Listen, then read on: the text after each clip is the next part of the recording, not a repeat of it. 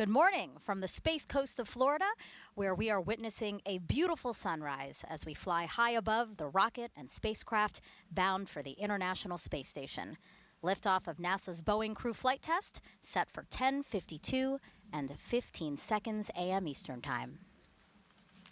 Ignition sequence start. 6, 5, 4. I feel the liftoff. The clock has started. Liftoff. We have a liftoff. Roger, 0G, and I feel fine. Godspeed, John Glenn. Houston, Tranquility Base here. The Eagle has landed. Rocket Tranquility, we copy you on the ground. New possibilities are opening up for scientific cooperation between countries. 1, 0, 0. Liftoff. Americans return to space as Discovery clears the tower.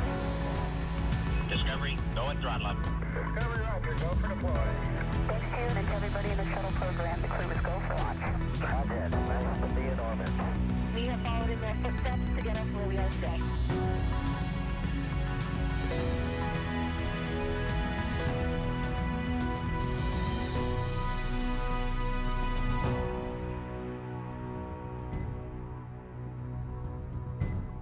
And here are the astronauts who will fly for the first time ever in Boeing's Starliner spacecraft. Commander Butch Wilmore and pilot Sonny Williams, as you can see, suiting up for their mission into the history books. Good morning, and welcome to NASA's Kennedy Space Center in Florida for NASA's Boeing Crew Flight Test, or CFT. I'm NASA's Megan Cruz. And I'm Dee Russell with Boeing Communications. Also joining us today is NASA astronaut Mike Fink. Great to have you here. Good morning. Third time's the charm. Beautiful day outside. The rocket's ready. The crew's getting suited up. This is an awesome day. Yeah, beautiful start to the day so far, again, with that gorgeous sunrise we saw. And as you alluded, this is our third attempt to launch Butch and Sonny on a United Launch Alliance Atlas V rocket. And Starliner teams last tried launching on Saturday, but stood down just minutes before liftoff because of a power issue in a piece of ground support equipment. We'll have more about that in just a few minutes. NASA and Boeing want to certify Starliner for regular flights to the International Space Station as part of NASA's Commercial Crew program. Mike, why is it so important to have a second commercial spacecraft that can take astronauts to and from the space station from American soil? We call it dissimilar redundancy. So the more chances, the more ways that we can send humans into space, the better it is for NASA and for our country and for the planet. Right now, we can get to space with a Soyuz or with a Dragon, and today we're going to show we can get there with a Starliner. And soon, Artemis. So we're going to have lots of different options, of different ways for people to go to space, and this will help our economy, and this is and the space station and our scientific program. Now, as we are back in the suit-up room, a reminder for everyone that CFT will only be the 6th time NASA astronauts will launch on a new spacecraft designed for crew. And the last time an Atlas-class rocket sent humans to space was 61 years ago for the final flight of NASA's Mercury program. Now, Mike, I know you're great friends with both Butch and Sonny, and you got to speak with them late last night. So how are they feeling going into this third launch attempt? I am very impressed with my colleagues for being such optimists and such professionals. They've been in quarantine for a long time. We've been waiting for over 5 years to get Starliner launched, but they are very excited about today. You can see that they're focused on getting the job done, and they are very ready for this mission. And they wish all of us a great experience in joining them on this great journey. Now, as you can tell, guys, we are very fortunate to have Mike here with us because he's a veteran of 3 space flights. Expedition 9 in 2004. You'll see a photo coming up here soon. Expedition 18 in 2009, and then STS-134 in 2011. In total, he's spent more than a year in space and has conducted 9 spacewalks. He then worked with NASA's Commercial Crew program to help bring SpaceX's Dragon and now Boeing's Starliner online and ready for today's flight test. And he trained alongside Butch and Sonny as their backup pilot and was with them for CFT's first launch attempt.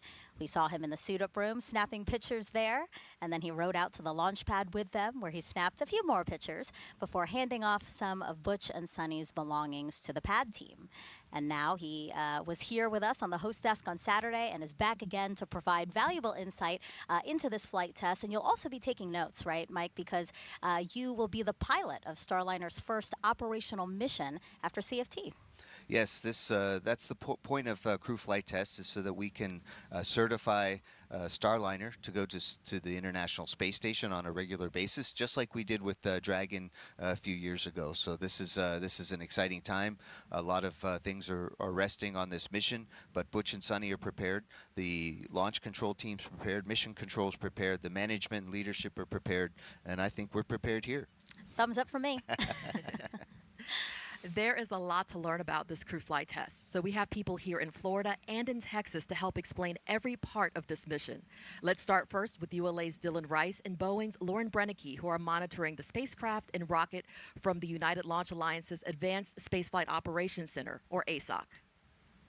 Yeah, Dee, welcome to the ASOC. We are at ULA's rocket headquarters, really over here on the Cape side. Dylan and I have a great spot for today's launch operations here in the ASOC. We have special viewing and monitoring opportunities here in what I like to consider the press box that's, above the big game going on downstairs. We've got this great view of the launch control team down here, and then we have the mission directors on one side of us and engineering support on the other side. So it is really the best spot to be following along with all the procedures today. And we did just hear that we have a go to proceed with the pad team moving back over to the pad. And Dylan, that's because fueling is wrapped up. Well, that's right, Lauren. Atlas V and Centaur are fueled and ready to go. But looking back at our experience over the weekend here during our second CFT launch attempt on Saturday, we held our terminal count at T-minus 3 minutes 50 seconds because of an issue detected by our ground launch sequencer. After the scrub, our technicians and engineers worked overnight to assess all of our ground support equipment at the launch pad. The assessment identified an issue with a single ground power supply within a redundant computer chassis that supplies power to a set of cards which control various system functions. That power supply fault caused several cards to go offline, and shortly after we entered terminal count, the ground launch sequencer attempted to verify the appropriate level of redundancy during terminal count, and when it received the feedback that those cards were offline, the ground launch sequencer terminated the countdown. On Sunday, that chassis that contained the faulty ground power unit was removed, visually inspected, and replaced with a spare chassis. We didn't find any physical indications of significant failure with it, so we'll be doing a full failure analysis on that power unit. Meanwhile, with the new equipment in place, we have performed a full functional checkout of the chassis and all the cards. All the hardware is performing nominally. So with that, we are complete with cryogenic tanking today. All tanks are in a topping mode. Tanking and all of our operations today have gone very smoothly so far. All of our pre-launch checks are basically complete. As you said, the readiness poll has been completed for pad entry, and the blue team will be arriving shortly back on the pad to complete final checks before the crew arrives. So a lot of work going on over the last couple of days. Starliner has been powered on since that last attempt, with our teams monitoring the health of the vehicle and its systems really around the clock. So now let's check in with NASA's Daryl Nail over at nearby Hangar AE. He's keeping an eye on the weather for us and NASA's oversight of today's flight test. Daryl. Well, good morning, Lauren and Dylan, and welcome to Hangar AE inside the broadcast booth where the commercial crew program, the management and engineers behind me are monitoring the ULA and Boeing's preparations for launch. You mentioned the weather, and of course that's a really good one today, as it has been for the previous two attempts. We are back at just 10% probability of violation, which is 90% go, and you can see why outside. It's a beautiful view outside. You see the graphic there, 90% go. The only concern is the cumulus cloud rule. And that's because there is a little bit of some convection that they expect to happen right there offshore, closer to T0. We could have some puffy clouds around increasing as a result of the sea breeze coming right off the ocean there. You see the Atlantic Ocean overlooking the launch pad there. That could possibly trigger some cumulus clouds that could pose a risk. That's what they're going to be keeping their eyes on as we go back into the suit-up room. But the threat is low, as I mentioned, only just 10% chance that it could pop up during the T0. We got an update from the launch weather officer, Melody Lovin, and she gave basically what I just told you, that everything is looking good. We're also monitoring the abort corridor, which is up the eastern seaboard. I'll talk more about that in another hit later on in the launch broadcast. But overall, that chance for it being an issue is also low. So we're looking good here from Hangar AE. We'll send it back to Megan, Mike, and Dee. Thank you so much to Lauren, Dylan, and Daryl. And here we are again in the suit-up room. We actually just witnessed Butch finish his suit leak check, and we know that because now his visor is unzipped. He's moved over to the right chair. And that suit leak check, Mike, let's explain it for some people who might not know what that is and why it's so important. So as I'm sure our viewing audience knows, that we don't just wear our suits because they look good, and not just because we have to, but they serve a great purpose. So if you fly in an airplane, they talk about if the cabin were to depressurize, you should put a little mask in front of your face. Well, if our spacecraft for some reason would have a big leak, this is a second layer of protection. The suits will keep us from suffering any problems from being in a vacuum or low pressure. So our suits need to be able to hold their own pressure, and we've been working with these suits in the David Clark Company for a while. We know these suits are great, but we still check them right before launch, and then we even do another leak check inside the space capsule. This is the extended leak check, or a slightly longer one with some more sophisticated equipment. But once Butch and Sunny get into the spacecraft, they'll do another abbreviated leak check to make sure that everything is good. So you see Sunny's is getting her gloves on. She'll put on her visor, and then she'll inflate a little bit like the Michelin Man or the Stay Puft Marshmallow person or something like that. You'll and that shows that the suits are inflated.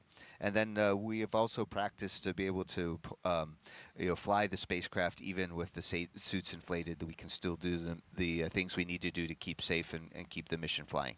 Oh, yeah, that makes sense. As you were saying, they really do puff up. It's very visually apparent that the suit leak check is happening. So, again, Butch has completed his, and he's waiting for his pilot, Sunny, to have that same check on her suit. And the room where they're in, this is a historic room within astronaut crew quarters, which takes up the west wing of the third floor of the Neil A. Armstrong Operations and Checkout Building at Kennedy. And actually, NASA has used this very suit-up room since Apollo 7 in 1968. That was the first manned mission of the Apollo program, so a lot of history here. However, for the longest time, we had those recliner chairs. We still had them from the Apollo and shuttle time, and we brought in these new modern ones that you see Butch and Sunny sitting in for the commercial crew program. And these suits are really neat because they are very lightweight. And when you're flying rockets, the lighter the weight things are, better. The launch and entry suits that we wore on shuttle and have modified. Here's Sunny zipping her helmet. So it's not really a helmet; it's more of a visor, a hoodie. I think you said last time, Megan. And it zips instead of clicks with a big metal ring. So this actually saves a lot of weight and still keeps things safe. But we still need head protection, so the headset that we wear actually is a crew headset or crew head protection assembly or something. We call it a chippa. It actually provides the bump resistance that we need to have that a hard helmet would have. So we have to wear a chippa and then the visor. Now you can see Sunny starting to inflate her suit. Is it more comfortable to be in that reclined position? So that's why we are using these recliners for this particular test? Yes, it's not just more comfortable, but it's more flight-like. That's it's mimicking the position we are in our seats on launch. It's a slightly reclined seat with our legs kind of sticking up. So this position is much more what the suit was designed for, and that's why we test in it. And it's also comfortable. Yeah. Yeah, these new suits obviously debuting with this flight. Dee, can you tell us a little bit about these suits? I mean, you guys developed it, Boeing developed it with a company called David Clark, yeah? That is correct. So as you can see there, first, the entire suit, helmet down to tennis shoes, are about 20 pounds, which is lighter than the original spacesuits. They're very mobile, easy to move in. They also come with gloves that are touchscreen friendly for our astronauts as they do their operations within the Starliner. And also something to note is in this room, you'll see two groups of people. You'll see people in white polos, and that's the people from David Clark, again, the supplier of the suit. And then you'll see a couple of people with blue polos, and those are the Boeing people who are assisting with the process. And even though there are so many people assisting right now with the suit checks and the comms checks, these suits are meant to be donned or put on and taken off really easily. So as Mike said, if there's ever an emergency or a situation where they have to put them on quickly, they are able to do so. A great shot of Commander Butch Wilmore. With that, why don't we learn a little bit more about him? So NASA astronaut and retired U.S. Navy captain, raised in Mount Juliet, Tennessee. He is married to Deanna Wilmore, and they have two beautiful daughters. As a naval pilot, Butch racked up more than 8,000 flight hours and 663 carrier landings, all in tactical jet aircraft. He completed 4 operational deployments, supporting missions like Operation Desert Storm. And before his selection to NASA, Wilmore was on exchange to the Air Force as a flight test instructor at the Air Force Test Pilot School at Edwards Air Force Base in California. Butch is a veteran of 2 space flights as pilot on Space Shuttle Atlantis in 2009, and then in 2014 he served as flight engineer for Expedition 41 to the International Space Station. So far, Wilmore has spent 178 days in space and performed 4 spacewalks. This flight test will be his 3rd mission to the ISS. And Sunny Williams, CFT's pilot and a retired U.S. Navy captain. NASA selected her as an astronaut in 1998, just 2 years before Butch. This will also be Sunny's 3rd mission to space, making her the first woman to test flight on an orbital spacecraft. Her first trip to the ISS launched in 2006. She served as flight engineer for Expeditions 14-15. She then returned to the orbiting lab in 2012 and was commander of Expedition 33. Sunny has more than 50 hours of spacewalk time, the 2nd most cumulative time by a female astronaut. So far, she has spent 322 days in space. Before NASA, Sunny was a former naval test pilot and instructor, logging more than 3,000 flight hours in more than 30 different aircraft. Williams grew up in Needham, Massachusetts. She's married to Michael Williams. She enjoys hanging out with their dogs, working out, hiking, camping, as well as working on cars and houses. And right now, Sunny is maintaining a comfortable position while her suit is getting inflated and going through the checks. I've worked with Butch and Sunny pretty much since they both joined the astronaut office. Sunny came in 1998, Butch in year 2000, and we've been a really good team together working, and I really admire their professionalism. There's a lot riding on their shoulders for this mission, and they're up for it, and they're ready for to go flying today.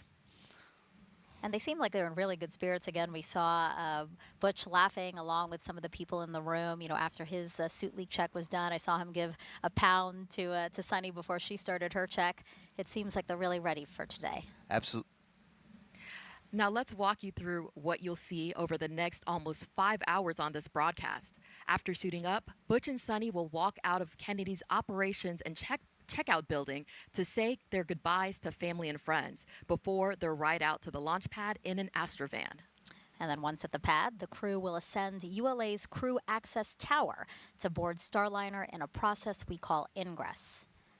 And then once ingress is complete, the pad team will close Starliner's hatch. They will then make sure the spacecraft is sealed properly by conducting a cabin leak check. About 11 minutes before launch, the crew access arm, which is that long suspended walkway you'll see the astronauts use to get to Starliner, you're going to see that retract to the tower, and then different teams will then take part in a poll to confirm they are ready and configured for terminal count before liftoff. Around 15 minutes after launch, Starliner will separate from the Centaur upper stage.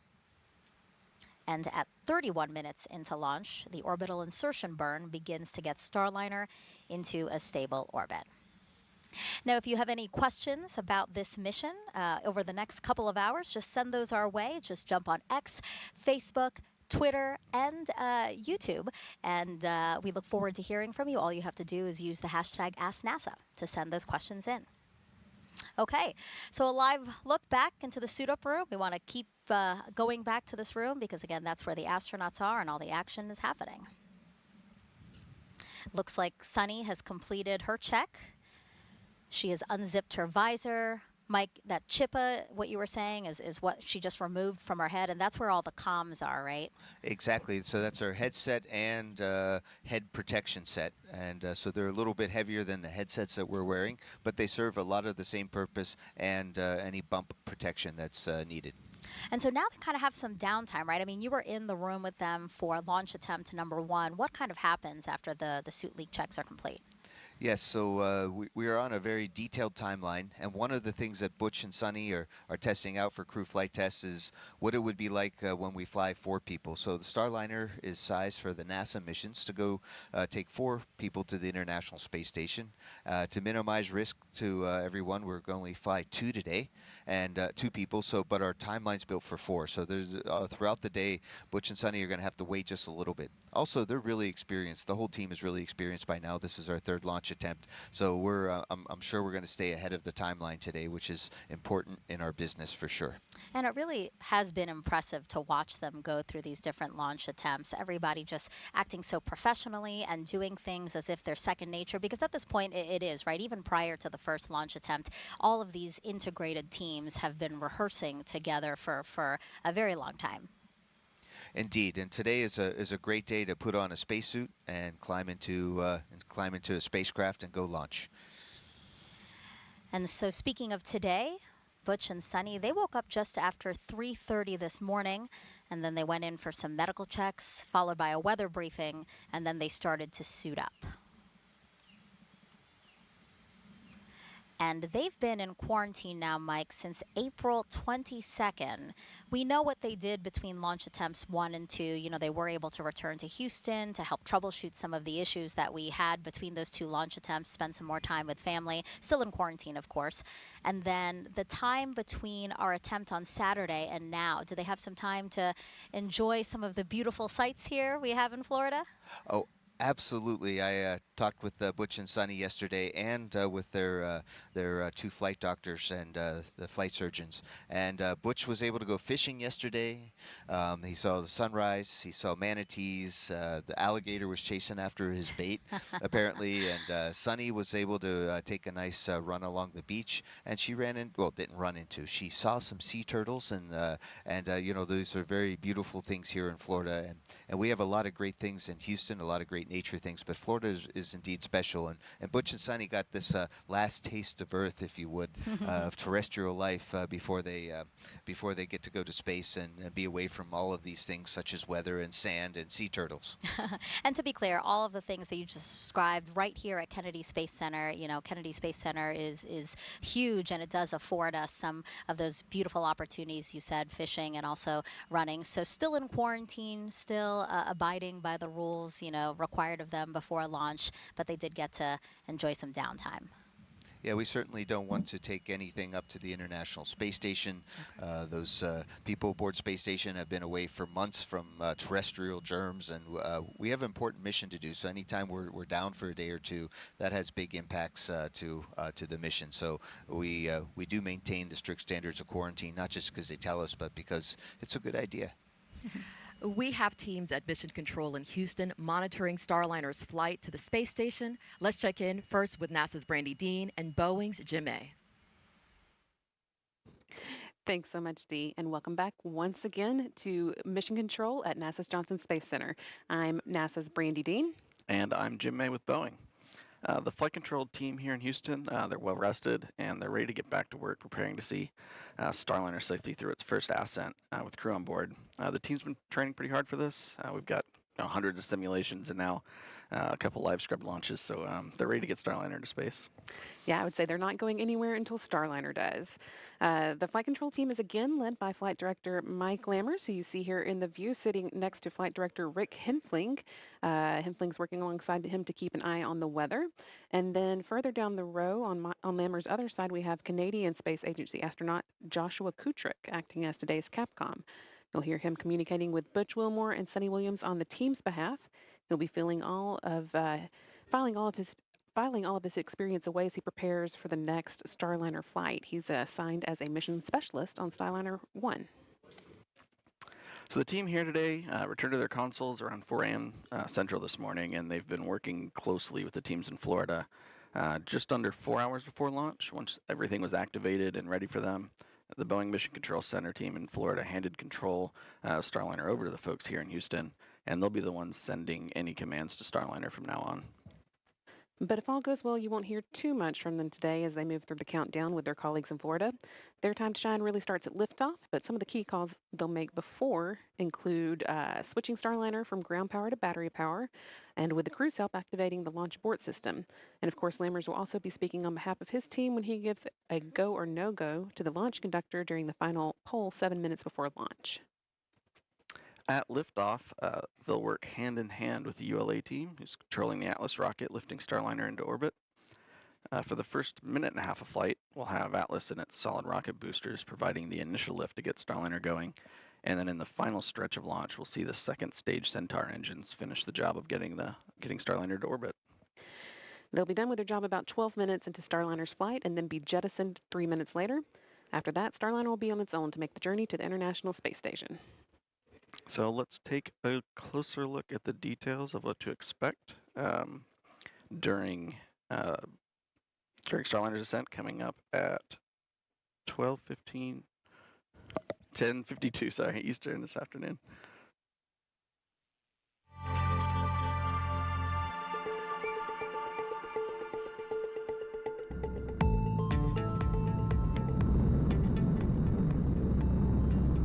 Ascent begins at T-0, liftoff, the end of the countdown, and the beginning of the mission. Shortly afterwards, at T+12 seconds, the rocket rolls, lining up Starliner with its target orbit and putting the astronauts in a heads-up position. Then, around T+40 seconds, max Q starts. That's also known as max aerodynamic pressure. This is a critical time when the atmospheric forces reach their highest.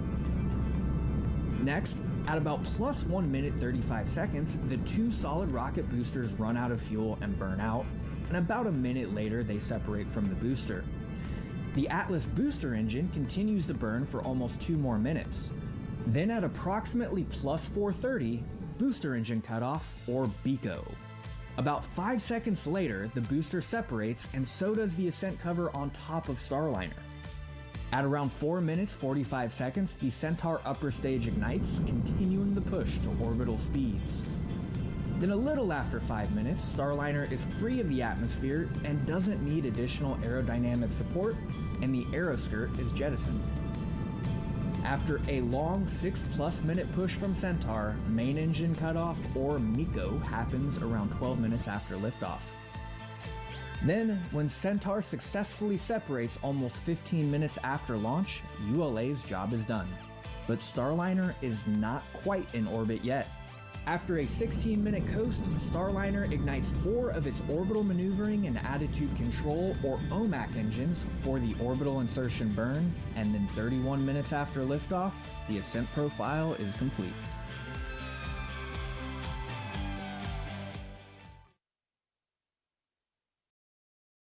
That is what you can expect for the first 30 minutes of Starliner's mission. After that, they'll make an orbital beeline to the International Space Station. And if we launch on time today, Starliner is set to dock with the station at 12:15 p.m. Eastern on Thursday. So next we're going to check in with NASA's Rob Navius, who is waiting on launch just down the hall with the Space Station Flight Control Team. Rob? Well, thank you, Brandy, and good morning from the International Space Station Flight Control Room here at the Johnson Space Center in Houston, where the Orbit 1 team of flight controllers is on console at this hour, monitoring the countdown and keeping tabs on the Expedition 71 crew aboard the orbital outpost.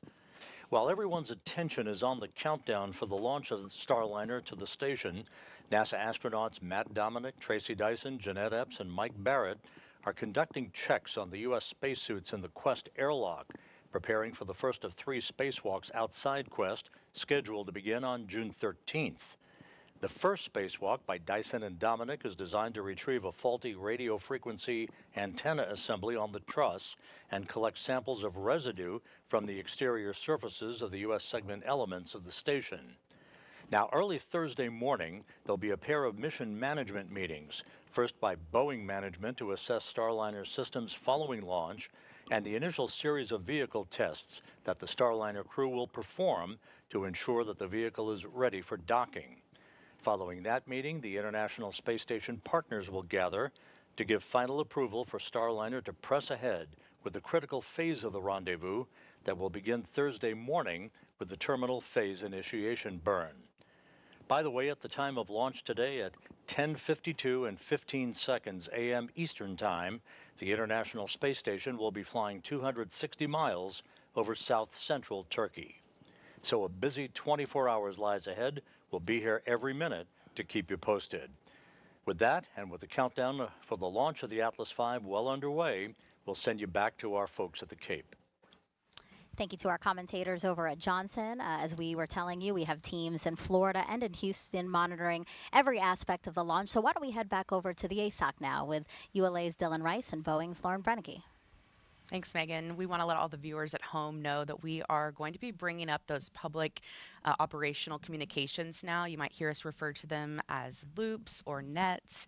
And if you've been following along, you've heard a lot of that in the last 2 attempts. So we are going to bring those up, the audio of it, on the broadcast. And you may hear us stop commentary for a moment so that that can play across for you to hear it. It's our job to wear these headsets, listen to some of those side channels as well, and then be able to translate what's happening in real time for you. We'll also just be following along with the nominal procedures of the day.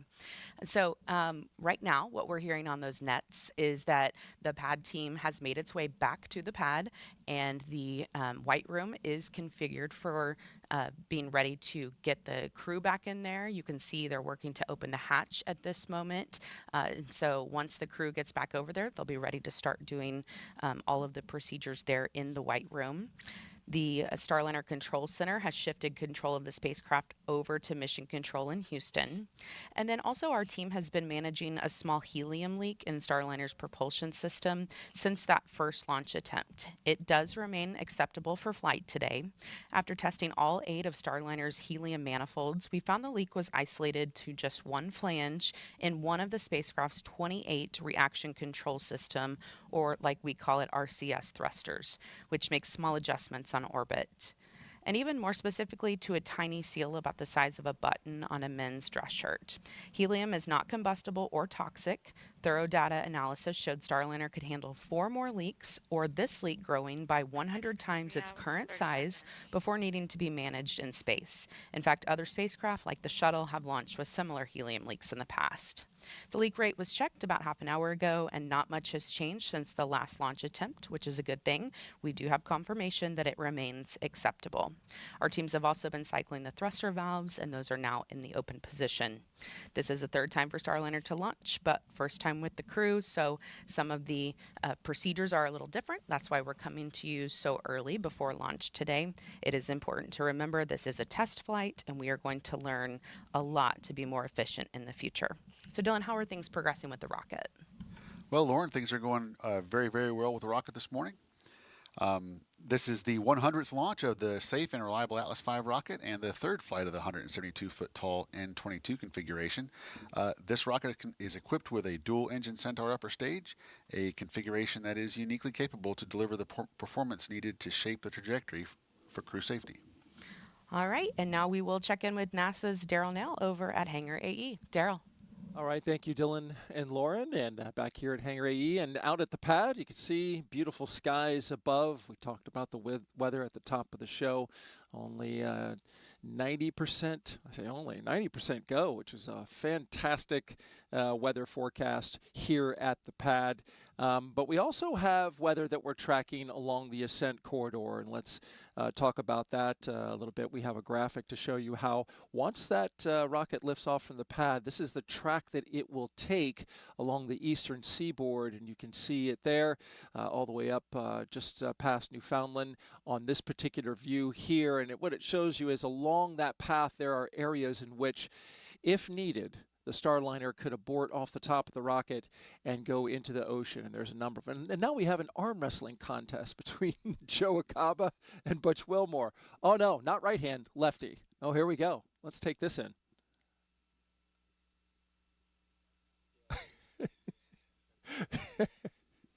I think Butch said, "Are you trying?"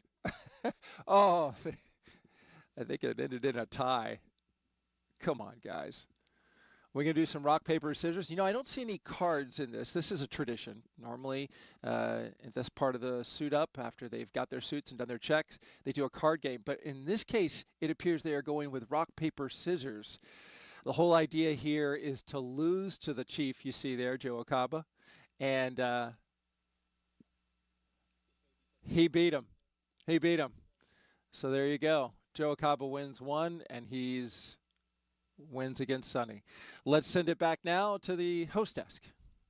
Yeah, this is a fun moment. As Daryl mentioned, usually it's a card game. That's a tradition that dates back to many missions ago. And the point is for just to have some laughs. No, the point is what, Mike? So the point is to try to get the bad luck out. It looks like the crew's about to leave the suit room, but I'll say this is that with Starliner, we're making our own new traditions. And apparently the card game didn't work for us the first two times. So we're going with something classic and true.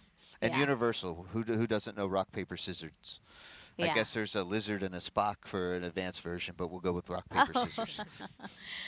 Yeah, so as Mike just said, because they have lost to Joe Acaba, they have used up their bad luck. So now they are getting ready, and in a couple of moments, we expect to see them walking out of the suit-up room, and then they'll walk down and out to the waiting crowd here for them. The Astrovan, obviously, to the right side of your screen, that is their ride to their launch pad, and they'll be getting in there for a about 20-minute ride to their launch pad.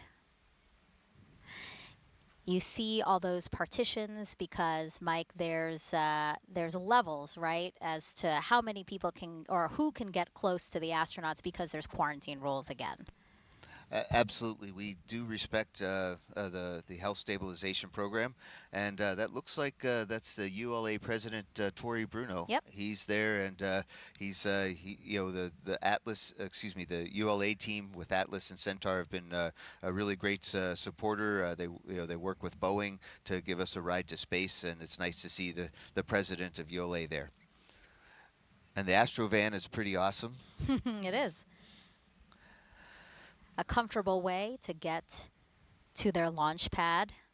It can fit 8 people, really. Yes, I think today we're going to have just Butch and Sonny. I had a chance to ride with them on their first launch attempt, and there's definitely room for more. That call out again, 3 hours and less than 30 seconds until liftoff of Boeing's crew flight test.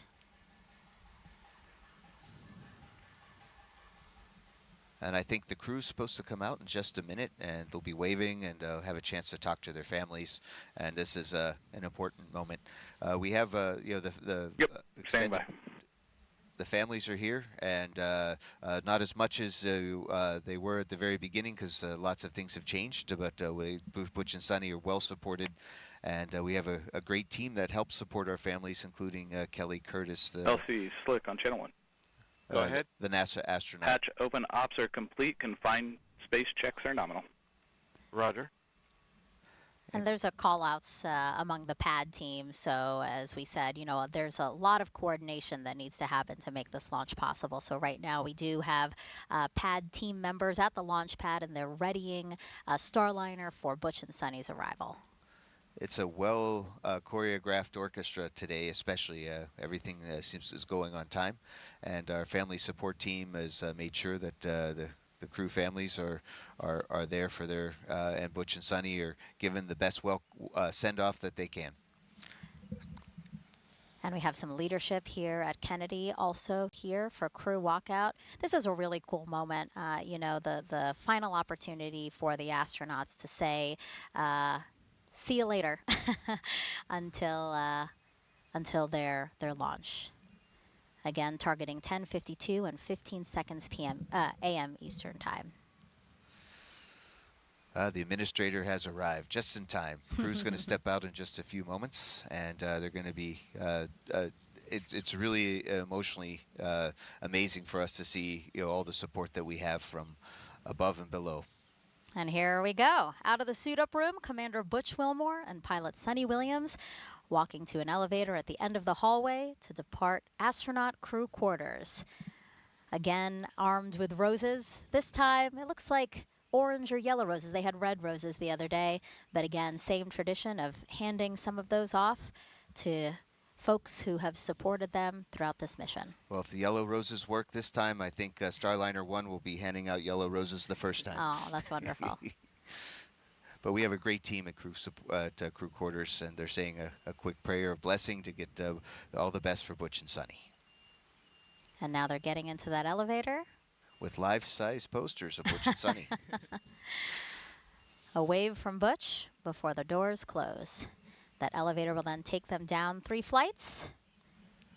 I think I see their patch. The Butch and Sonny patch is on right above the ONC building there, where it has been zapped before, including Demo 2, which is the equivalent flight for Dragon. The Starliner, CFT patch is right next to Demo 2. Yeah. This, of course, are the doors that they're going to walk out of to greet family and friends. And NASA astronauts launching from Florida have walked out of these same doors again since Apollo 7 in 1968. These mission stickers were added around the frame starting in the shuttle era. And as you said, Butch and Sonny's mission sticker is already there. And I'll tell you, it is a real thrill and an honor. I can't express it of how cool it is for those doors to open and you walk out to your ride to the launch pad, and your family, your friends, everybody's there to support you, and it's like, all right, we're going to go do this. And Butch and Sonny are amazed today. And Butch and Sonny designed their mission patch, and every detail has meaning. The 7 stars in the background represent the astronauts who travel to space as part of the Mercury program. The astronaut symbol at the bottom between Butch and Sonny's names represent all who will follow in their footsteps after this flight. The orange border is a nod to this being a flight test. Earth's blue marbling represents Sonny's love of the ocean. Wait. And of course, you have Starliner and the Atlas V rocket there in the middle, with the ISS above it, signifying Starliner's first destination in space. Now, earlier in the show, we asked you to submit your Ask NASA questions on social media, so let's take a look and answer some of those now. This is from Bailey Schwartz. How do the astronauts mentally prepare for leaving? And that's a really good question, and we've talked about it some already. Is that we're in order to be mentally prepared, we have to know our stuff and be professional. So Butch and Sonny have passed all their exams and all of the simulations. We've helped they be with Starliner since the beginning, so they are ready to go with their knowledge. But they're also emotionally ready to go too. Their families giving them support, their friends have giving them support, and the rest of the team is there for them. So they are ready to go. It could be a little scary, but for us, we really just feel that the only thing that we really want on a launch pad is to do our part and not let down the rest of our team. There's absolutely no way I think that you guys can let down your team. Absolutely not. We know that you, the astronauts, work as hard as everyone else, and this is going to be a great moment for both Butch and Sonny. And so we are now about 15 seconds from when we expect to see Butch and Sonny walk out of those historic doors, again out of the Neil A. Armstrong Operations and Checkout Building here at Kennedy. And here it comes. Here they come, our CFT crew taking their first steps outside for their historic flight test to the International Space Station. Commander Butch Wilmore and pilot Sonny Williams. Pausing for a second, a wave from both of them as they walk on over to family and friends. I think they're throwing out mission patches. Was that it? Yeah, Butch definitely likes to share the joy. And again, they had a couple more roses, which they've handed out to folks here in the crowd. We can see astronaut Doug Wheelock, who came down to support the family. He's also getting some good video to document, for family archives this special moment. And Doug Wheelock and Sonny Williams were in the same astronaut class, right? 1998. 1998. The Penguins, we called them. You know, I like that. My high school mascot was a penguin.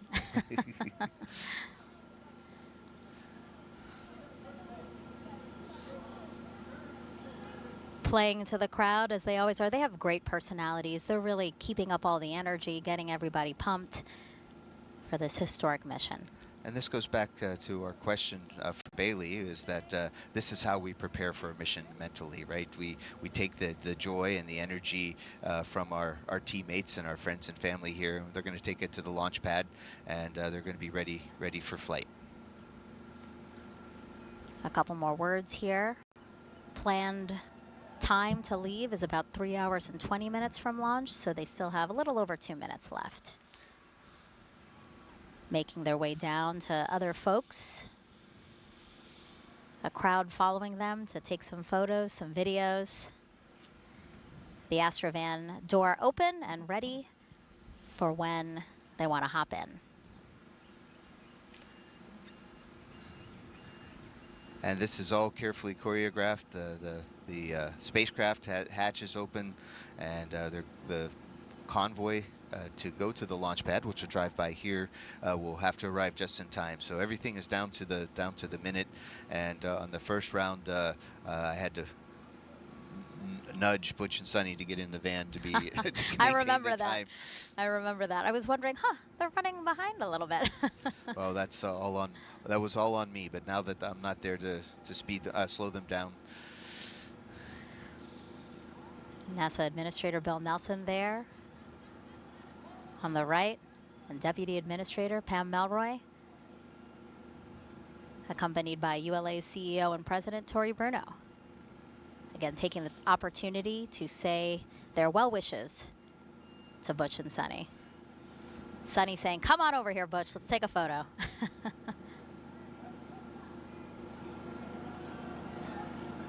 Some waves again as they slowly make their way to that Astrovan door.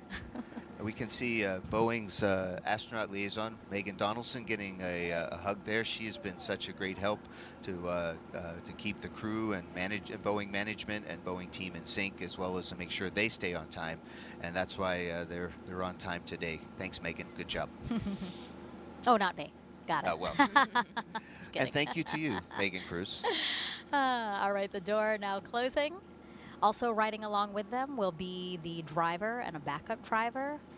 The driver for all three attempts has been Rodney Perry. Again, thinks his job is so cool. You know, what an amazing, unique opportunity. And then we also have the backup driver. That's right. The backup driver is Blake Poston. You know, he's riding in the passenger. He monitors the radio and gets minute-by-minute updates on the spacecraft and rocket. He typically handles transportation logistics for Boeing's space programs, and of course, he is excited to be here for this mission. Yeah, both really cool opportunities to be a part of this flight test.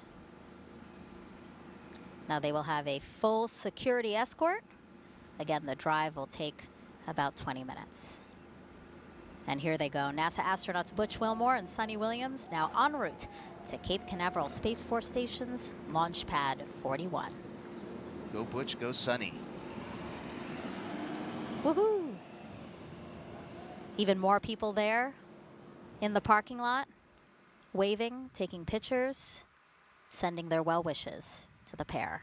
Yeah, the team here at Kennedy Space Center is definitely, they've been focused on a lot of things, a lot of other launches, but today they're there to support Starliner and Atlas and getting ready for the crew flight test today.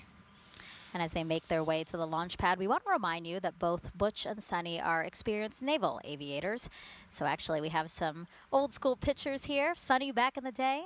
You know, she initially wanted to be a diver in the Navy, but said she watched the original Top Gun movie and decided to go to flight school. So actually she was a helicopter pilot for the Navy. And then here's a picture of Butch. Fun fact, he was a real Top Gun pilot. He's there on the far left. Now, I mention all this because given their backgrounds, it's only fitting, right, that they wanted... LC Slick on Channel 1. Go ahead, Slick. Crew transport convoy is en route to LC-41. Estimated arrival at the roadblock is at L-307. Roger. that they wanted clips from the Top Gun Maverick movie playing in the Astrovan to get them all hyped up for their test flight to space. But my question for you, Mike, as you rode with them the first time, is are they actually watching that? Because my impression is they're making a lot of phone calls while they drive in the Astrovan to people they want to thank, right? Oh, yes. Butch is- OSM, LC. OSM. Crew transport convoy is en route to pad. Permit entry into FHA. Roger. So that was launch conductor Doug Lebo giving permission for the crew to go into the the hazard area, flight hazard area, so that when the van gets there, they don't have to wait and go through security, because we know that's always fun. So they're gonna get the speed pass to go through. So Butch and Sonny really have appreciated the team that we're all part of, and astronauts get a lot of credit because we're at the tip of the rocket, tip of the spear, if you would.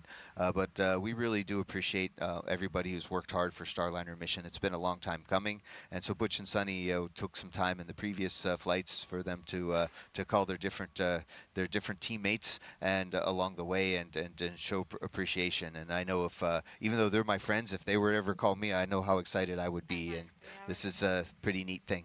Yeah. Now let's check back in with NASA's Brandy Dean and Boeing's Jim May, who are monitoring things in mission control at Johnson Space Center. Thanks, Megan. There are no issues being worked so far today at Mission Control in Houston. Things are going smoothly as the team works through their timeline. One of the first things they did after coming on console was a weather briefing with the crew in crew quarters. Starliner's luck with weather continues as they again had few concerns to discuss.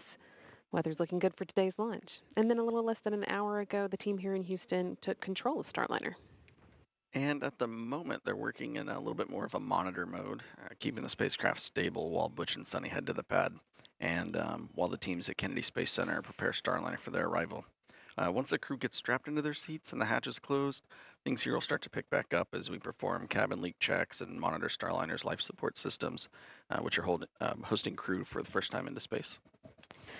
And then in the last 20 minutes before launch, there are a few important actions they'll work through, switching Starliner to internal power and working with the crew to activate the launch abort system. They'll also stay ready to respond to any issues that arise between now and launch, such as the suit fan problem they had to troubleshoot on Saturday about 13 minutes before launch. We saw an increase in voltage on those fans, so they turned off, and the team here in Mission Control was able to quickly work to get them turned back on and ready for launch. And this carefully choreographed pre-launch process has been practiced many times as a fully integrated team, with all of us sitting here in these same seats. It's our final set of training to prepare for Butch and Sonny's mission today. And of course, all of this is aiming to get the crewed Starliner to the International Space Station for its crewed flight test. So let's check in again with the destination, the International Space Station. Rob Navius is with the Space Station Flight Control Team, standing by to give us an update. Thanks, Brandy. With the white flight control room down the hall, poised to take over Starliner mission operations at liftoff of the Atlas V rocket, the flight controllers in this room, the International Space Station Flight Control Room, are ready to collaborate with their colleagues once Starliner moves into integrated operations just after 9 a.m. Eastern Time tomorrow. That'll be about 3 hours prior to Starliner's scheduled docking. Now, once the new spacecraft is docked to the station's Harmony module, there'll be a period of about 2 hours to conduct leak checks on both sides of the Starliner Harmony docking interface before the hatches will swing open, allowing Butch Wilmore and Sonny Williams to enter the station, the place they have both called home on previous missions. Wilmore and Williams will configure Starliner systems for docked operations, then will join the 7 Expedition's 71 crew members for a typical safety briefing. That will be conducted by Station Commander Oleg Kononenko of Roscosmos, who yesterday marked 1,000 days in space on this, his 5th mission. The Starliner crew will then begin to transfer equipment to the station from their spacecraft and settle in for their visit. Countdown clocks are ticking backward as we close in on the launch of this test flight, and we are ready here in Houston. So let's turn it back to you guys at the Cape and our continuing coverage. Thank you, Rob. We are now 3 hours, 13 minutes and counting away from only the 6th time NASA astronauts will launch on a new spacecraft designed for crew. And if you're wondering about the first 5 crewed test flights, here they are. Mercury Redstone 3, Alan Shepard, May 5th, 1961. Apollo 7, Gemini 3 with Gus Grissom and John Young launched March 23rd, 1965. And then Apollo 7, Wally Schirra, Don Isley, Walt Cunningham, and that was October 11th, 1968. We have STS-1 with astronauts John Young and Robert Crippen, which launched April 12th, 1981. And NASA SpaceX Demo 2, Doug Hurley, Bob Behnken, May 30th, 2020. And then, of course, today's NASA's Boeing crew flight test with Butch Wilmore and Sonny Williams. And if you can see there, you can see the C-3PF where Starliner is built and refurbished after every flight. And as Butch and Sonny's convoy passes the historic vehicle assembly building there at Kennedy Space Center, we should mention what will be the 7th time NASA will fly crew on a new spacecraft off our planet. And that will be the Artemis II mission next year. NASA astronauts Reed Weissman, Victor Glover, Christina Cook, and Canadian Space Agency astronaut Jeremy Hansen will orbit the moon. And their Space Launch System rocket and Orion spacecraft will be assembled in that very vehicle assembly building. Check out what's already in work for NASA's return to the moon.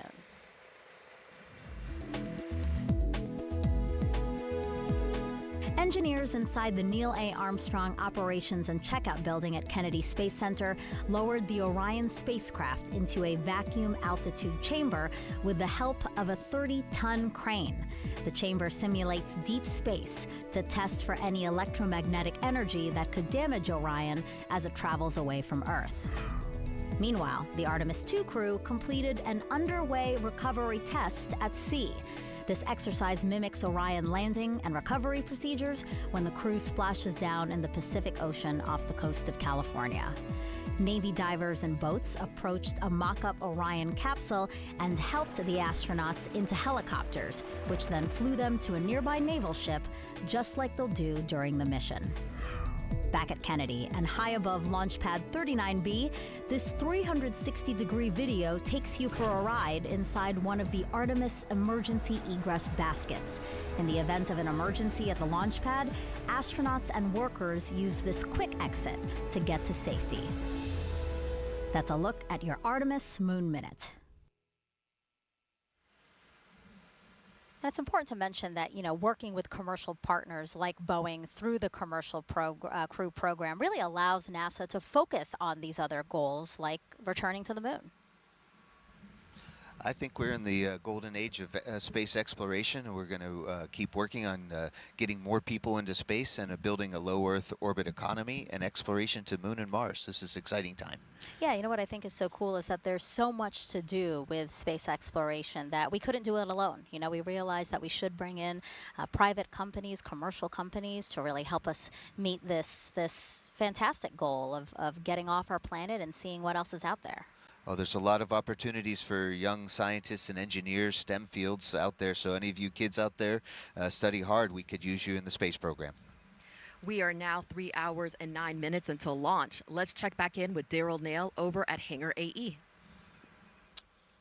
All right, thank you, and good morning as we track the crew on their way to the pad, and they do so with some beautiful sunshine in their faces. That Florida sunshine is cooking up some heat, though. We're going to get into the 80s by the time we hit T0. But the good news is not expecting any significant issue from the weather. That doesn't mean they're not tracking a few things as we look off to the east. Outdoors, the temperatures, again, comfortable. Winds are light. That's not an issue. But we are tracking the possibility for cumulus clouds around the pad closer to T0, and that would be triggered by the sea breeze that we get here in Florida this time of year. Sea breeze, the cool air off the ocean meeting the warm air over the land. But we expect that to stay offshore. Could get some puffy cumulus clouds in the area, and if we do, that will be something that Launch Weather Officer Melody Lovin will alert the launch team to. Of course, can't fly through cumulus clouds because that can trigger a lightning strike, which would put the astronauts in danger. So they make sure that not have any cumulus clouds over top of the launch pad at the time of T0. Also wanted to recap the weather in the ascent abort corridor. We were talking about that earlier before an arm wrestling match interrupted that, but here you go. Once they launch from right here at the Cape, you can see the trajectory that the rocket will take along the eastern seaboard, and as it's moving quickly headed towards space, they have to have a drops and areas LC, where... Slick on channel 1. Go ahead, Slick. We're ready for pad support personnel to perform OSC radio comm checks and to proceed to ground level. Roger. Proceed. Roger. And again, you can see that track there. Basically, there's areas along that track where the Starliner could abort should something go wrong with the rocket. Right now, that risk is low of anything happening, so that is a good thing. Again, the risk is low for the ascent abort corridor. They are tracking a few storms off the coast of North Carolina, as well as some cold temperatures for the water off of Newfoundland. But overall, they don't expect this to be an issue for the rescue team should they need to be deployed in the case of an abort. And that's it from the hangar. We'll send it back to Megan, Mike, and Dee. It's always great to see here when weather is cooperating for liftoff. Now, Butch and Sunny are almost at the launch pad, so let's check back in with Lauren and Dylan as they monitor the Atlas V and Starliner. Megan, great to see the crew headed back over to the pad again. It was another special. Yes, sir. Crew transport convoy is cleared roadblock. 20 personnel, 20 entering FHA at this time. Roger. Another special send-off from so many loved ones, friends, family. We also did see Boeing's Kay Sears out there sending the crew off. She is the Vice President and General Manager of Space Intelligence and Weapons Systems for Boeing Defense and Space and Security. So a lot of special people out there today hoping for a smooth countdown, which is what we are monitoring at this moment. The Starliner pad team has been inside the White Room preparing for the crew to get over there. The full pad team is actually made up of 5 people from Boeing and 3 people from ULA. We also hear them referred to as the Blue Team, and one of those pad team members is headed down here soon to meet the crew down at the bottom of the pad. They typically do a bit of a tradition where the crew would get out and view the rocket first, but I'm not sure if they're going to do that today. They chose not to do it during the last launch attempt. They, of course, did it during the first launch attempt. So we'll see if they decide to do that today. They may just go straight over to the elevators and head up. Of course, this is the 3rd time for both Butch and Sunny to go through these motions with 3 different spacecraft and 3 different rockets. They both have ridden on the shuttle and the Soyuz in the past, but they really love Starliner. They have talked about just the agility, the nimbleness of the spacecraft, and they really can't wait to get up there and put their hands on it and do some manual piloting, as well as, of course, the automated piloting that it is made to do. We've even heard Butch joke a little bit about some of the things he can do in Starliner. He said that... Yes, sir. I'm sure you're aware, but if not, the level 12 visual cameras are out of configuration. Repeat that, please. The level 12 visual cameras are out of configuration for proper monitoring.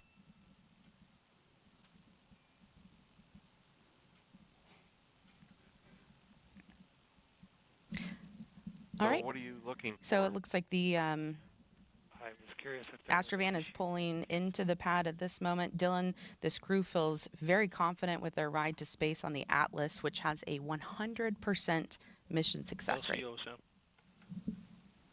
Go ahead. Yes, sir. Crew transport vehicle has entered the pad.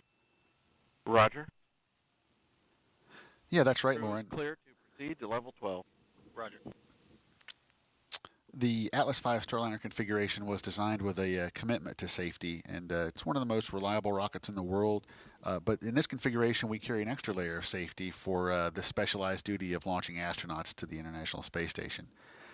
We have an emergency detection system, we call it EDS for short, that was developed by our engineers to enhance the protection of astronauts riding atop Atlas V by autonomously monitoring the health of the launch vehicle. If the EDS detects an impending anomaly, it can trigger an abort faster than any human could possibly do so. Roger. But the astronauts also have a capability to trigger a manual abort if that's required. Along with that EDS system, we also have a dedicated ascent flight control team on console in Denver during this and any human spaceflight mission. This team monitors the health and performance of the rocket during ascent to space. Our engineers provide real-time status and collaborate directly with NASA's Flight Director and Mission Control Houston. When you hear the call sign Atlas, that's our ascent lead, and he'll be providing real-time telemetry data from the rocket and provide continued situational awareness. As the crew arrives out at the pad, the rocket remains ready, waiting on the opening of today's launch window. Roger. At this point on the launch pad, all the activity is really up on that crew access tower. You mentioned the blue team. There are 3 ULA personnel on that blue team. These individuals are performing the initial safety checks of the tower in the white room prior to starting Starliner closeouts. And once the crew is loaded and Starliner is closed out, they'll prepare the crew access arms hydraulic system for arm retract, which we will control remotely from the LCC once the pad is clear. They'll also be retracting the Starliner access plank and raising the white room environmental seal. Once all that work is done, the entire blue team will clear the pad and head back for the fallback area for launch. But right now, things are going very, very well with the rocket. As you can see, things seem to be going well. The crew access tower is ready, and the team here is hoping for cool runnings as we march toward liftoff. All right, and as we see the astronauts coming out there on level 12, we will send it back over to Dee, Megan, and Mike. Yeah, so Butch and Sunny arriving on level 12 of the crew access tower, as we've been saying. We do just want to reference a little bit of the chatter that we heard on the loops just a couple of minutes ago. Somebody was saying that the cameras are out of configuration in level 12. That's, again, just this level, like outside. Nothing with the rocket or the spacecraft. It's just, right, Mike, cameras that are on the... That's exactly it. There's cameras, I don't say everywhere, but as you can see, we all can see where Sunny's taking a quick look at last look at planet Earth for a while, looking out over the ocean, saying hi to us. Hi, Sunny. I think he's saying hi to you. That's right. Just you, Mike. No, she's definitely saying hi to everyone. She's waiting. Butch is taking care of a little bit of business in a restroom, and you got to, what do you say? You got to go before you go, just like we teach our kids. And so Butch is a good student of that. And it's a beautiful morning, and I'm sure Sunny is remembering the sea turtles she got to see yesterday. Yeah, the helicopter circling the pad. That's how we're getting this awesome shot here of Sunny just taking it all in. As you said, waving to the camera, waving to friends and family watching this broadcast. What an amazing view. And also just off to the left of the screen there is the rocket and spacecraft. So an amazing, unique view from this level as well before they get into Starliner. And we didn't mention it last time, Megan and Dee, but this white room is also configurable for other customers for the United Launch Alliance, including the Dream Chaser, which is LC Slick on channel 1. Coming again soon. Go ahead. Crew is on CAT level 12. We can release the CTV back to the fallback area. Roger. And as we zoom out a little bit again, wow, what a great view. Really gives you perspective of where they are. -3 hours. Almost at the top of that crew access hour, but just a short walkway until they get into their spacecraft. Butch is back, and they're going to say another quick prayer for a safe and successful flight, and that everybody gets a chance to do their very best today. Butch is an ordained minister, and really it is nice. It's been nice to see them take these moments together and say some words. OSM LT. OSM, go ahead, sir. Roger. Okay, I see the CTV backing up now. Chat. Yes, Go ahead, it's good to it's good to see that the crew transport vehicle has cleared the area. That means we're expecting the crew not to have to come back today, and we'll send them up to space, and their next stop would be the International Space Station. Again, it's important for teams to monitor exactly how many people are at the launch pad in that flight hazard area, because we are, fingers crossed, launching a rocket today. Well, we'll find out in 2 hours, 58 minutes, and 47 seconds. That's right. And here they go. Butch and Sunny walking across the crew access arm. Their way into the white room there. LCSYS on 1. Before they get into Starliner. Go ahead. Step 170, L1 balloon cycle task is complete. Roger.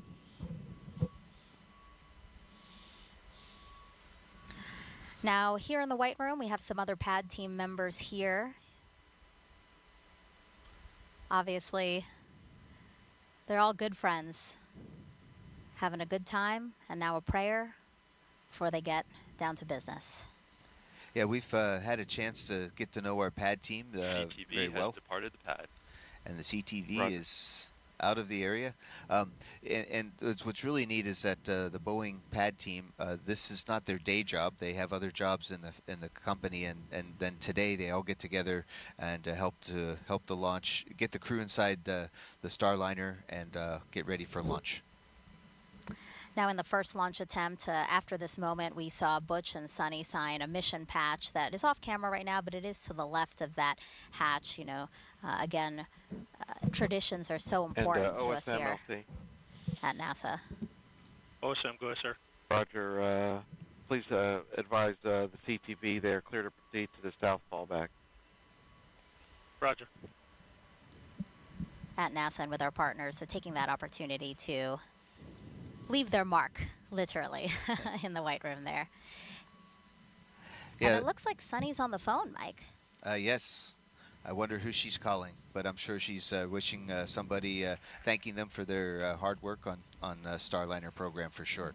Yeah, so as the pad team readies Butch to start ingressing into Starliner, Sunny is making a phone call. This is also something that astronauts get the chance to do, and Sunny has made phone calls for the two of them in these last two launch attempts. And now for this time around, we know she is calling Steve Govain, NASA Commercial Crew Operations Lead. He was with Boeing previously, and before that, he trained astronauts on the shuttle program, so like Chris Ferguson, who commanded the last shuttle flight. And Steve worked closely with the crew on hardware, software, and everything in between for a very long time, and he's poured so much into this flight, both with NASA and Boeing, so obviously very deserving of this call from Sunny today. Oh, I know Steve super well, and he is one of the superstars of the human spaceflight program. I hope he answered the call. I hope he answers. I think so. She's definitely on the phone with someone. Imagine it's not him. It's like his wife. He's busy right now, Sunny. Can you call him back? So you can see Butch has donned his chippa, and he checked out his wrist lights. It's sometimes a little dark in the cabin, and if we need to see something, we don't have our cell phones, can't use a little flashlight from the cell phone. So we're getting ready. Butch goes in first, of course. And Butch is almost ready to get inside Starliner. They took his the little protective covers off of his Reeboks tennis shoe boots, and he's getting ready to step inside. And there you can see Sunny is taking the patches, the name tags, off of the pad team. That's right. It is a tradition that I think dates back, but for Starliner missions, they're going to take the name tags off of all of the pad teammates and attach them, put them inside of the Starliner and fly them with them during their missions. And of course, hopefully bring them back. I'm sure that's a very nice token and treat that this team will appreciate. And so as we see Butch getting in there, tight squeeze, it looks like a little bit. Mike? Oh yes, but it's definitely there's definitely a lot more leg room than we had in the Soyuz. Maybe a little less than the shuttle, but I call it cozy. It's quite comfortable, and it's once Butch gets strapped in all the way and has finished his checks, he might have a few extra moments for another micro nap. I know I would if I were there. Micro naps are important. Power naps, yeah. Take it when you can, right? They have a long journey ahead of them for this flight test. But also goes to show that they're calm, cool, and collected and ready for the flight. LCOs.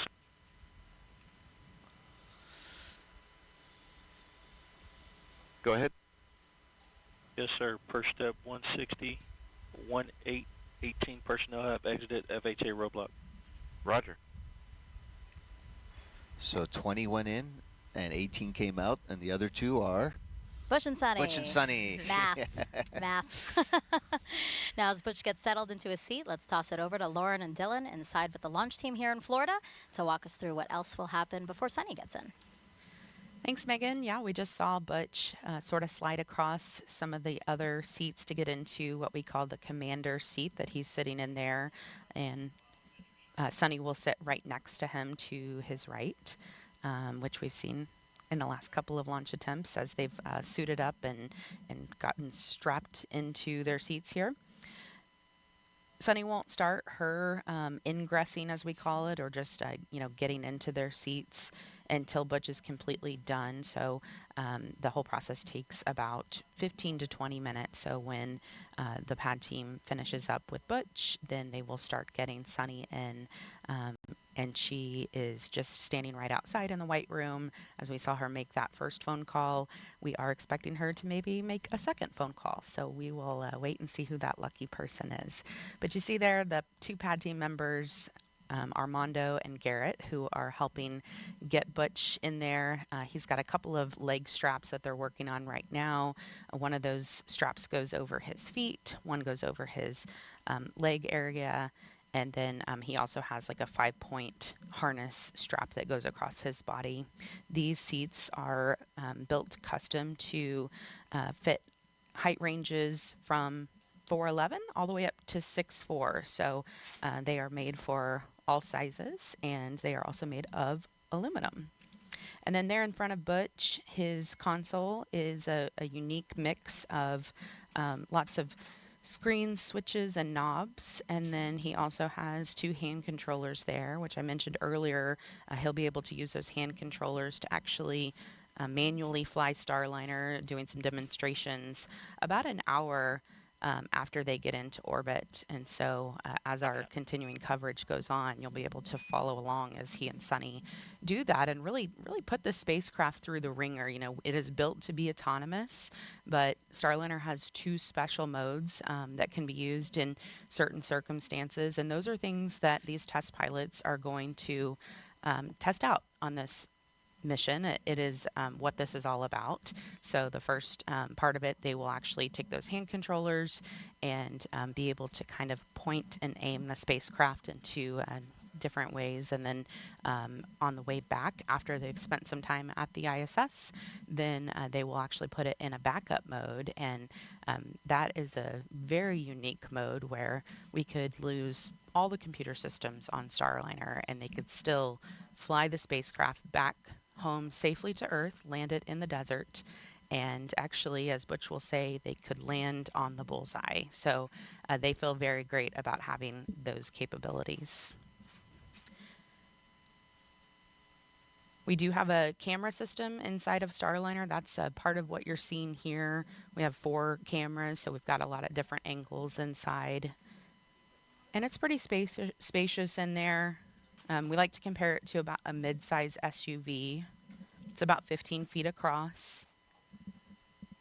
We actually painted it white inside to appear even larger, and that's actually a good thing for being in space. There's a little bit of psychology behind it, the impacts of feeling like you have... CDR, Tech 5 on air to ground 1. How you read me?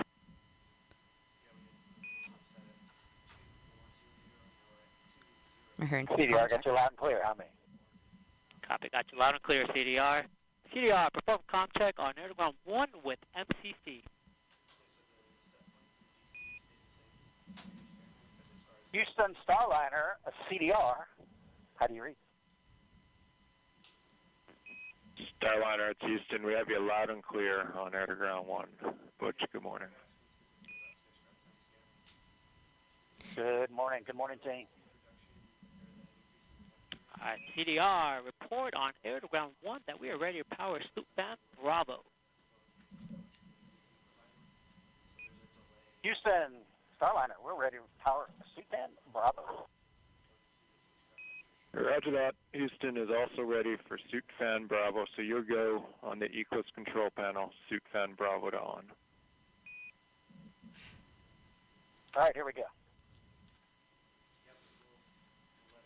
All right. Butch powering his suit fan on. You've heard a couple of comm checks there, actually, between the pad team member you see working at the top with Butch and Butch himself, and then as well as Butch back and forth between Josh Kutrick, who will be on Starliner 1. Butch was a former flight test instructor at Edwards Air Force Base. Airflow. Good airflow. All right. Good airflow. As I was saying, Butch was a former flight test instructor at Edwards Air Force Base with a Master of Science in Aviation Systems. So let's hear more about the retired U.S. Navy captain and CFT commander. A large part of the desire within us is to do things that are of benefit to others. In this job, we get to do things that are of benefit truly for all mankind as we explore the heavens that not many people get to experience, true, but we don't go just to get the experience. It's about the team and it's about the benefit that it brings.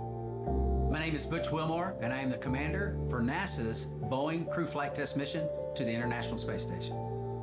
Life in Tennessee, God's country, that's where I grew up. Very fortunate, had loving parents, took us to church. When I was young, 7 years old, I believe, they bought a little land out in the country, 6 acres or so. We had horses and cows, and I raised chickens and ducks, and just enjoyed life in the country.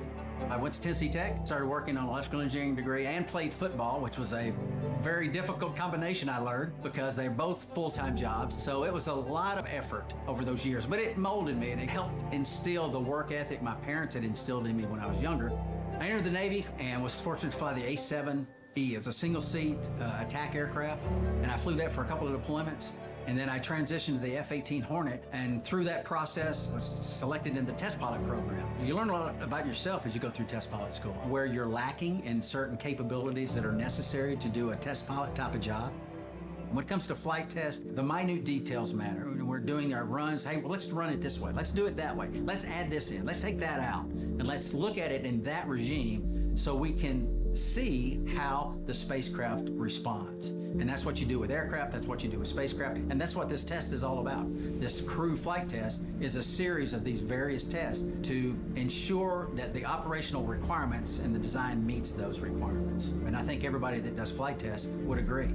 Focus, understanding, and also the team coming together to give you the overall understanding of the test and the capabilities of the spacecraft or aircraft that you're testing is vital.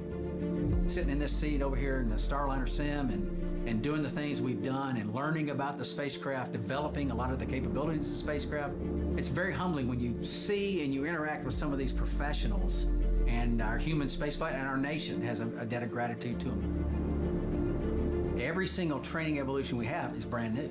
We're the first to do it. Whether it is checking the survival equipment in the pool with a mock-up of the spacecraft and how you egress, get out of the spacecraft, whether it's the side hatch or the upper hatch, while the seas are rough and all those type of things. There's a thought of how things should be, but then there's the reality of how things need to be. And that's what this test is all. Everything we do is test. It's been a process over years that is such a benefit in all aspects of the capabilities of this spacecraft. And we're excited to be a part of it.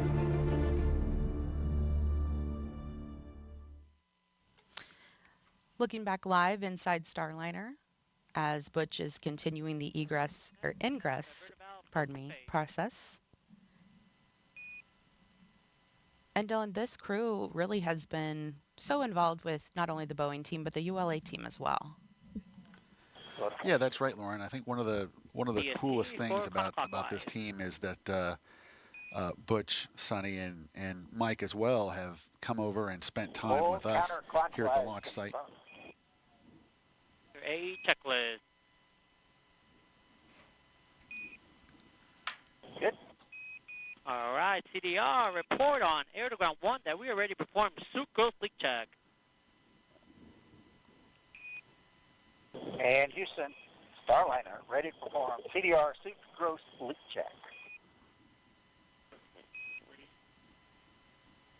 Houston copies, and we're ready for CDR gross suit leak check. All right, here we go. So, Lauren, as I was saying, I think it's so cool that they've taken the time out to get to know our team as well. They, like I said, Butch, Sonny, and Mike have come over specifically to meet with our team. Report good airflow. I have good airflow. All right, CDR, perform ghost leak check. Push and hold DSC. Push and hold. Here we go. And they've been very gracious in giving our team the opportunity to ask questions, get to know them better. They wanted to come get to know our team, which I think is so cool, and they've done that with our team members in Denver as well. And it made an impact. It's cool to know that when you come to work on any given day, you could be passing an astronaut in the hallway, or come sit down in a conference room for a meeting, and then have them sitting across from us at the table. Just as 100% teammates, and so All right, I CDR, really appreciate report that. on air to ground 1 that Sucrose leak check for CDR has been completed successfully. Houston Starliner, we had a successful CDR gross leak check. Houston copies. Good gross leak check on the CDR. Thanks. All right, CDR, you can open your visor now. Oh, it sounds like that leak check went very, very well. Yeah, and I want to explain, sometimes you hear the word gross, and it's kind of a funny word to hear, but basically, in this sense, it's just used to mean any significant or easily detectable leaks. Go Tech 6. Hey, getting ready to hand out switch covers. Copy. Stand by. And they'd be able to tell pretty quickly if there was any kind of leak. So again, everything's going real smoothly. You see Sunny there getting ready. She'll be headed in next as soon as Butch finishes up with his ingress process. And we also know that Sunny did make a second phone call there in the White Room. She called Brian Gartner with the CDR, Boeing team. anything else you need help with before I move to seat 2? All good, thank you. And Brian is a voice that you will likely hear on the nets as we go through this countdown. He's the spacecraft launch conductor, and he's also the landing and recovery manager. So right after his role here today, he jumps on a plane and heads over to the landing zone. So he's got a big job, and obviously the crew takes that very seriously, and they know what he means to them. He's been on the Starliner program since before 2014, when the NASA Commercial Crew contract was awarded. And he got his leadership chops as a test engineer in the U.S. Air Force. So a military background, just like Butch and Sunny. And, Megan has mentioned it many times, but really just such a thoughtful crew. And as you were just saying, Dylan, they've spent so much time with all of these folks working for Boeing, ULA, and NASA. They feel like family to all of us.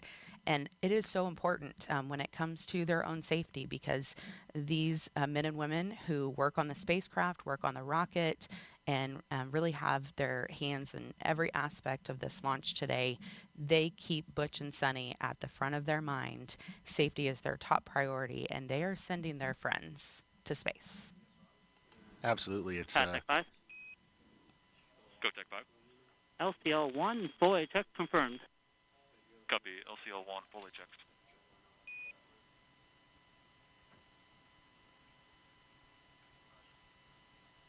Tech 5. Go Tech 5. We are ready for PLT at this time. Copy that. We will send her in. All right, as Sunny is going into Starliner to begin her ingress process, we're going to send it back over to Megan, Dee, and Mike at the host desk. Thank you, guys. And I do want to talk a little bit more again about this crew and how thoughtful they've been. We saw them hand out flowers for every attempt.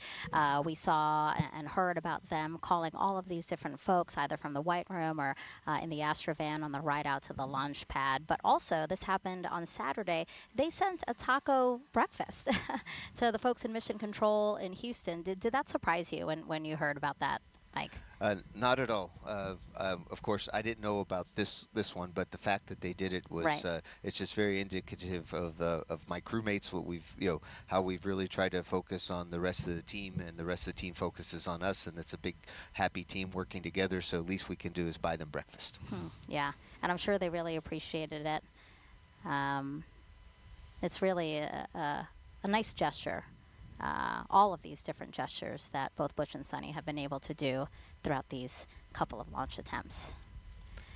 Now here, Sunny is. She's in her pilot seat inside Starliner. We're going to see the same sort of process that we saw with Butch, right? So they're going to get her buckled in, same 5-point harness, the toe and knee restraints. And then also we'll hear the various comm checks, again, with different teams, right, that they need to be communicating with, Mike? Absolutely. Everybody needs to be able to keep track for different reasons, but the Boeing Mission Control Center here in Florida, as well as the Mission Control Center in Houston, as well as the Launch Control Center here at the ASOC. And so everybody needs to be able to talk to each other, to the crew, in case there's something that needs us to fix or to solve before launch. And then after that, they'll do the suit leak checks again. That's when, again, you'll hear some comments about fans being initiated so that they can test the suits again. We did see it in the suit-up room, but it's very important now to do it in the spacecraft. Absolutely. We need to make sure the suits are working, and we had a great explanation of what a gross suit leak check was. These suits are not gross, they're awesome, but the leak check was also awesome, and we just, we do all the detailed checks in the suit room, and then we just do a quick double check here. Also reach checks, right, to be able to make sure that both Butch and Sunny can reach anything that they need after they've been strapped down? Absolutely. This is an automated spacecraft. We shouldn't have to push too many buttons, but just in case, we need to make sure we get every button we can reach to it. And also, we need to know where a few controls are on our spacesuits. Of course, we have it memorized, but it's a nice review right before launch. Now, a look at the clock here. We are 2 hours, 36 minutes, and 56 seconds from liftoff of NASA's Boeing crew flight test. And we are well ahead of schedule. The pad team has until 1 hour and 37 minutes to get both Butch and Sunny ingressed or into Starliner. Not just the entering of Starliner, of course, all of these checks that we're talking about as well. Mike, you mentioned it's because, yes, there's a lot of pad because we want to have that margin in case the teams need to work any issues, but also this timeline is for 4 astronauts for future missions. Yes, Starliner 1, for example, we're hoping to launch next year, and we'll need the same amount of time to get 4 people in, so that's why it's great to practice with 2, and you'll see that there hopefully is that extra margin of time that we would have been able to put in 4. I think the plan is that we'd be able to do 2 at once and then another 2 at once. So next time we do this, you won't have me here. I'll be inside. I'll be watching you. Yeah, that's but right. we'll see how well it goes. I remember that you said on Saturday that you're going to call me from the White Room. Oh yes. I'm saying it again now. I'm going to will it into existence. And so because they are ahead of schedule, it doesn't mean that they have to wait for 1 hour and 37 minutes to begin, moving along with the countdown. So after they're ingressed, the pad team will begin making sure that everybody is ready to close the side hatch. And then around 1:10 is when, again, they hope to close that hatch. But we don't have to wait for those times. We can just proceed. So we expect to see an early hatch closure. Right, Mike? Certainly, if there's nothing else going on, the whole ground team will try to get ahead of the timeline, and so that we can use that margin later on if needed. So far, so good today. And a beautiful shot from one of our helicopters again, orbiting the launch pad. You see Starliner there. That's where all the action is. Those camera shots we were just showing you, Butch and Sunny atop a United Launch Alliance Atlas V rocket inside Boeing's Starliner spacecraft. The first 2 astronauts to fly in Starliner.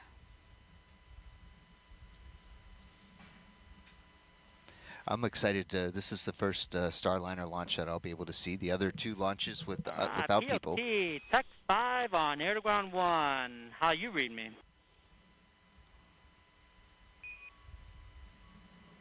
Loud and clear, honey.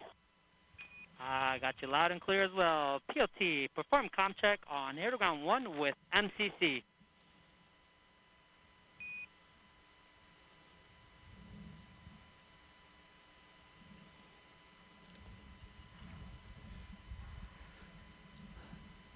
That was the voice of Pad Tech Armando Loli, one of our good friends. He's a Houston, PLT, Air to Ground 1, comm check.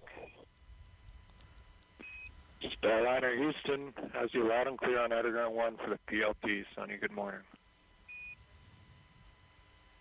Good morning. Got you loud and clear as well, Josh. Josh, again, Capcom for this mission, the capsule communicator. He's the one PLT, confirm good airflow. in mission control in Houston, primarily talking to the crew. PLT has good airflow. And we were hearing Armando Loli talk. He's brings a lot of energy to the pad team, and we're definitely getting ready for to make sure that Sonny's suit is in great configuration. And of course, Josh is my crewmate. He hasn't flown in space yet, but you wouldn't know it because he's so professional. Yeah, he's also going to fly on Starliner 1. So a lot of eyes are on this crew flight test as we move to certify Starliner for regular crewed flights to the International Space Station. So we have Josh in that important role again so that he can monitor and observe and learn from this flight test. And you're doing the same as well, Mike. Absolutely. Luck favors the prepared, and we all try to be as ready as we can for our missions and take advantage of all the opportunities that are out there. And that's why it's really cool to get a chance to share some of this excitement and some of what we learned with our friends today out on in TV land. Or streaming land, or whatever we're supposed to call it these days. You're watching NASA TV. Look at that plug. Thank you. Thank you, Mike. All right, so I do want to mention. Can you confirm? New avionics key card installed, and old one has been put back in the PLT bag. That copies. Yeah, cue cards are pieces of paper or cardboard that we use. PLT, confirm you can reach the following items. Crew reach aid. Those are the reach checks, right? Check. Yes. Knee disconnect. You can see Sunny moving her hands where she needs to double check that she can get there. And it also helps her recent memory. 5-point harness disconnect. Check. Comm cable disconnect. We have Mike over here following along with the movements. Check. Because this will be you. Umbilical disconnect.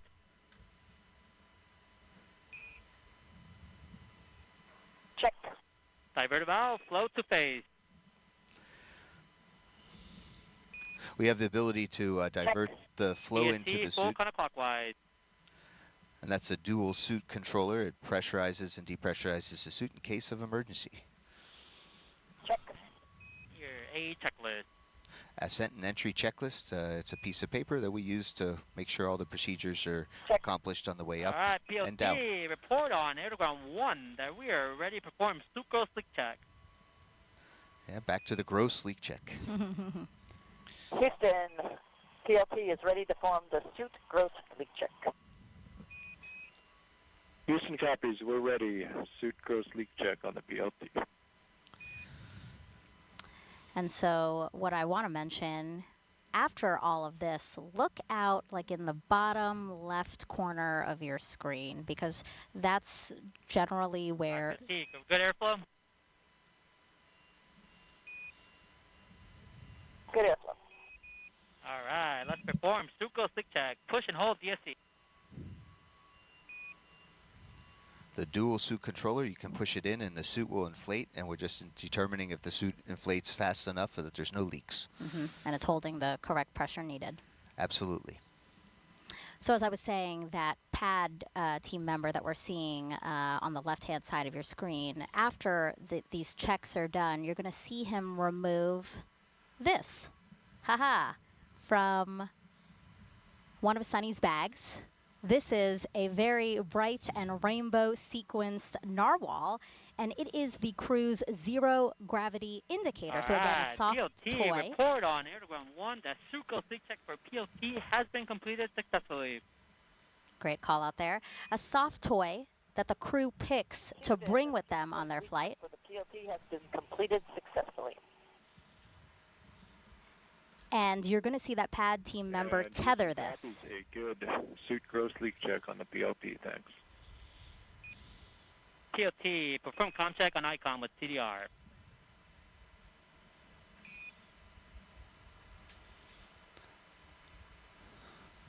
All right, you can open your visor now. Yep. So we would not have heard that call. That's the inter capsule communications, or intercom, or ICOM, and that is not broadcast down to the ground, but that allows Butch and Sunny to have Talk with one another. Talk with one another without interrupting anyone else. Right. So again, good checks for Sunny. Butch perhaps waking up from his micro nap, as you said. Again, another aerial view of Starliner and Atlas V on launch pad 41 at Cape Canaveral Space Force Station. You see a beautiful shot of the Atlantic Ocean, Florida Space Coast, right behind. And the name of the Starliner capsule is Calypso. That's right, yes. And it's also the name, we're going to try this again, guys. Also the name. Both the accelerometer for CDR and PLT are still on. Copy. Accelerometers remain powered.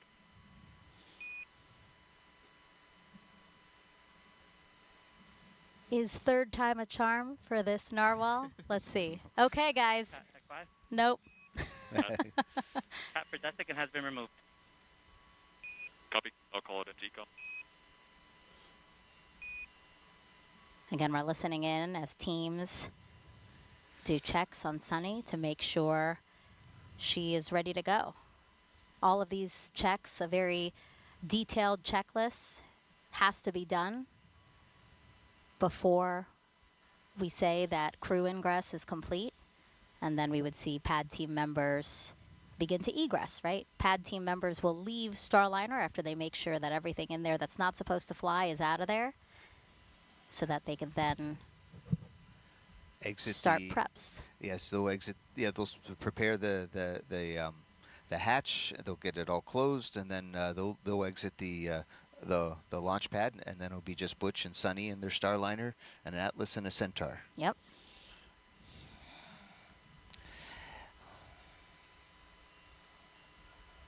Dare I try now? I think you'll be lucky.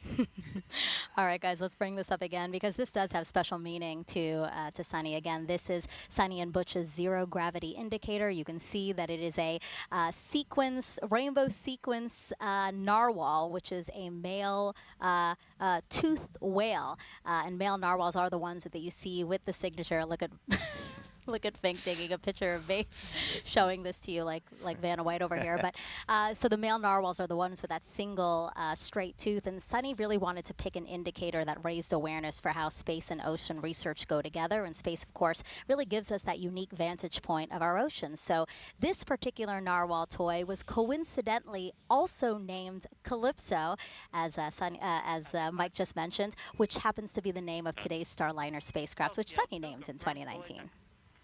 Copy that. LCL2, full Ajax. And she named it Calypso, the Starliner capsule, as a nod to the explorer Jacques Cousteau. His ship was named Calypso, and he sailed it all over the world to teach people about the ocean. And Sunny believes Starliner will do the same for space. So again, this is their zero gravity indicator. Sunny's niece and nephew helped her pick it out. And you will see the pad team members tether the zero gravity indicator to somewhere within Starliner, so that when the crew reaches the weightlessness of microgravity, this toy is going to be a visual indicator that they have reached that weightlessness, because it will begin to float. TLT, we're going to show up your gravity indicator. There we go. Perfect timing. Perfect. It was meant to be. It was meant to be.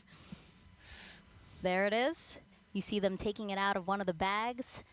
Look at Sunny's hand. She's holding it right now. So Starliner crew, always an honor to strap in, my friends. Anything else you need help with before we leave and close the hatch?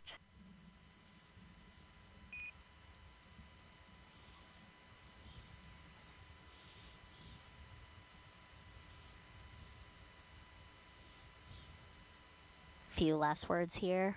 Butch and pad team members, Sunny as well.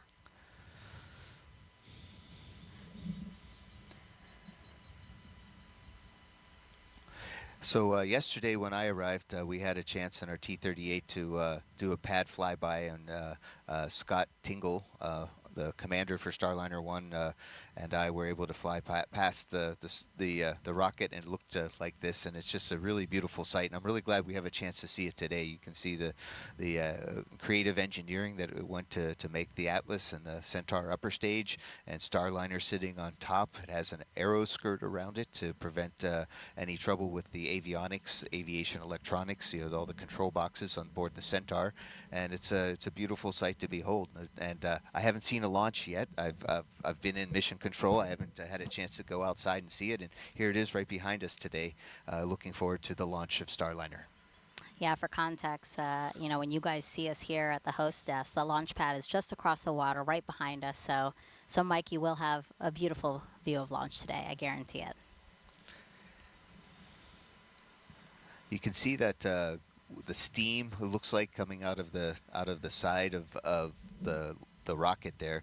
That's nothing to be afraid of or scared. That's expected. That's actually, as we have the first stage is powered with liquid oxygen and kerosene, or RP1, rocket propulsion 1. So liquid oxygen actually boils off because it's not, at that temperature and pressure, it just wants to become a gas. As we go from liquid to gas, you can kind of see it boiling off. And then we have some top-up valves that replenish the liquid oxygen both on the first stage and the second stage. And those top-off valves, we talked about a little bit at the beginning of the show. Starliner Houston, for the entire crew, comm check on air to ground 1. CDR, loud and clear. CLT, loud and clear. Loud and clear also. Houston has both the Lima Charlie stand by for comm check of air to ground 2. I'll be coming to you over the T0 line. You'll hear me in reply on air to ground 2. Stand by. Lima Charlie is short for LC, or loud and clear. Sometimes we say lick and chicken, but they encourage us. They say that's not so professional. Oh, no, I like it. We were talking about those topping off valves. The team had to troubleshoot those a bit for Saturday's launch attempt. loud and clear, air to ground 2. Working great right now. No issues. All right, retired U.S. Navy captain and Boeing CFT pilot Sonny Williams once lived underwater for 9 days while working within the robotics branch of the International Space Station. Here's more on Sonny's journey. Exploration is curiosity. It's asking the question why. It's taking that next step. Every time we do something for the first time, we're expanding our knowledge. My name is Sonny Williams, and I'm the pilot for NASA's Boeing Crew Flight Test Mission to the International Space Station. I feel really lucky to have grown up in a small town outside of Boston, Needham, Massachusetts. It was a great town because we were able to ride our bikes everywhere we went. My brother, sister, and I, we were all swimmers, and it was just a great childhood. My dad was a doctor and also did neuroscience research. We were the strange family who had pictures and diagrams of brains on our dining room table. My older brother went to the Naval Academy. I started researching a little bit, and I thought, well, what the heck, I'll try this out. And when I went, I found that I really loved it. Teamwork, followership, leadership, those opportunities that we had right from the very beginning, and to accomplish something a little bit bigger than yourself. And I think that paved the way for the rest of my career. Got a basic engineering degree from the Naval Academy. I really didn't know what it was all about when I went through that course curriculum, but when I went to test pilot school, all of that stuff sort of gelled together. I was like, oh wow, this is why we do math modeling. This is how we try to predict how change in an engine is going to affect the way the helicopter flies. Time on the International Space Station is priceless. People always ask, do you get bored, or, is it terrible being up there for a long period of time? And for me, I loved every minute. There was always something to do. You wake up, you look at your timeline like, wow, I got to do this experiment today. I got to get ready for a spacewalk. Every day was different. And just life on the space station becomes routine, which is sort of crazy to think about it. At one point in time on my first mission, I was like, I don't even remember really what it's like to walk. I've been flying around for so long, I don't even know what it's like to sit down. I got assigned to the commercial crew cadre in 2015. We went to the companies, found out the shell of their programs, and then actually started working with them to make them what they are today to accommodate astronauts. For For Starliner, we've been heavily involved in the last couple of years in the software with the folks doing the development to make sure its capability will allow us to come home. And we've been involved with all the suit development, making sure every different size of person could fit in all these suits and they could operate the spacecraft adequately. We've had our fingers on every single procedure that we work inside the cockpit, as well as operated it with our mission control team to make sure that everything that future crews will do will be right. We haven't had the classic training as we had for Shuttle and Soyuz. We've sort of helped develop the training as well as the hardware. And this is sort of the shape of things to come as we get ready to go back to the moon. All of that is going to be developmental, and we're going to have the same mindset. It's not already established. We all have to be part of this big team to help develop it and make sure that integration, as the astronauts use all this equipment, is going to be top-notch and ready to take us even further. I love these profile videos because, again, it just really shows all of the experience, Mike and Dee, that they bring to this mission. Blue team lead LC on 1. Go ahead, sir. Yes, can you talk to me on channel 20? Yes, sir. I had a chance to live with Sunny underwater, and we did a lot of work together. We were what we call 20,000 millimeters under the sea for the NASA Extreme Mission Operations Mission, or NEMO 2, with the first operational mission for NEMO. And Sunny did a great job. She was our science officer on the mission, and that was before she flew in space. And then I worked with her while she was in space. I was on the ground, and I was one of her Capcoms during a spacewalk. And she and Aki Hoshida-san, they did a critical repair to the space station, and it's just been fun working with Sunny the whole time. Right before this this mission, I mean, right before yesterday, I think we call it, Sunny said she really wanted me to mention how much she really is in love with our planet and our oceans especially. And of course, she has a good working relationship with the Woods Hole Oceanographic Institution in Massachusetts, her home state, as well as time on the water in the Navy. And she just said that really made a big difference in her life, and she encourages other people to really think about our oceans and our planet. Yeah, we see all these nods to obviously her love of the oceans and raising awareness about them. So it's really great to see, again, all of these other things that we can talk about because of this crew flight test and the fact that Sunny and Butcher are on it. So I'll look at the clock again, 2 hours, 16 minutes, 22 seconds and counting until liftoff of NASA's Boeing crew flight test.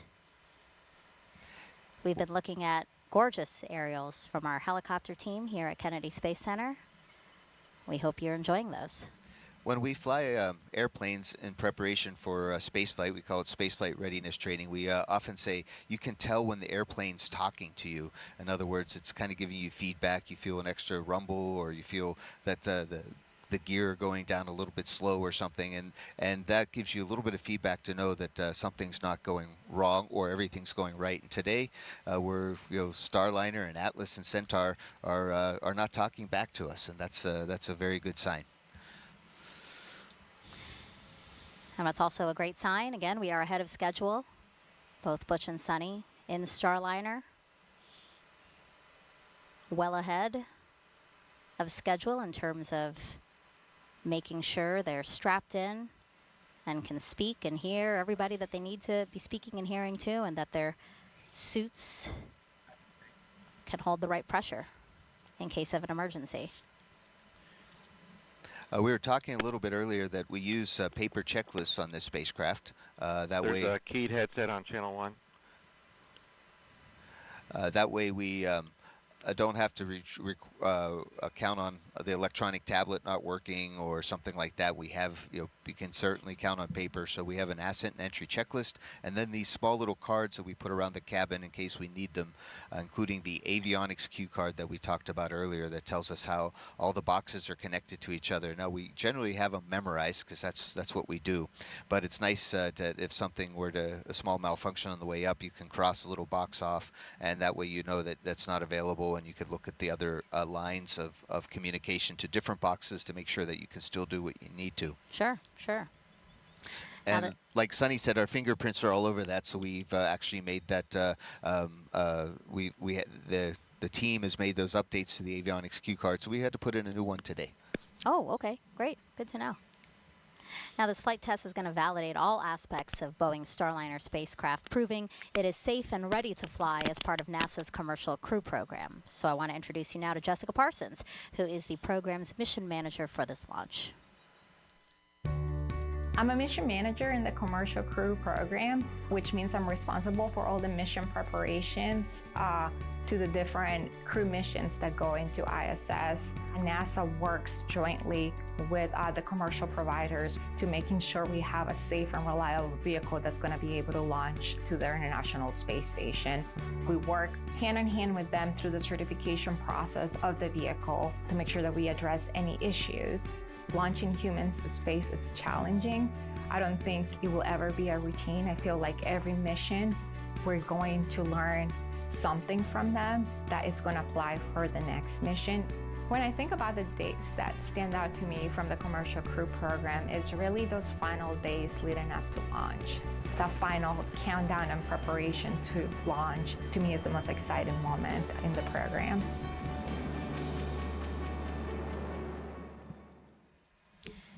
And CFT will be both Butch and Sunny's third trip to the International Space Station. Butch first went to the ISS in 2009 as a space shuttle pilot during STS-129 before the lab's assembly was complete. He then returned as a crew member of Expedition 41-42 in 2014-15 and served as commander of a fully assembled ISS. And then Sunny went to the ISS in 2007 as part of the 14-15 expedition and became the first person to run a marathon in space. You saw that there. That was the Boston Marathon. She went back in 2012 as part of the Expedition 32-33 and completed her third and fourth spacewalks. Both are going to return to an ISS that now uses iPads instead of paper, sports several new modules on both the American and Russian segments, and is capable of hosting a permanent crew of 7 people. And then after Starliner returns to Earth, future crews will see even more modules, including commercial segments and more advanced solar arrays. Yeah, I think we're talking to Butch and Sunny. They said, yeah, they're going to be surprised how crowded or how full the space station is. And all of our friends are on board, including Tracy Dyson, who is a really good friend with Sunny. They were extra close during their ASCAN time, so it's going to be nice to see them working together. Both together, yeah. Yes. Along with the rest of the crew and Matt Dominic and Mike Barrett and Jeanette Epps, it's going to be a nice crew, and I know they're going to enjoy their time there. And it's nice always to have a couple more veterans on the ISS. You know, a lot of the crew of Crew 8 that just went up there, a lot of newbies. So it's nice to always have that experience on hand. Yeah, even though they're not designated as ISS full-up ISS crew members, I remember being up there on the space shuttle as a space shuttle crew member, but they counted on us to do some ISS work, and they even let us stay up for an extra day to fix the carbon dioxide removal assembly. So Butch and Sunny will be there, and they're ready, and they've had station training. They even have some parts of their spacewalking suits available. Yeah, as a reminder, Butch and Sunny are not going to be part of the expedition that's already on the International Space Station. They're there for about 8 days, and really their mission is to test out Starliner and how it integrates with the ISS. So if needed, they may be called upon to do stuff with the expedition crew that's up on the space station now, but they have their own very specific mission while they're up there for 8 days. 2 hours and 10 minutes, 15 seconds until liftoff. Both Butch and Sunny now inside Starliner, ready to go. And we don't see any pad team members anymore. Minus 2 hours, 10 minutes. There they are. ECS, Yes. Elsie. ECS? Adjust TISA flow rate to 170 pounds per minute. Roger. Yes, we don't see any pad team members inside because they are outside.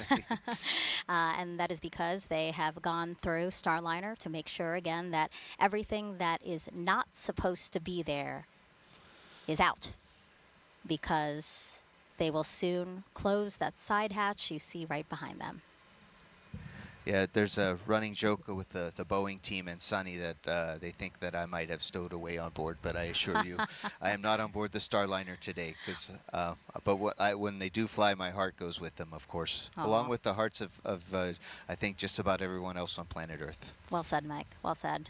And now I know why you were assigned to the broadcast, to make sure you didn't stow away. Yes. Keep an eye on you. See, look, we're keeping an eye on you. The camera is trained on you to make sure you're here at the host desk. If I do step out in the next 10 minutes, pay no attention to the cameras. Now, going up with Butch and Sunny tonight is artwork from children all over the world. In collaboration with the Space Foundation, Boeing asked for drawings and paintings in response to the question, which historical space pioneer inspires you? They received about 3,500 entries from 66 different countries and 35 U.S. states. Every single entry will be flown as a digital file. The artists, ages 3 to 18, received a certificate showing their masterpiece would be flown to the International Space Station. Those are really cool pieces of art, and it's so neat to see that children from all over the world took part in it, are excited about, you know, what we here at NASA and our partners are doing to explore the unknown. That's a great one. Look at that. Very detailed, beautifully drawn. This one again from Singapore. We just saw one from Mexico, Slovakia. So not only are the hearts going up, but our beautiful, the beautiful artwork from our children are flying to space. This one from New Mexico. Really great. And I know that outreach in particular to Sunny, both Sunny and Butch, but I know that Sunny really enjoys, we've talked about this before, really outreach, specifically with children. She has an elementary school in Massachusetts named after her, and I know she does a lot with them. Yes, I think on her NASA bio at one time she was called a favorite aunt, because she is so so appreciated, not just to her niece and nephew, but also to all the kids. In fact, I know my kids call her Sunny, auntie, right? Okay. So she's for sure an important part of a lot of kids' lives and a great inspiration. 2 hours, 6 minutes, and 51 seconds.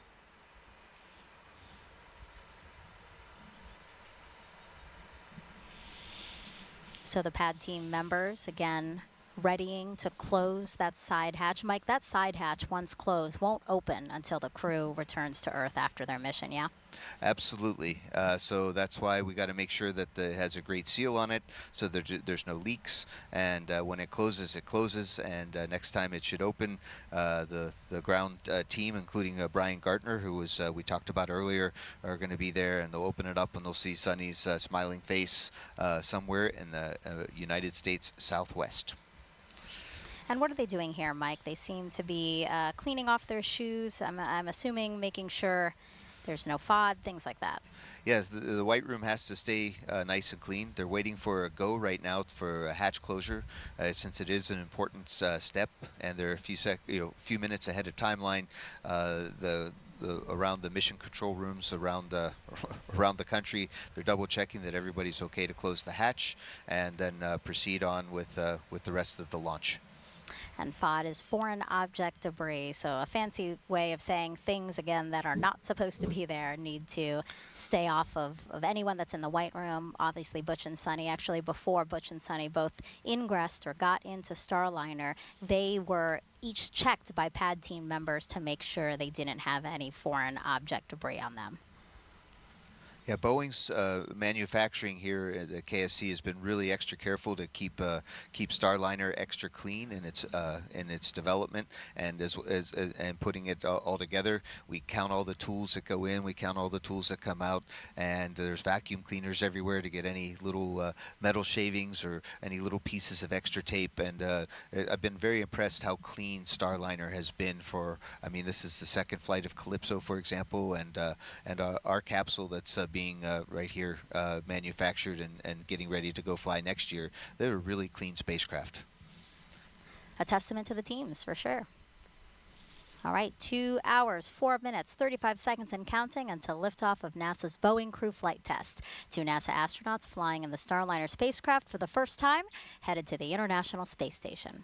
On the way up, there's one particular person we've heard throughout the day, mostly communicating with the crew. So let's head over to Brandy Dean and Jim May to learn more about the Capcom role inside Mission Control in Houston. Thanks, Megan. The Capcom role has been around as long as NASA has been sending people to space. It's shorthand for capsule communicator, but it's used even when there's not a capsule to communicate with. For instance, there's a Capcom today in the International Space Station Flight Control Room working with the space station crew. For the Starliner's case, though, the name is entirely accurate as Starliner is a capsule. Let you know crew insertion is complete, So and we are historically, starting hatch closure prep Capcom was and standing by for weather brief. Roger.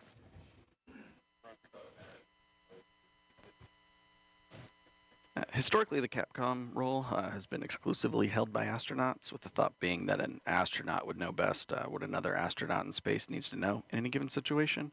But when International Space Station began operating 24/7, 365 days per year, NASA no longer had enough astronauts to constantly fill that Capcom position. So now it's often held by training instructors and flight controllers who have worked closely with the astronauts previously and have a good understanding of the information that they need.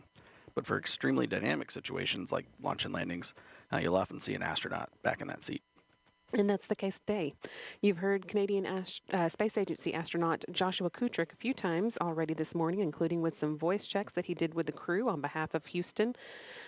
He will be the voice you hear talking to the crew all the way through Starliner's ascent. He'll be speaking with Butch and Sunny as they make their way into orbit, and he is particularly suited for the job since he'll be on Starliner for its next flight, Starliner 1. He is assigned to the crew along with NASA astronaut Scott Tingle and, of course, our very own Mike Fink with us today. And a fourth crew member will be assigned later. So we heard some comm checks with the crew after they got into the capsule. They're a little bit ahead of schedule, so those comm checks have already happened. But we are expecting a hatch closure to come soon, and then another set of audio checks over the air-to-ground loop a little later as they get closer to launch. So now let's head back to Florida with Megan, Dee, and Mike. All right, so Mike, I want to take a look at the clock again. We are well ahead of schedule. Hatch closure preps underway. We had till an hour and 37 minutes for those to have started. So great margin there. Really, the countdown's looking very smooth right now. So far, so good, and I think it's because we have a lot of practice, and practice does make better. Not perfect, but better. Yeah. And actually, while we're taking a look inside the White Room and our pad team members there, why don't we talk a little bit about each one? So we see number 4 there. That's Nate Keek-Franson, and he is the pad team lead. Manages the fluids team, who performs a variety of tests from leak checks to acceptance testing of integrated vehicle subsystems. He thinks he has, quote, the coolest job in the whole company, and feels honored to make this contribution to our company. We see number 6 there on the left. That's Garrett Pinder, mechanical technician. He helped build the rig that opens and closes the hatch, and he will close the hatch today. Folks describe him as the guy who can troubleshoot just about anything, and he has been on Starliner since day 1 and said he would be the first to fly it if he could. He has that much faith and pride in the spacecraft. Again, Garrett Pinder, number 6, left hand of your screen there.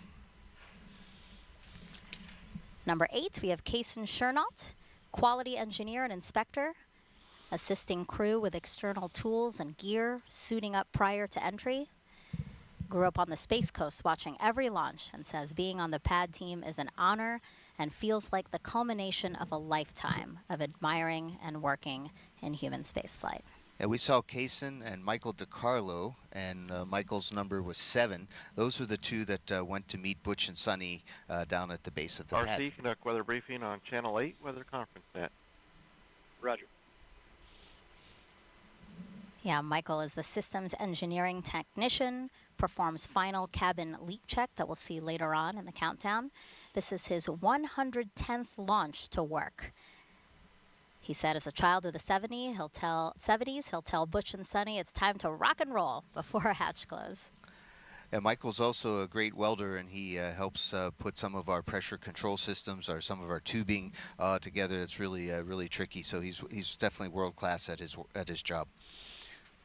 And then finally, we have number 5, Armando Loli, Mike, you were talking a little bit about him. You were hearing him do the comm checks within Starliner during ingress. Now, he's the senior project engineer covering Boeing's Florida Space Coast, has been part of the build and development of Starliner since the beginning.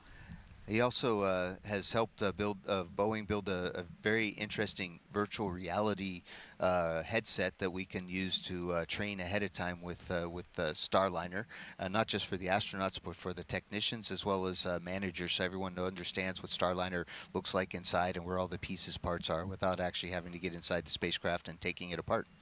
Yeah, just a really accomplished crew.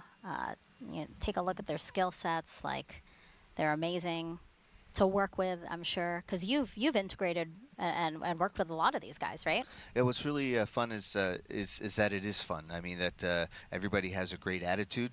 Everybody looks out for each other and does what it takes to make it happen, and enjoy the process along the way. And it's really fun to be in the space program, because we get, as astronauts, we get to be part of so many really excellent teams, and our PAD team for sure is an excellent team. And so we heard on the communication nets that teams are doing a weather brief right now. That weather brief has to be done prior to them deciding to close the hatch, right, Mike? Yes, we need to make sure as part of our checks that everything is still good to go. Typically at this point, the weather briefs are pretty short, just saying nothing changed, or a small thing changed here, or something really big changed. Let's talk about it more. Yeah, the weather's beautiful from here, our perspective here at the host desk. No wind to speak of, which is a little stifling, if I could be honest. It's a little hot, but again, those are not launch constraints at all. Just maybe Megan D and Mike constraints as the day goes on, but we'll be waiting on the official word from that weather brief here shortly. Again, the team in the white room, when they do get the go-ahead to close the hatch, kind of what are some of the things we'll be seeing, Mike? So obviously we said they cleared out Starliner, but here we're going to see them like removing some equipment and inspecting the seal, right? Exactly. So you can see that there's this golden frame around the hatch, and that's to protect the hatch seals, right? Because we wanted the hatch to be able to stay closed and airtight.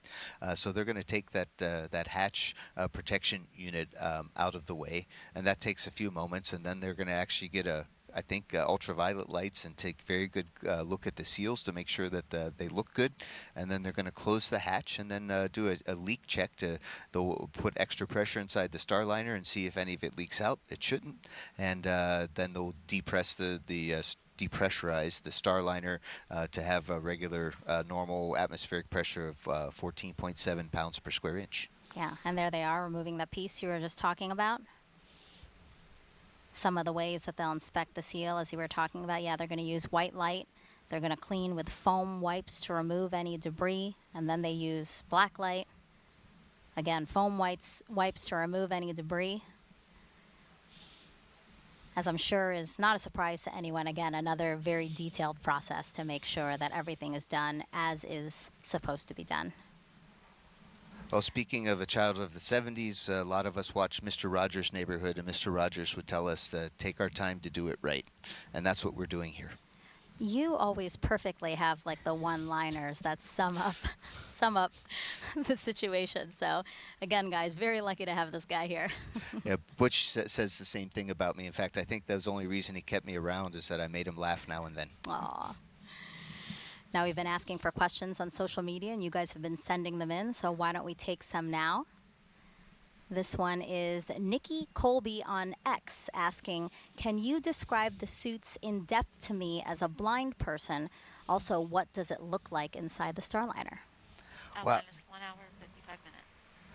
Well, Nick. ECS, LC. ECS? Adjust the ISA temperature to 145 degrees Fahrenheit. Roger. Well, Nikki, that's a great question. How do you describe a spacesuit? Well, it's made out of cloth and some puncture-resistant material. I think a lot of it's Nomex. And on the inside of this suit, and it's really it's all like almost one piece. there's a reason for that. Because it has to hold pressure, right? So it's kind of like a hoodie on top that the visor can float go over your head like a hood, and then you can zip it. And it's a one-piece overall that has long sleeves and long legs. And of course, it doesn't matter what color it is. Boeing chose the Boeing blue color for it. It has a few pockets on it, and at the bottom, it actually where the legs come out is actually a rubber bladder that goes throughout the entire part of the spacesuit, and so our feet go inside there, and then our feet also, they put boots on top of our feet, but we don't need the boots to remain pressurized. So all we need to do once we are inside of our suit is put on our gloves. There's a left glove and a right glove, obviously, and there's a small wrist ring that you have to kind of click the glove on and turn to the left or turn to the right to make sure it's locked, and then we put our hood on, right, our visor or helmet, and then we have to put our head back and zip it across, and then all of a sudden we're hermetically sealed inside of a spacesuit, and we can do our pressurized leak checks, and it can protect our lives. It's comfortable. It's very lightweight. I think Megan and Dee have the specs. Go ahead. Step 200 L2 balloon cycle task is complete. Roger. I think we have the specs on the suits, but it's a very lightweight suit, especially compared to the suits that we've worn before. And when I moved from the shuttle program to go fly on the Soyuz, I was very impressed with the Soyuz suit. And these these suits built by David Clark are even lighter than the Soyuz suit because the Soyuz uses a helmet. And then Nikki also asked about describing what it looks like in the Starliner. Can you talk a little bit about that? Oh yes, Starliner. It's interesting. It is. I don't say full of cargo, but it's there's a lot of there's two seats near. If you look inside the hatch on the left-hand side, there's two seats. Butch sits the one on the farthest away, and then Sonny sits on the next one. There's two other seats that we're going to use for future flights. This time we have cargo on them. The cargo come in these soft bags. We learned from Space Shuttle program that you can put more stuff into flexible bags than to metal containers. So we have these flexible bags called cargo transfer bags, or CTBs. And Boeing cargo bags are all blue, and the NASA cargo bags are all white, so we can easily tell the difference. And on the outside of the bags are labels. So we have bags strapped around the cabin. Butch and Sonny right now are sitting on their backs with their legs a little bit above their heads in a 90-degree position, and this provides crew safety for launches and landings. Those were both very detailed. That was a great answer to that question. And again, Nikki, thank you for asking that. We also have Lizzie Bursett on Instagram asking, what is the coolest part of the launch in your eyes, Mike? Oh, so everybody asks about launch, right? Because that's how does it feel? And sometimes I think people are asking how does it feel for launch, like all the G forces. Sure. We only get up to 3 Gs in these things, and only. Yeah, well, only guys. if you've flown high performance jets like Butch and Sonny and the rest of us, 6 or 7 or 9 Gs are Sure. a lot. So 3 is quite manageable, especially with these comfortable seats that are built for that. So that's not the feeling, but the feeling of having your dreams come true, going into space with the whole world cheering you on, and all the representing the hopes and dreams of all the people that worked really hard on this mission and putting the rocket together, putting together the spacecraft and the mission controllers and the management, the people that put in a lot of time to make this mission happen. It is in that you're all part of it right there. It's a very emotional event, and of course I'm an Air Force guy and I don't talk about emotions a lot, but launch is definitely an emotional event. Yeah, that's a great distinction, because you're right. I think when people think feel, or ask about feel, it's answering physically how you feel, but really emotionally is quite overwhelming as well, or can be. Emmett Reese on X asks, what will the crew be doing during their stay on the ISS? Well, Megan, you mentioned that we're looking at somewhere around an 8 to 10 day mission for Butch and Sonny, and most of the time on the ISS they're going to be working for Starliner, doing some testing with Starliner and certification. Right, we're going to see what it's like to take out the cargo, put in down mass cargo, things that need to come down. We're looking at seeing how set up the inside of Starliner for in case there's emergency aboard the International Space Station. Now, for Butch and Sonny's mission, chances are really small, but for a long duration mission, we do have to set up things like an ammonia sensing kit and a few other things that are standard for all the other spacecraft that visit the space station, and we just want to see how it works with Starliner. We also, they're going to pretend that Starliner is a safe haven, which is a 24-hour lifeboat that they can hang out on the space station in case there is emergency aboard space station, and that helps certify saying Starliner's ready for long duration missions. And so Butch and Sonny and along with the rest of the team are going to get this flight test data. Yeah, and you detailed some of them, but there's a total of 87 flight test objectives and many more operational capability checkouts that Boeing is looking to complete through Starliner's crew flight test. Dee, I know that the team will be watching each one very carefully, collecting data, analyzing that, again, on the road to certifying LT, Slick on Starliner. channel 1. Go ahead. Ready for hatch closure and pre-launch leak checks. Roger. Proceed with hatch closure. Fantastic call out there. That's right, Megan. You mentioned what the teams are looking forward to. You know, this is the great thing about having such a veteran crew. They've been to space before. They know what it takes to complete missions there. And so they'll be able to tell us, you know, what works, what doesn't.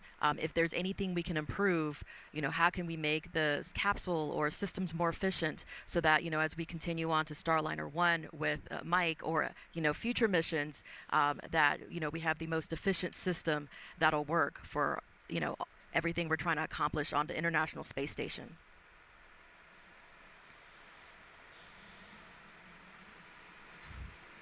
It's really exciting to be here for this crew flight test. You know, NASA retired its space shuttles in 2011. So for 9 years, astronauts could only get to the space station aboard Soyuz rockets until May 2020, when Bob Behnken, Doug Hurley, two NASA astronauts, they flew to the ISS in a SpaceX spacecraft, Crew Dragon.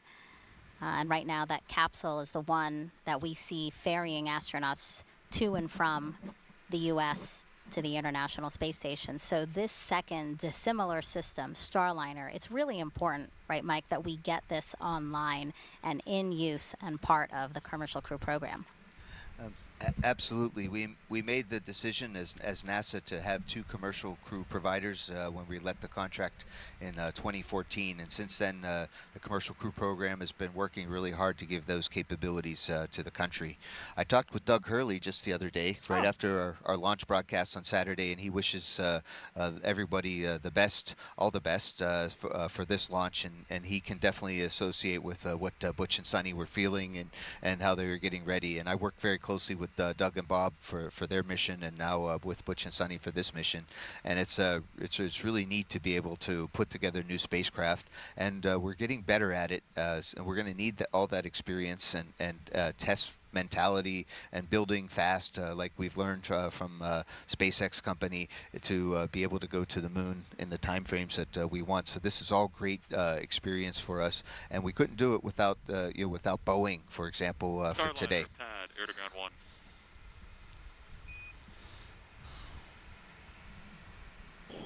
Starliner, go ahead. Starliner, be advised, we've been given a go to proceed with final hatch closure. We are ready. Oh, they are ready for sure. They are ready, I know. We're ready too. Several weeks.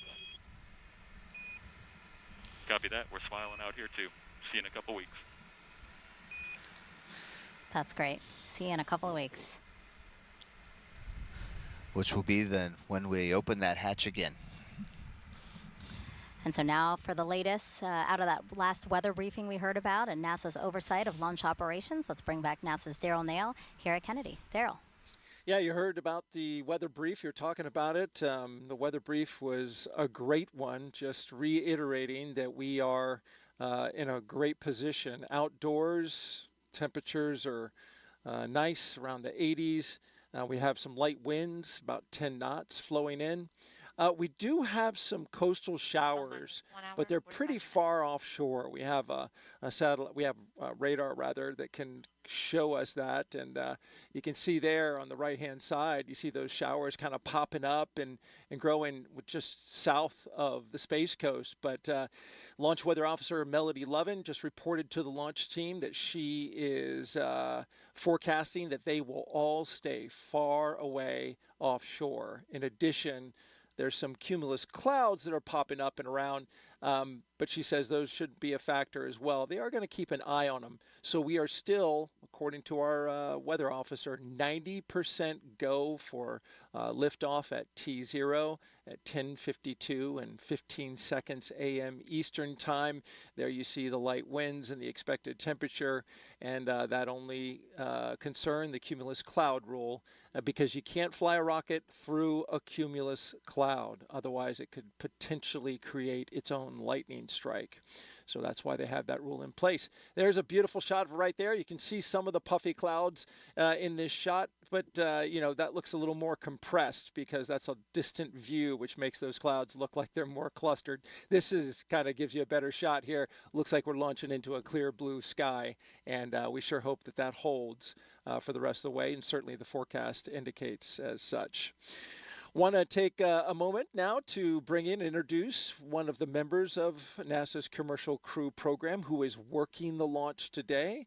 We're joined by Brittany White, who is with CCP. She is a launch site integrator, and you sit right over there. Yes, right I do. back there.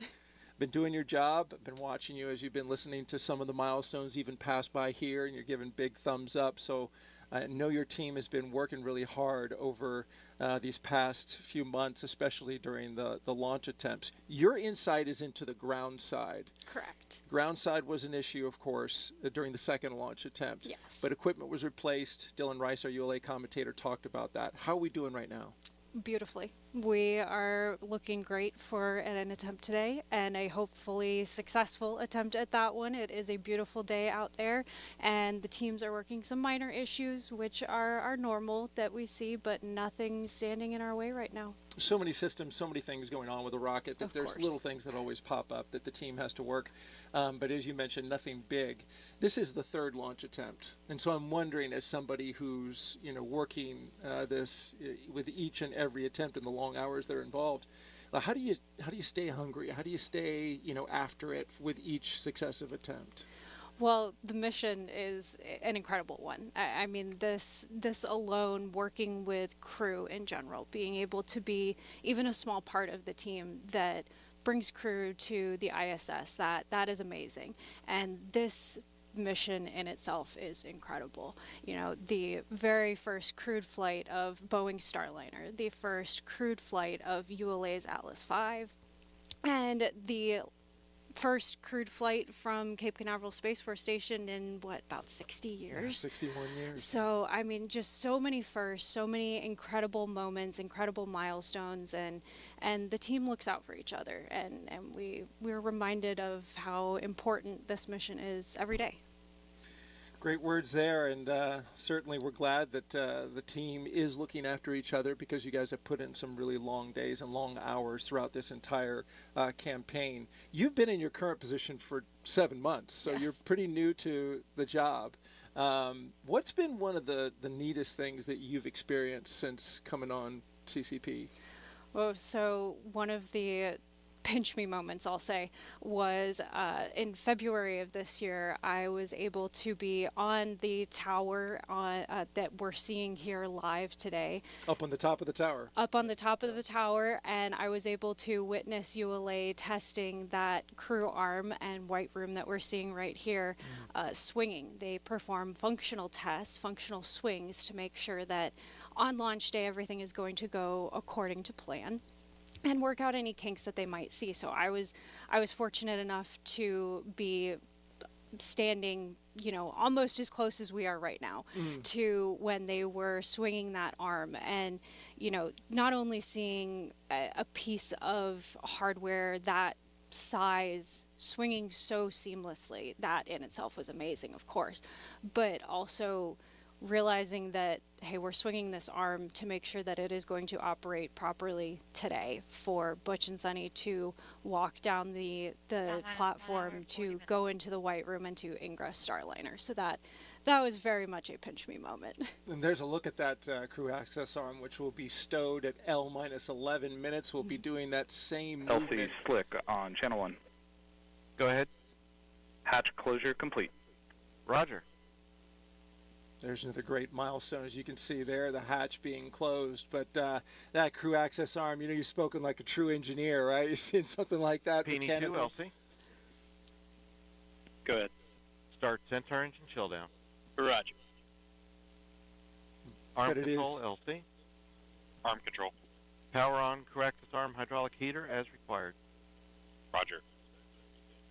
All right, Centaur engine chill, so another great step towards launch. Real quickly, you mentioned some advice that you'd like to give little girls or young women who are pursuing this career in engineering. It's a tough field, no question about it. But you had some advice that you want to give folks. I was given advice from a very young age. Never say no to an opportunity.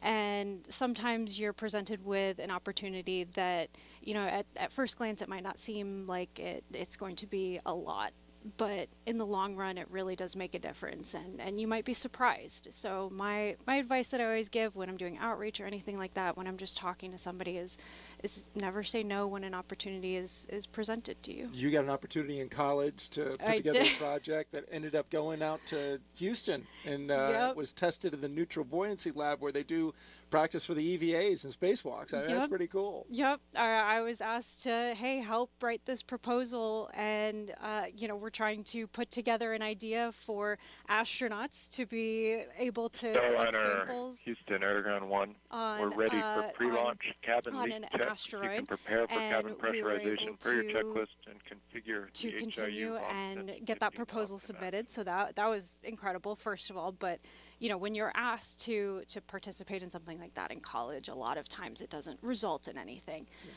Never would have thought we were. Amazing. Yeah. Cool stuff. Brittany White, launch site integrator with Commercial Crew Program. Really appreciate your time here, and we're really moving well through the milestones. In fact, way ahead of time, which is, I guess, a function of when you've done something for the third time. You get really quick at it. Yeah. Right? Yes. All right. Thank you so much for joining us, Brittany. And we'll send it back to Megan, Mike, and Dee. Thank you, Brittany. Thank you, Daryl. And yeah, way ahead of schedule, actually, just under 30 minutes ahead of schedule. Hatch closure again, in our very detailed countdown, was slated for an hour and 10 minutes before launch. But again, we can do things as quickly as is available, and that's why we're ahead of time. Roger. A call out there regarding Atlas. Atlas's second stage Centaur. Cap is removed. Starliner, we copy. Vent valve cap removed. And so Starliner, ground team is going to perform cabin pressurization. The caution will enunciate for cabin P high and cabin PPO2 high. As a function of that high cabin pressure, you can acknowledge the alarms. Starliner copy. All right, so Capcom telling Butch and Sunny that teams will soon begin pressurizing the entire capsule for a leak check. So we did just see hatch closed a few minutes ago, and you might have seen them locking the hatch with something that kind of looks like a tire iron. And actually, a similar mechanism was used on Apollo and shuttle spacecraft. So, so now that the hatch is closed, again, pressurizing the entire capsule for a leak check, Mike.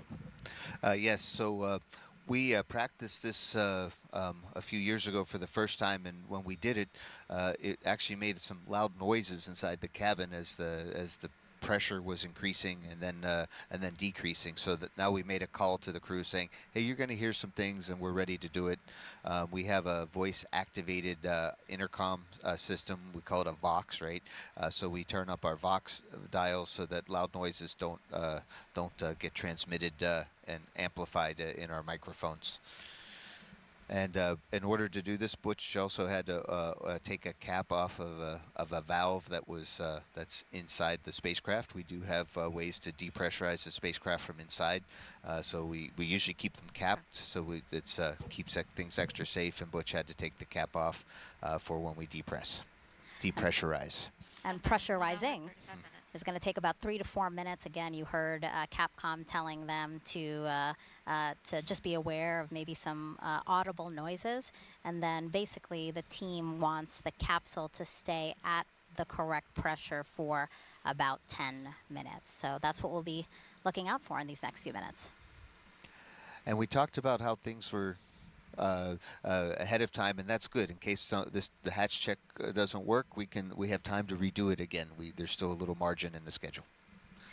You know, not only is Starliner flying Butch and Sunny today, it is also bringing up nearly 800 pounds of cargo to the space station. Let's check in again with Boeing's Lauren Brennecke and ULA's Dylan Rice. Yeah, Dee, along with our most precious cargo, of course, Butch and Sunny, we are taking around 800 pounds of cargo up today, and we are taking something that was added just a few days ago, actually, but more than half of what's going up is Boeing cargo, like CFT patches, mission coins, silver Snoopy pens, American flags, and a hard drive, which we mentioned earlier. It has about 3,500 pieces of artwork from children across the world. We're also taking tools, emergency life support equipment, and then that late add at NASA's request just a few days ago, our teams packed a new pump for the space station's urine processing assembly. That is a part of the water recovery system there on the ISS. It is about 150 pounds. It's a pump, and it is replacing 2 non-essential cargo bags inside Starliner. It is all methodically packed weeks in advance, besides that one late cargo. And about 25 bags are for Boeing, 10 bags now for NASA. And those NASA bags are carrying things like food, clothes, exercise gear, medical supplies, and anything the crew wanted to bring with them. On the way back, Starliner will bring about 750 pounds of cargo, so just a little bit less, and that includes 1 empty NORS tank. That's a nitrogen oxygen recharge system, and that will be refilled for future missions. So, Dylan, we are focused on the crew, on the pad team, on what's been going on with the hatch closure and the pressurization testing, but there's been a lot going on in the background as well on the rocket side. Yeah, that's right, Lauren. So as we've wrapped up the crew ingress process, we're starting to hear a little bit more traffic now back from the launch vehicle team. A few moments ago, we heard about the Centaur engine chill down. So the Centaur engines are fueled by cryogenic propellants, which are very, very cold. So this process takes about an hour, and it brings those engine temperatures down so that we don't cold shock them when they're introduced to those cold propellants. So that process has been started. The vehicle itself remains in propellant topping mode as the blue team is continuing their work up on the tower. We heard about the beginning to warm up the hydraulic system for the crew access arm. One of the big differences in today's countdown as compared to our countdown for our traditional uncrewed missions, our payloads that don't talk back, as I say, is the length of the built-in hold. So we spent the duration of this broadcast in our 4-hour built-in hold. Typically, our built-in holds are 15 or 30 minutes, depending on the length of the launch window. But for today, it's been lengthened to 4 hours to allow loading of the crew and closing out Starliner for flight. With today's instantaneous launch window for the International Space Station, launch vehicle and Starliner operations have to be precisely choreographed to occur on time. So far, things are looking great. The team's working no issues. All right, Dylan, we are about 1 hour and 31 minutes away from launch. We'll send it back over to Megan at the host desk. Let's talk a little bit more about that urine processor because, Mike, you actually helped install one. Not just one, but the first one. When Chris Ferguson and his team came up on STS-126, I was commander of the space station, and Don Pettit and I got to install the urine processor. It's a really neat kind of, I know it has a funny name, a UPA, right? UPA, right? So, but the urine processor is in essence a pump, and it takes our our waste products, our number one, our P, and helps take all the water out of it. Our water processing assembly aboard the International Space Station, we've gotten to be really good at it. We can get over 97% of our water recycled, and each time we send a liter of water aboard up to space station, it's like $5,000. So being able to recycle water is not just good for space station, but for when we go to Moon and Mars. So this urine processor, when it's not working, and a space station program manager said so at the most recent press conference, we've got to get it up there. Other than that, we have these large bags full of urine that need to be processed, and it'll start stacking up on us because we don't want to throw it away. We need to definitely process it. So having Starliner, an hour and a half to go. Having Starliner there to be able to take up the UPA really helps the space station program a lot, and this is that dual redundancy of having rockets go up to the space station on a regular basis. And the recycling of the urine into water is really impressive. Like the rate is 90-something% that they can... Over 97%. Yes, it's impressive.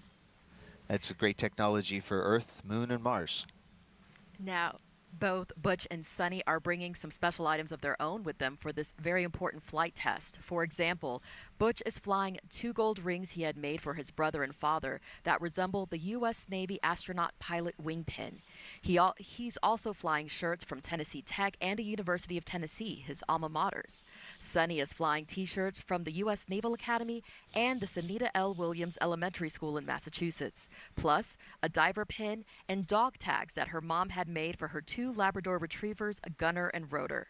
Sunny also loves to wear fun socks and packed many multicolor socks she plans to wear in space.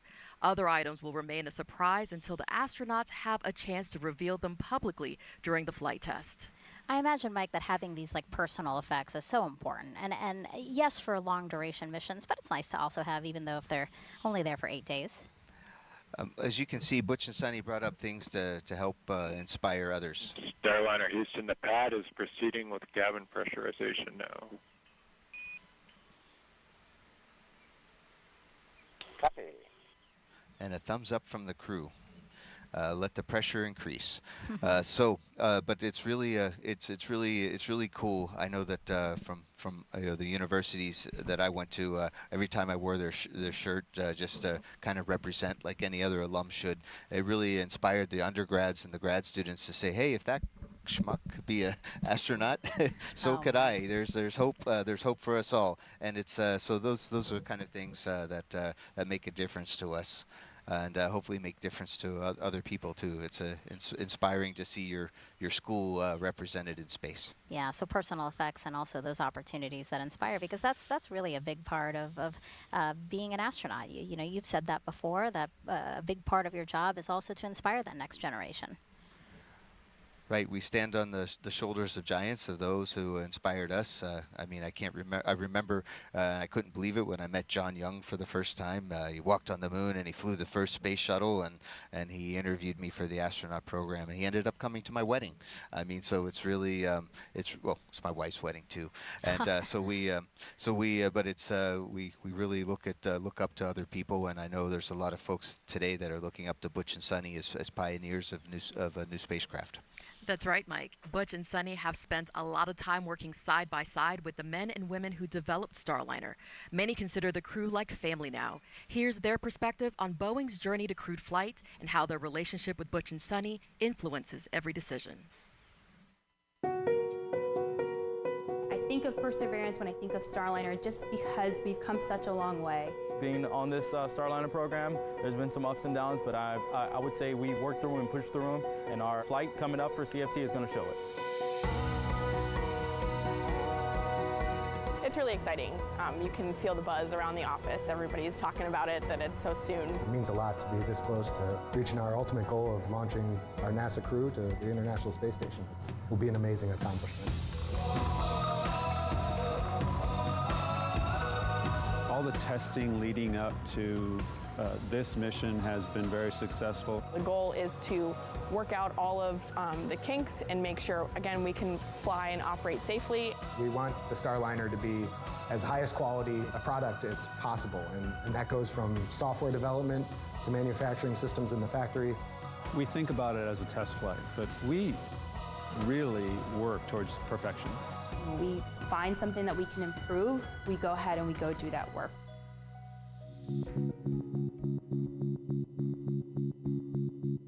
The safety of our crew members is at the absolute forefront of my mind. We're not strapping an astronaut, we're strapping our friends in. You know, the crew is our precious cargo, and everybody understands that. It's great that they have a relationship. I think it really makes the work that we do become more personal.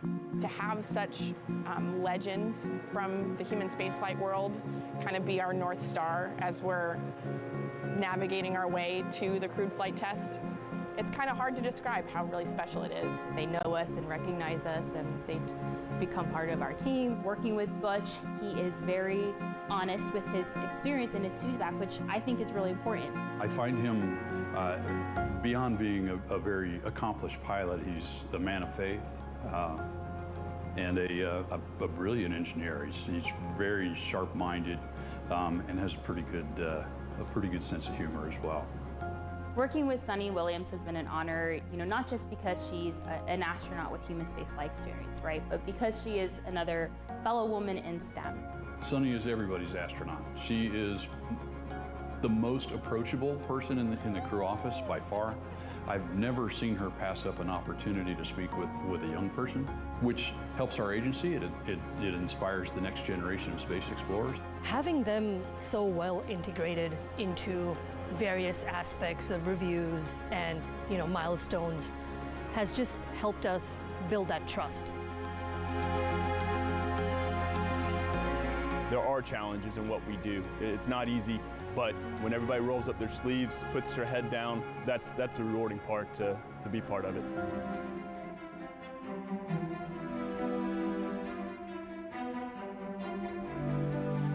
And until that door opens and that crew gets out safely, that's when we'll celebrate.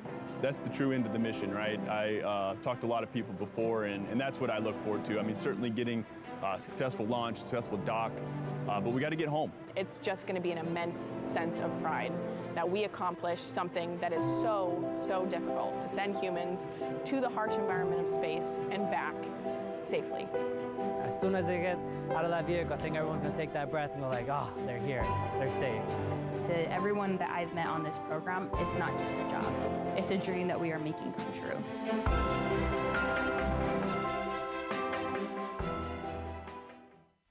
But you were saying when you were watching that, you really began to tear up. Yes, you can call me Mike today. And oh, what did I? Oh my gosh, I'm so Butch sorry, is on Mike. the start. No, I just wanted to say that montage was really meaningful, and it really shows how integrated the crew and is with our Boeing teammates, and how much that their spirits and their hard work are helping us soar to the stars today. And so that was a really nice montage. And Dee, your team, obviously. Yeah. Absolutely. I mean, this is great. We've been waiting for this moment, and here we are. So, let's check back in with NASA's Brandy Dean and Boeing's Jim May, who are monitoring things at Mission Control in Houston. Jim? Thanks, Dee. Flight Director Mike Lammers and his team here in Houston are still working steadily through their pre-launch actions, and everything's been going pretty smoothly. Been clear across the board most of the day as we count down toward today's 10:52 a.m. Eastern, 14:52 UTC liftoff. Once they have lifted off, they'll have a 25-hour ride to get to the International Space Station. And with this being the crewed flight test, they'll have a number of test or flight test objectives to work through, putting the Starliner systems through its paces to prove them out before operational flights begin. The first of those will come after Butch Wilmore and Sunny Williams reach orbit today, when they'll be doing some manual piloting checkouts while they're still well away from the space station. They'll be flying some attitude maneuvers, changing Starliner's orientation using only visual cues to start with, and then using Starliner's attitude direction indicator, which will be used for all the other planned attitude maneuvers. They'll also point the spacecraft's tail to the sun to demonstrate that it can use solar arrays to recharge its batteries. And once they arrive near station, they'll take over with manual control again to demonstrate their ability to station keep for 5 minutes at the opening of the approach corridor. And this corridor reaches out to a little under 250 meters away from the forward docking port on the ISS Harmony node, or as you may hear as we listen into the flight loops later, node 2 forward. Now this maneuver should be pretty familiar to both Butch and Sunny.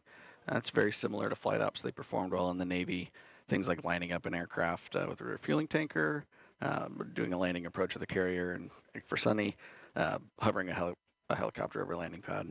And this demonstration will be a checkout of manual 6 degree of freedom control. So that will use both joysticks and Starliner. The translational hand controller, pretty similar to like a throttle stick in an aircraft, and the rotational hand controller, which looks and operates almost identically to a joystick in an aircraft. But we've got to get into orbit before we can do any of that. We've got another 1 hour Starliner and Houston, 20 the minutes. side hatch is being configured. Audible noise may be heard. Starliner, copy. As I was saying, another now 1 hour and 19 minutes until today's 10:52 a.m. Eastern launch. Flight Director Mike Lammers has been keeping close eye on the activities in Florida as the crew got into their seats and went through their suit checks. Also, as they closed the hatch and started pressurizing Starliner. In about an hour, Lammers is going to be polling the team here in Houston for goes or no-goes, hoping to get thumbs up across the board for today's launch. He'll be speaking for his team when he gives his final go-no-go to the launch conductor about 7 minutes before launch. The International Space Station also has to be go to welcome Starliner tomorrow. So let's go back to the Space Station Flight Control Room and NASA's Rob Navius for an update. Rob? Thanks, Jim. And the International Space Station Flight Control Team, led at this hour by Flight Director Alison Bollinger, has in fact polled her team, and the ISS is go for launch. During the week or so that Butch Wilmore and Sonny Williams are aboard the International Space Station as visiting crew members, each dock day will see a different variety of activity for the Starliner duo. On Friday, the Starliner astronauts will continue unloading cargo they brought to the station and will transfer some of the used emergency equipment from station to Starliner for the trip back to Earth. They will stow their launch and entry suits aboard the vehicle and conduct a debrief with NASA and Boeing officials about the rendezvous and docking phase of the mission. Once Starliner's batteries are recharged through station power resources, Starliner will then be configured for quiescent or steady-state operations. So it's a busy timeline that lies ahead for both Wilmore and Williams and their Expedition 71 crewmates once Starliner docks to the complex tomorrow. And if you're just joining us at the time of launch, at 10:52 and 15 seconds a.m. Eastern Time this morning, the International Space Station will be flying 260 miles over south-central Turkey. For now, that's it from the Space Station Flight Control Room. Now back to you guys at the Cape. Certifying a second spacecraft for regular flights to the International Space Station will greatly benefit the orbiting laboratory. For more on that, here's NASA's Antonia Jaramillo. Thanks, Dee. We are here on the roof of the Atlas Spaceflight Operations Center, and joining me is NASA Deputy Administrator Pam Melroy. Deputy Administrator, as a former astronaut, you are no stranger to launch scrubs. Can you talk us a little bit about the process that our astronauts go through when a scrub is announced? Yeah, good morning, Tony. It's great to be here. I was actually teasing Butch and Sonny a little bit this morning about it.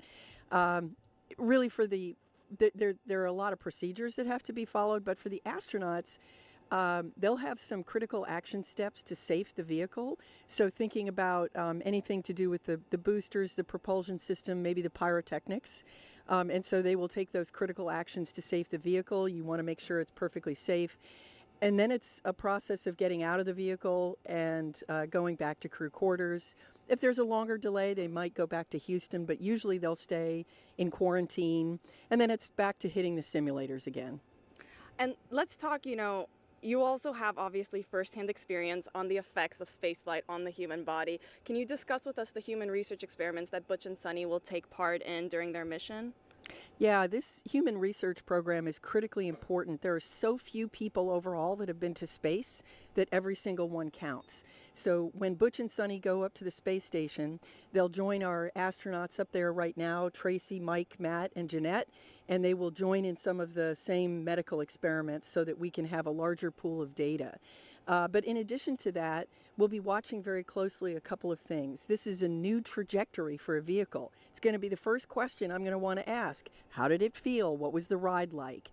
And then, of course, they've got plenty of experience getting out of the vehicle before launch, but it'll be a different thing after flying in space, and we're going to want to look at that closely. Absolutely, we are. And, talking about some of the science then that's currently on the International Space Station, what are some of the new interesting experiments that you are most looking forward to learning about?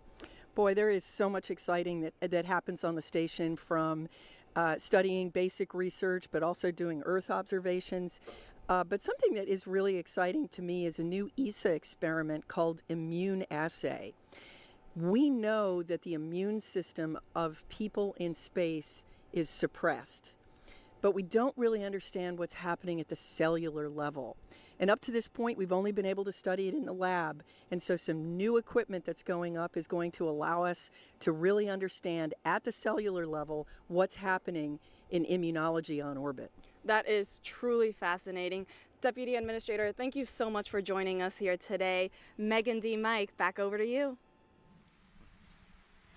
Now, today's launch will be the 100th launch of ULA's Atlas V rocket. It will also mark a sort of passing the torch within the company. Let's look at what this means to employees. We approach every mission we launch with great care. This will be certainly the first payload in my career where the payload can talk back. We're not used to having payloads with heartbeats.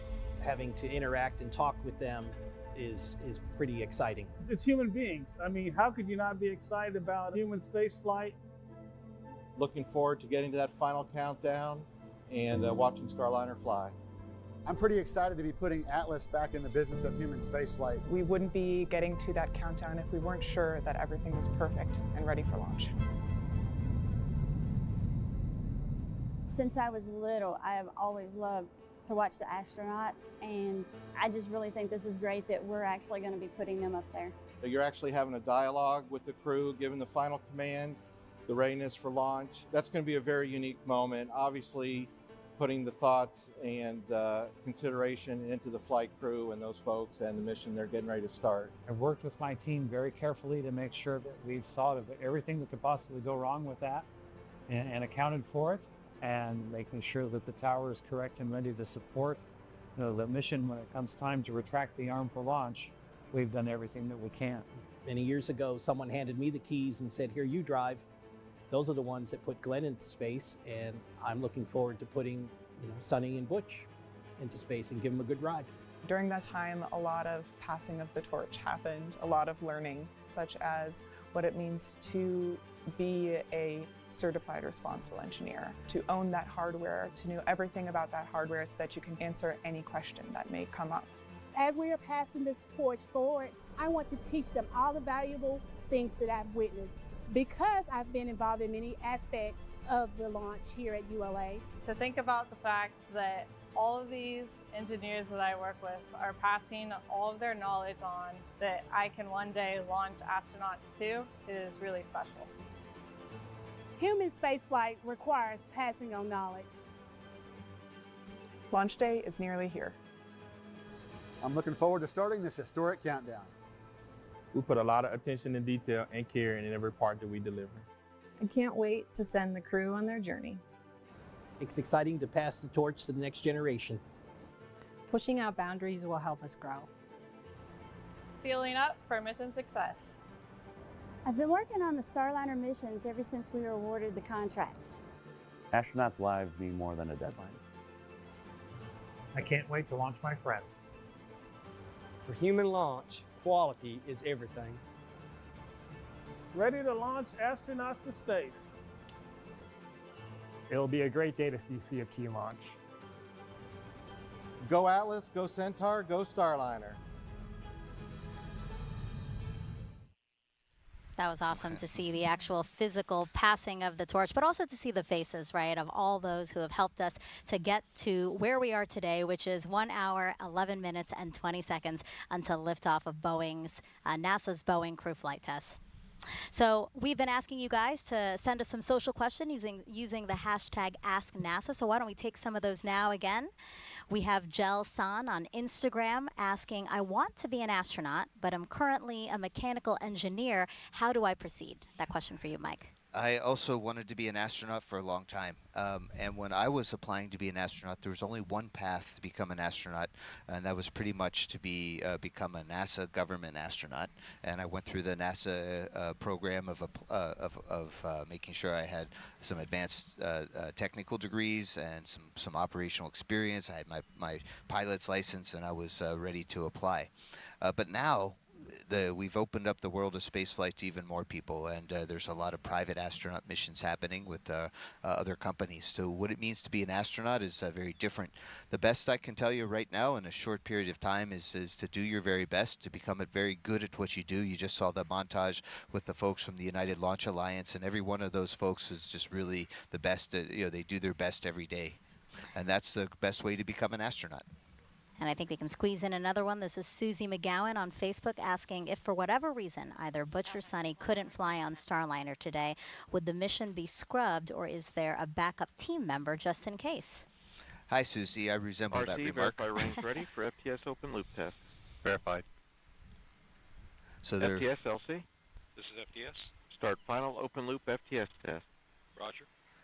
They're doing a kind of a safe version of the flight termination system test to make sure they're ready for launch. So Susie, yes, I as a backup to Butch and Sonny, was able. We could have turned the around us if they got sick, but not on the day of launch. Certainly not today. We have an instantaneous launch window. We don't have very much margin for someone else to get into their spacesuit and go. But if unfortunately somebody were to not do well and we need to switch out crew members, we have preserved that capability so that the mission can go on. It's not about an individual, but it's about the mission that's important to NASA. All right. Remember, it's super easy to submit questions for this broadcast. Just go to NASA's YouTube, Facebook, X, or Twitch pages and add your question with hashtag AskNASA. We want to introduce you to the man with the final go or no-go here today. He's a familiar face to those who have been following human spaceflight over the years. That's Leroy Kane, live inside of the ASOC. He's Boeing's Commercial Crew Deputy Program Manager, and he serves as Starliner's Mission Director today. Previously, Leroy served as NASA's Space Shuttle Flight Director and then as Space Shuttle Deputy Program Manager. He's been involved with more than 100 shuttle missions. Our team asked him how today's flight compares and how his experience supporting so many astronauts from the ground influences every decision he makes. Starliner Houston, we got a good leak. The first crewed flight of Starliner ranks pretty high, I would say, in terms of not only importance, but I think significance relative to my career anyway. I worked with a lot of astronauts, a lot of flight crews, and of course also with Butch and Sonny. They bring a lot to the table in terms of helping us as a team get to a place where we're ready to go fly. They've been very integral to the process for years, and all of that culminates with this flight test. This business that we're in, human spaceflight, it is, I've said before, it's not for the faint of heart. It has the highest of highs and the lowest of lows. It's very unforgiving. Spaces are very unforgiving. The margins are small. We understand. And really to be in it, your heart has to be, you have to be, I say, in it to win it. So what I try to do is try to think about, what are we missing? What are we not thinking about? What have we not discussed? What have we maybe failed to have enough imagination or curiosity to pursue? And I try to look at things through a lens of what's missing. I expect it to be a very successful flight test. I think we'll learn some things because we always do. We'll learn every time we fly.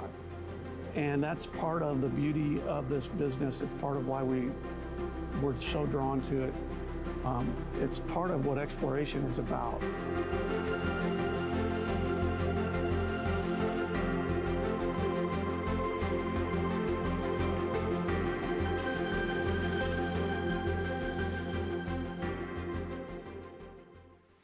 If you're just joining us, welcome to the official broadcast of NASA's Boeing Crew Flight Test. We have a beautiful aerial view of the rocket and spacecraft on Launch Pad 41 at Cape Canaveral Space Force Station. I'm NASA's Megan Cruz. This is NASA astronaut Mike Fink, and that's Boeing's Dee Russell. Good morning. Now we are here to watch NASA astronauts Butch Wilmore and Sunny Williams make history as the first people to fly aboard Boeing's Starliner capsule. And Mike, liftoff of the United Launch Alliance Atlas V rocket is slated for 10:52 and 15 seconds a.m. Eastern Time. Where are we in the countdown? We're looking really great in this countdown.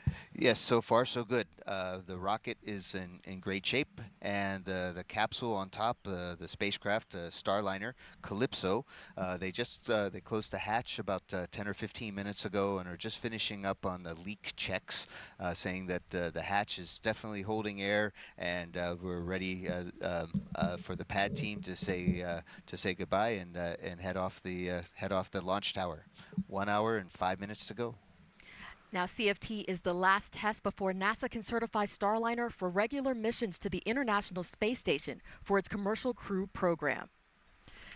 It's also only the 6th time that NASA astronauts will launch on a new spacecraft designed for crew. The last time an Atlas-class rocket launched humans to space was 61 years ago with the final flight of NASA's Mercury program. Over the last 3 hours, both Butch and Sunny, who you see there on your screen, have been getting ready for liftoff. The astronauts were helped into their suits inside the historic crew quarters suit-up room. You see that there. And then they walked out to family and friends. A wave there from Butch and Sunny before the 20-minute ride to Launch Complex 41 in an Astrovan. After arriving at the pad, the crew ascended the crew access tower to get into the Starliner spacecraft. They ingressed or got into Starliner and are now strapped in, awaiting liftoff. Mike, why is it so important for NASA's commercial crew program to certify a second, again, dissimilar crew transportation system to the International Space Station? Megan, it's really important because right now we only have 2 ways to get into humans into space. One is with the Soyuz and our Russian partners, and we all know that that's our relationship with the Russian Federation's a little bit tricky. We still maintain a good connection in space. And then we have Dragon, which is a fantastic spacecraft launching on the Falcon 9. But those are only 2 ways. Having a third way to get to the International Space Station, or from the U.S. perspective, just a redundant way to go, is that if something goes wrong with anybody, we still can get people up and down to the International Space Station. And we found that out with the Columbia disaster, how important it was to have another way to get to space. We stopped flying astronauts up and down the space station solely on the space shuttle, and we started flying on Soyuz, and that really taught us some good lessons then. Mike, you spoke with Butch and Sunny recently. How are they feeling about the road to this moment with only 1 hour and 3 minutes to launch? I think Butch and Sunny right now are probably taking small cat naps, or I guess Sunny, she doesn't like cats as much as puppy naps. I don't know, but they are very excited. They've had it's been a long road in quarantine, away from friends, and they've been able to see their family from a distance. But they are ready. They're very much mentally prepared and physically prepared for a great launch today. As you can see, guys, Mike is a great resource for us today. He actually trained alongside Butch and Sunny to fly on this mission and is actually the backup pilot if needed. So we're encouraging you to send him any questions you might have about what you see today. Just go to social media and use the hashtag AskNASA, and we will continue to take as many questions as we can live. Again, a check of the clock, 1 hour, 2 minutes, 26 seconds and counting until NASA's Boeing crew flight test. What's significant, again, is that we are ahead of schedule. Again, we were going through the paces as things were done so that we can build that margin.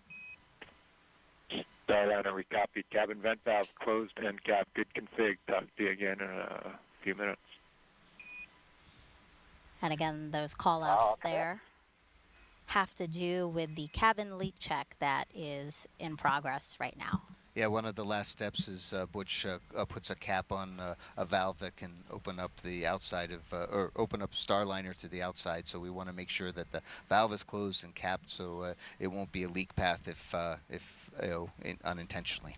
And there are more than 60 seals, right, in the crew module, 6 valves to check if they're in the closed position. And bottom line, this check is to make sure that everything is sealed so that the Starliner is properly pressurized on the ride up.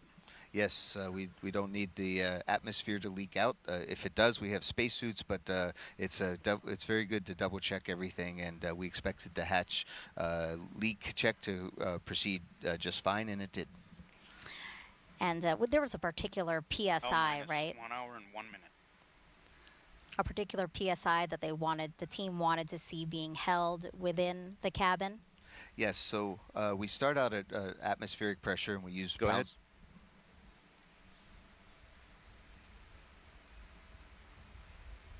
pounds per square inch as our measurement, so that's PSI. So we normally start at something, whatever it is here today in Florida, like 14.6 or 14.7 PSI. We add 2 extra PSI, so they were holding at 16.9 pounds per square inch, and that held throughout the 10 minutes, and that's an overpressure, so it would have leaked out if we had a leak path, and it turns out we didn't, so leak check good. All right. And we have teams in both Florida and Houston watching every aspect of this mission. Let's head over to ULA's Dylan Rice and Boeing's Lauren Brennicke, who are monitoring the spacecraft and rocket from United Launch Alliance's Advanced Spaceflight Operations Center, or ASOC. Go ahead. Yeah, for anyone just joining us, as Megan just said, we are here at the ASOC. It is ULA's rocket headquarters over here on the Cape side. Dylan and I are in a great location to be monitoring all of the operations that are going on around us. We have the whole launch control team down here behind us, and you might be able to see us there in the middle in the glass. Alarm at a bad time, we're going to recommend that line item 390 be disabled. Roger, copy line item 390. LC concurs. LD? LD concurs. Roger. RLM? LC? RLM 11. Roger. Please disable line item 390. Active. All right, another part of our job is to wear headsets and listen to the loops that you're hearing there on the broadcast, as well as some of the other side channels, just to keep track of everything going on today. We did just get an update that the helium leak on Starliner remains good. We have confirmation it is still acceptable for flight, looking about like it did on Saturday, so that's great news. And Dylan, Atlas has been really all over the solar system, but preps for today's launch are just a little bit different. Go ahead. Line item 390 has been disabled. Roger. Well, that's right, Lauren. So we're using our standard processes and procedures that we use for every Atlas Centaur mission. But today's mission is different because we have a Starliner atop Atlas and Centaur, and 2 astronauts inside Starliner. So there are some added steps. LC, this is FTS. Go ahead. Yes, Operation 55, Step 270, FTS open loop test is complete. Roger. So we do have added steps to support those additional activities to ingress the crew and then close out the Starliner and then prepare the crew access tower for launch. But right now, today, we're remaining in our final built-in hold as we continue to prepare for liftoff. There are a few activities left for us today. The blue team will be clearing the area soon, at which point the final preparations for launch will get underway, and we'll be configuring the vehicle's propulsion and hydraulic systems for flight. The avionics team will be loading upper-level wind data into our flight computer that allows us steering through the atmosphere. And you'll also start to hear final comm checks between the LCC, Mission Control in Houston, the BMCC at Kennedy Space Center, and the Starliner crew.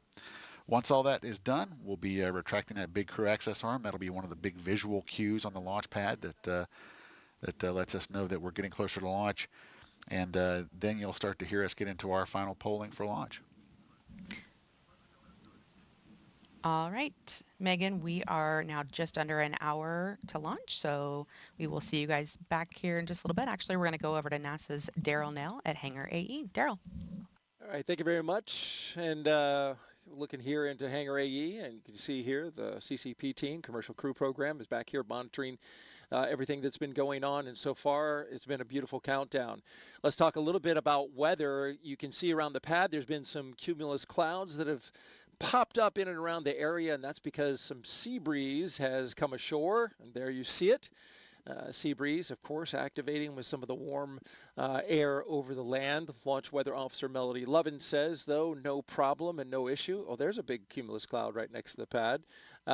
She believes that these are going to be able to pass over by the time we hit T0, so not looking to have much of a problem there. And she just briefed us that we're still go. 90% go is currently where we're standing at. Again, beautiful weather outside. You see the one concern there, the cumulus cloud rule.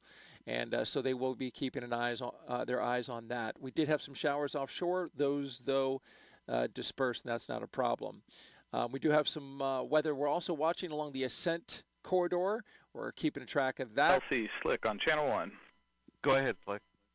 CST 100 pad operations are complete and ready to configure the white room for launch. Annulus purge was disconnected at 13:54 Zulu. Roger. Blue team lead, LC. Go ahead. Perform toxic vapor and O2 checks when raising the environmental seal and configure white room for launch. Roger. Getting that room right there ready to launch. You'll see that environmental seal around the Starliner and get ready to go up as they get that room ready for launch and eventually at L-11 minutes retract the arm away.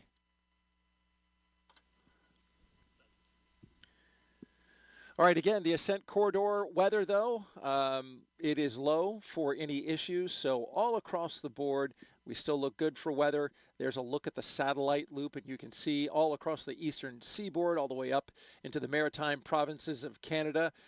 Fortunately, we got a high-pressure system off North Carolina that's keeping everything pretty stable and clear out there. Just a couple of issues along the way, but nothing that would put the Starliner at risk of splashing down all along that track if they needed to, should something happen to the rocket.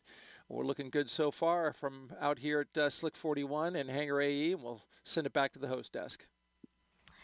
And let's take another look at the crew for this flight test. We see Commander Butch Wilmore. He was at the bottom left corner of your screen, NASA astronaut and retired U.S. Navy captain. Raised in Mount Juliet, Tennessee, married to Deanna Wilmore, and they have 2 daughters.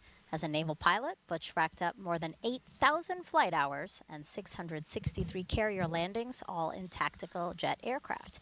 He completed 4 operational deployments supporting missions like Operation Desert Storm. Before his selection to NASA, Wilmore was on exchange to the Air Force as a flight test instructor at the Air Force Test Pilot School at Edwards Air Force Base in California. Butch is a veteran of 2 space flights as pilot on Space Shuttle Atlantis in 2009, and then 5 years later, he served as flight engineer for Expedition 41. So far, Wilmore has spent 178 days in space and performed 4 spacewalks, so this flight will be his 3rd mission to the ISS. And Sunny Williams, CFT's pilot and a retired U.S. Navy captain. NASA selected her as an astronaut in 1998, just 2 years before Butch. This will also be Sunny's 3rd mission to space, making her the first woman on a test flight of an orbital spacecraft. Her first trip to the ISS launched in 2006. She served as flight engineer for Expeditions 14-15. She then returned to the orbiting lab in 2012 and was commander of Expedition 33. Sunny has more than 50 hours of spacewalk time, the 2nd most cumulative time by a female astronaut. So far, she has spent 322 days in space. Before NASA, Sunny was a former naval test pilot and instructor, logging more than 3,000 flight hours in more than 30 different aircraft. Williams grew up in Needham, Massachusetts, and is married to Michael Williams. She enjoys hanging out with their dogs, working out, hiking, and camping, as well as working on cars and houses. As the crew aboard Starliner prepares to launch to the space station, let's take a look at what's in store for Sunny and Butch while on this mission. The mission of the Commercial Crew Program is to provide transportation for astronauts to the International Space Station. Multiple providers provide you redundancy. Redundancy is important, as we know. In our systems, we have redundant systems.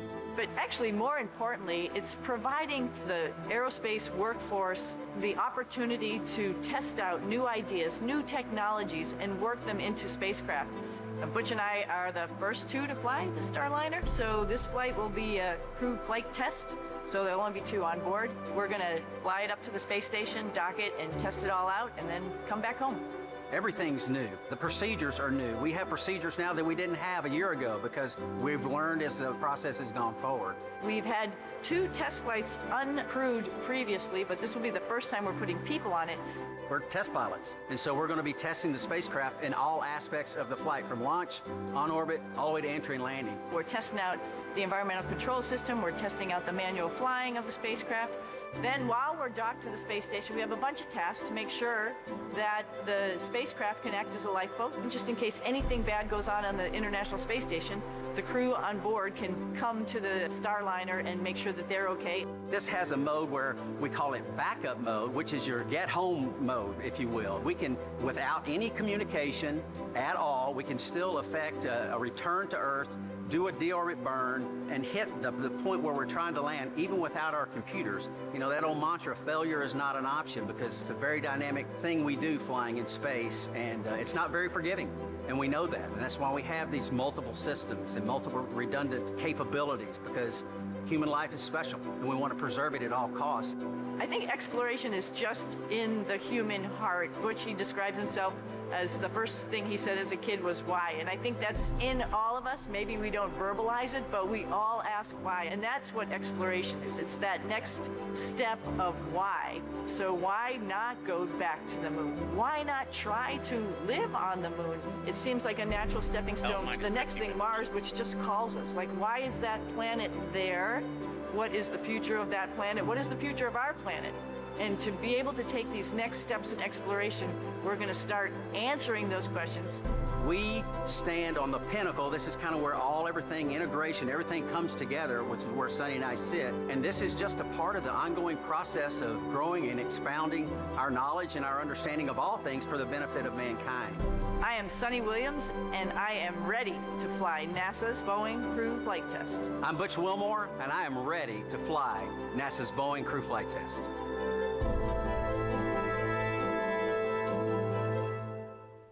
And we are ready here at 49 minutes, 17 seconds until liftoff. Now, this historic flight test will be a major milestone for United Launch Alliance. NASA's Antonio Jaramillo joins us now with ULA's CEO and president, who has more about this company's road to this moment. Thank you, Megan. Joining me is Tori Bruno, CEO and President of United Launch Alliance. Tori, it's so great to have you back on here. Can you give us a quick recap, first on the issue that occurred during the last launch attempt and how teams resolved it and got us to where we are today? Absolutely. So we have a ground system at the pad that controls the things that occur in the last few moments before we go to ignition. This particular system is the one that releases the rocket from the pad and controls what happens to getting the umbilicals loose. And we have a triple redundant system that is also able to vote, and we lost one card within one of those 3 chassis that do this. The crew was never in any kind of danger or anything like that, but in our timeline, had that failed much later, we would have relied on the double redundancy in voting that remained, but that early on, our criteria says stop and understand what's happening. We did resolve it the next day on a Sunday. It is a card within a chassis that has power supplies. It was one of the 2 power supplies that are also redundant, and so the flaw was really that power supply going down and not switching to the backup supply built into the chassis. So we removed it, we replaced it, we put the modules right back in it. The chassis we're using we know works because it's the same chassis we used to launch Vulcan on Cert 1. Everything has checked out and been retested, and now we're good to go.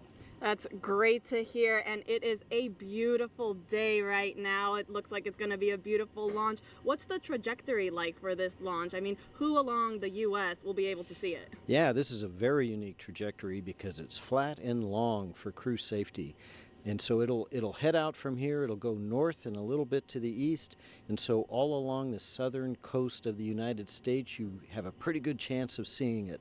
And what that trajectory allows us to do is to have no blackout areas where the crew would be unable to abort the flight, God forbid, in the event of an anomaly.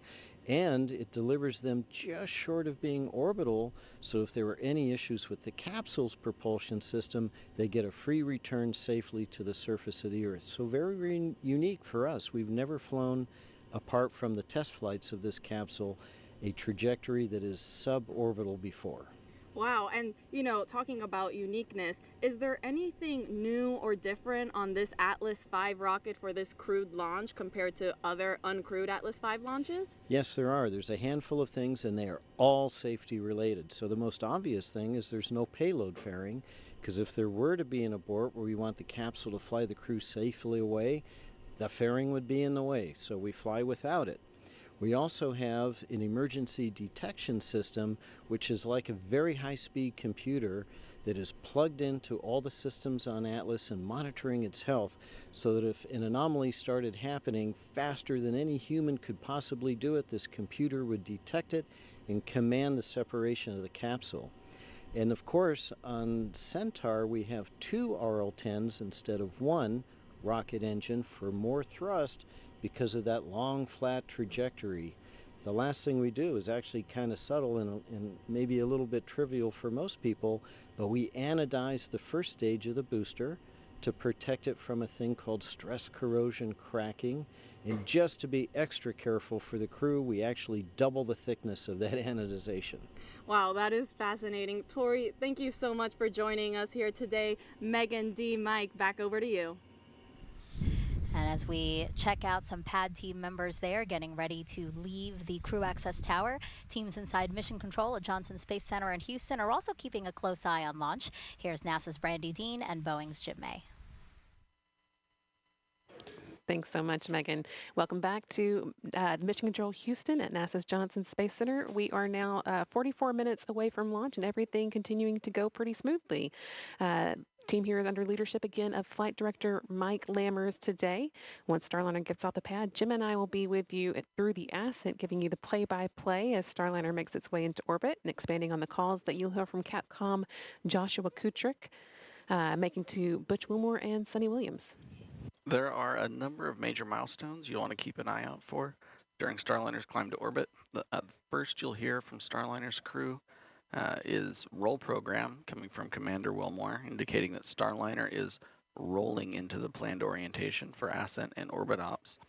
Then about 45 seconds into flight, the crew and Starliner will reach what's called max Q, which is the maximum dynamic pressure that they will experience during ascent, and that happens just before they reach Mach 1. A minute and 35 seconds into flight, the solid rocket boosters that give Starliner its first major push into orbit will have been used up. Starliner will then hold on to them for just a little more than a minute after that, and then jettison the boosters before second stage takes over and gets Starliner the rest of the way to orbit. Starliner will actually reach orbit about 11 minutes and 58 seconds into flight, at which point the Centaur's main engines will cut off. Starliner and its crew hold on to that stage for a couple of minutes, and then separate from it at around 14 minutes, 58 seconds into flight. From there, Butch and Sonny will be free-flying Starliner on their own. During ascent, you'll hear Kutrick mentioning a number of abort-related milestones as Starliner moves past them. Starliner can safely abort all the way up to orbit, as you just heard in that interview we saw from Florida. That includes the East Coast, off the coast of Newfoundland, and off the coast of Ireland. Beyond that, it would just be able to safely abort to orbit, and of course, we're hoping not to need any of those options. And the last major milestone before crew begins what we call orbit ops is the orbital insertion, or OI burn, which will move Starliner into slightly elliptical orbit as opposed to the more slightly suborbital trajectory that it starts off in after separating from the Centaur. From there, Starliner will be on its way to the International Space Station. And speaking of the space station, let's check in with Rob Navius and the International Space Station Flight Control Team. Rob? Go ahead.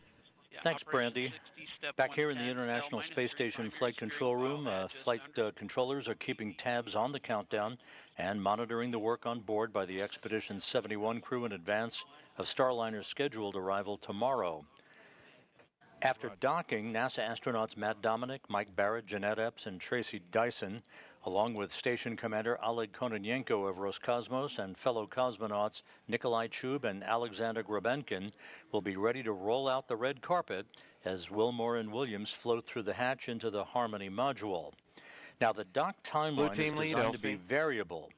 That means that the number of days Starliner could stay at the station could be adjusted depending on any further launch delays or undocking delays Clear the flight caused hazard by area, weather turn conditions at area the western warning U.S. system landing lights, sites complex for 41 Starliner. flashing red, and sound One of the area most important dock days for the Starliner crew will come 2 days prior to their scheduled undocking, when they load the last of the cargo items to be returned to Earth in the vehicle and conduct onboard manual piloting proficiency. That will enable them to stay sharp for their departure from the station and the deorbit and entry events that will follow.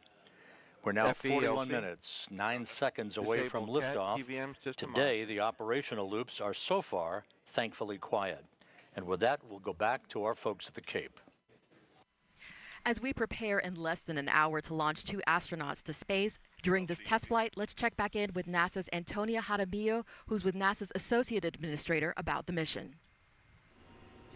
Thank you, Dee. Joining me is Jim Free, NASA's Associate Administrator. Jim, thank you so much for joining us. Can you discuss a little bit why it's important for the space agency that we have another American spacecraft launching to space from American soil? Well, I mean, it is truly historic day that we have today. It is the 6th time we've launched a new vehicle to space, and this time with the first female on one of those missions in Sunny, and from the Cape Canaveral Space Force Station, not the Air Force Station any longer. And we're also, now it gives us that chance to get back to ISS with another crew. And the learning that we're doing there about the human body, about technology, about science, of course science is key to all we do. And then to prepare ourselves for those missions to the moon and then onto Mars. Absolutely. A lot of firsts, a lot of important things for sure happening on this mission. You talked briefly on this. Can you discuss again why it's important just in general that we have multiple spacecraft available to send humans to space? We need that access. So right now we have one provider giving us that access to space station. This will give us a second provider, which means if we have a problem with either, we have ways to get our crews to and from station, which helps keep the tempo that we've had for 23 years of having humans in low Earth orbit, but also that opportunity to get the crews back if there's an issue at all, and keep that presence going. Absolutely. This has already been a very exciting year for the agency with many, many fascinating missions already taking place. Now with this historic launch about to take off, what else can the public look forward to?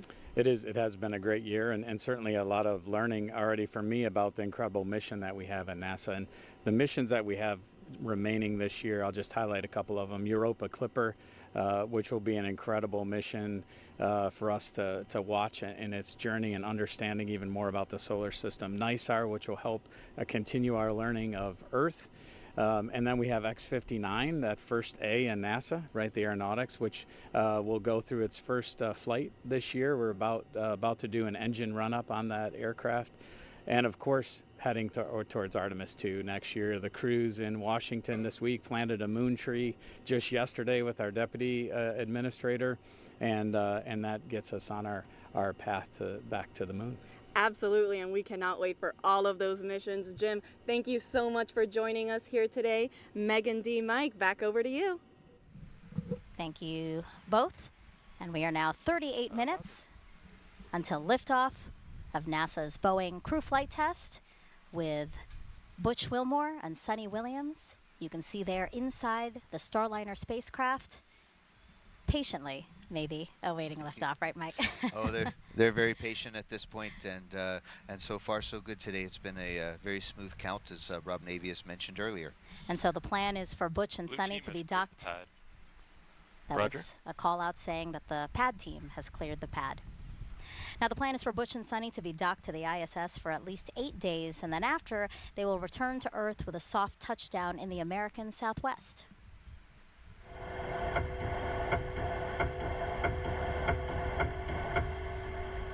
That's video and sound from inside Starliner during its return to Earth 2 years ago as part of the Orbital Flight Test 2 mission. Its heat shield will reach 3,000 degrees Fahrenheit during re-entry. Parachutes then deploy, and the heat shield is discarded to expose Starliner's airbags. The original test pilot you see on the bottom center of your screen, Rosie the Rocketeer, collecting data of what astronauts might experience during landing. Starliner is the first and only American orbital crew capsule to land on land. This allows for quicker access to crew and cargo. It also makes turning the spacecraft around for future missions quicker. But Mike, Starliner can also land in water in the case of an emergency.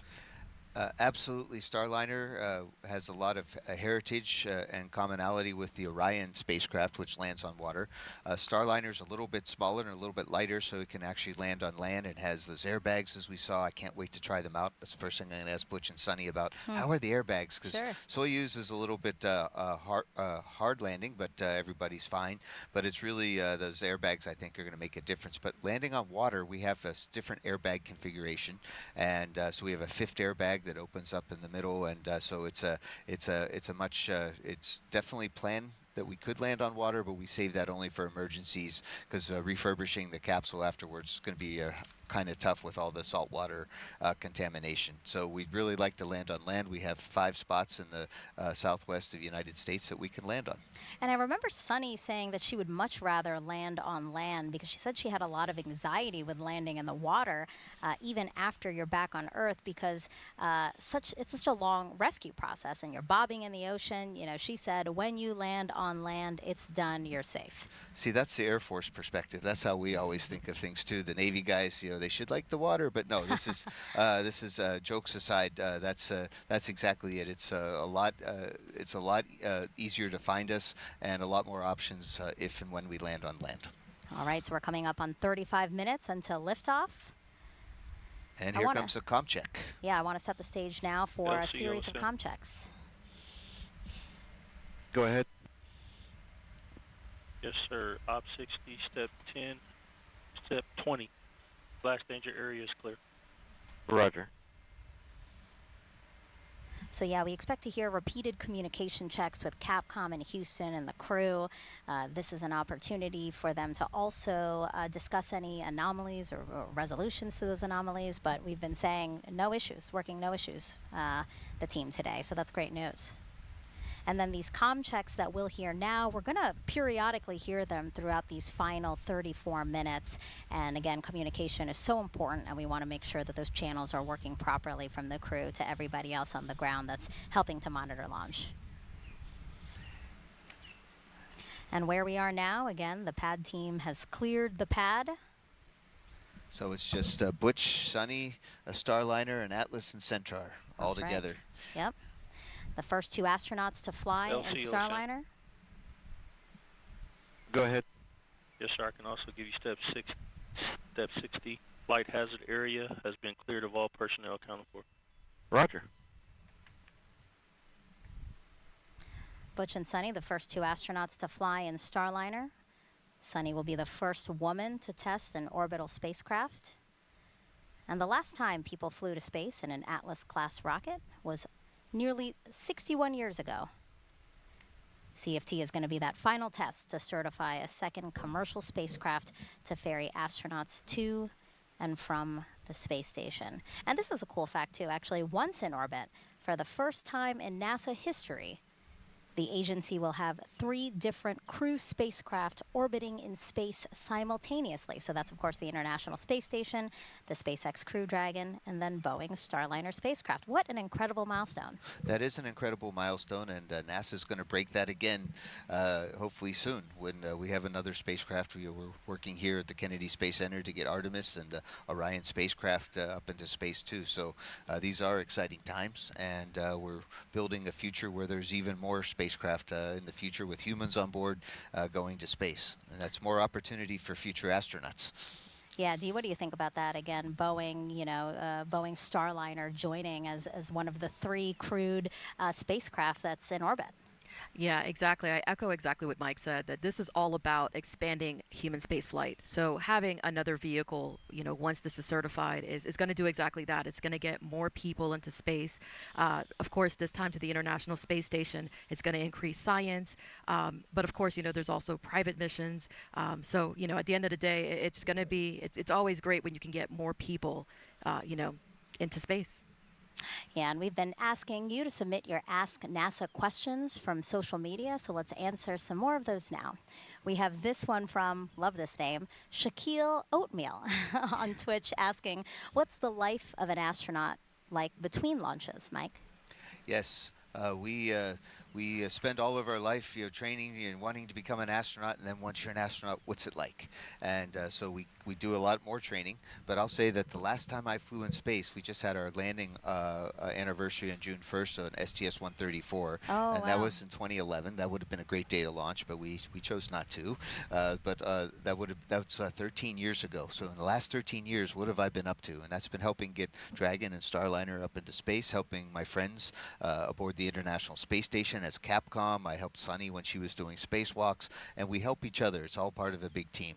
And so today it's great to see Butch and Sunny. They've both been waiting a long time to go fly again. Trying to get a third mission or a fourth mission is really, you have to wait and be patient. And Butch and Sunny are going to have they've been working hard on Starliner too. And that's what we do between missions. We help get ready for the next missions and help our friends be ready and support them while they're in space. Yeah, and the Commercial Crew Program is so important because in working with our commercial partners, it really allows NASA to pursue other things, like, again, returning to the moon. Our eyes are set on Mars with the Artemis program. Indeed, and I'll just say I've enjoyed working both with SpaceX and really with Boeing. I mean, when we saw our teammates on the montage earlier, it just it made me tear up a little bit, and I'm not afraid to say that because there's a lot of respect with the team. And let's take another question now. This one is from World Citizen on YouTube asking, does the crew on the space station watch the launch? So right now it's the middle of L minus 30 minutes. 30 minutes to go. RC, conduct weather briefing on Channel 8 Weather Conference Net. Roger. Arm controls, start arm hydraulic final preps. Roger. LOX 1, perform pogo suppressor charge. Roger. Prop 1, perform RD-180 transducer converter calibration. Roger. Peony 2, perform Centaur LH2 SVV cycle test. Roger. That's all the communications between the launch team, basically all the steps that's needed to get us to T0. Yes, less than 30 minutes left. So aboard the International Space Station, if the crew gets a minute, I do believe that they're beaming up this launch broadcast. So hi to my friends aboard the International Space Station that they're going to watch the launch. They're very invested in this. They've been waiting for weeks, months for the Starliner to arrive, and we're good friends with the crew on board, so it's going to be very cordial. But yes, I remember watching minus 29 minutes. the shuttle's launch. And then when my friends landed on either the shuttle or on the Soyuz, we would try to watch the landing coverage too. So certainly we were always watching NASA TV. And we did get a chance to talk to NASA astronauts Tracy Dyson and Jeanette Epps prior to launch. Prop 1, LC. Prop 1, go. Are we complete? Yes, RD-180 transducer converter calibration is complete and the engine FIV is open. Roger. Flight control, start flight control final prep. Roger. LC, Peony 2. Go ahead. Centaur LH2 SVV cycle tests are complete. Roger. Again, Tracy Dyson, Jeanette Epps, two of the astronauts that are on the International Space Station already. We did get a chance to talk to them prior to launch. Update complete. And they said they are ready for Butch and Sunny to arrive. They've gotten their areas all set up for them, so they're really excited to welcome them just about 26 hours after liftoff today.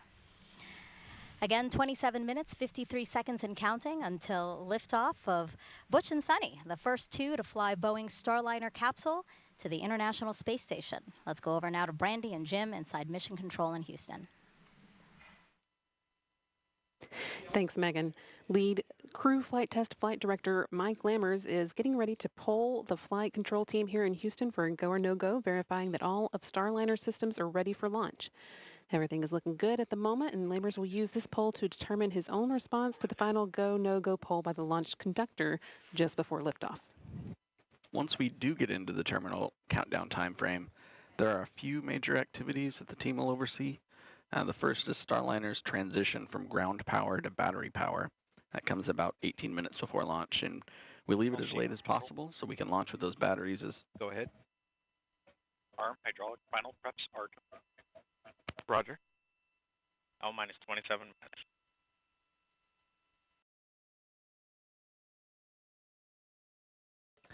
We leave that power transition as late as possible so we can launch the batteries as close to full charge as possible.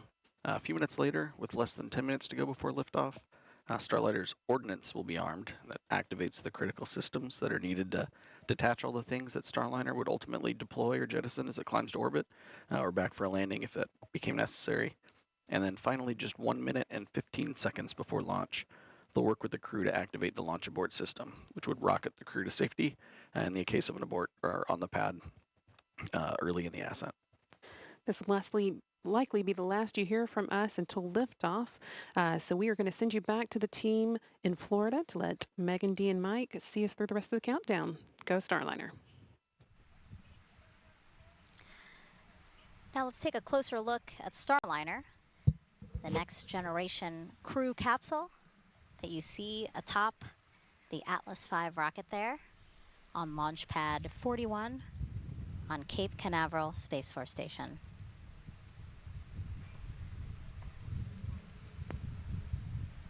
Mike, Starliner is something, like you said, and Butch and Sunny, you guys really have your fingerprints all over that to make it the ride to space that you guys wanted.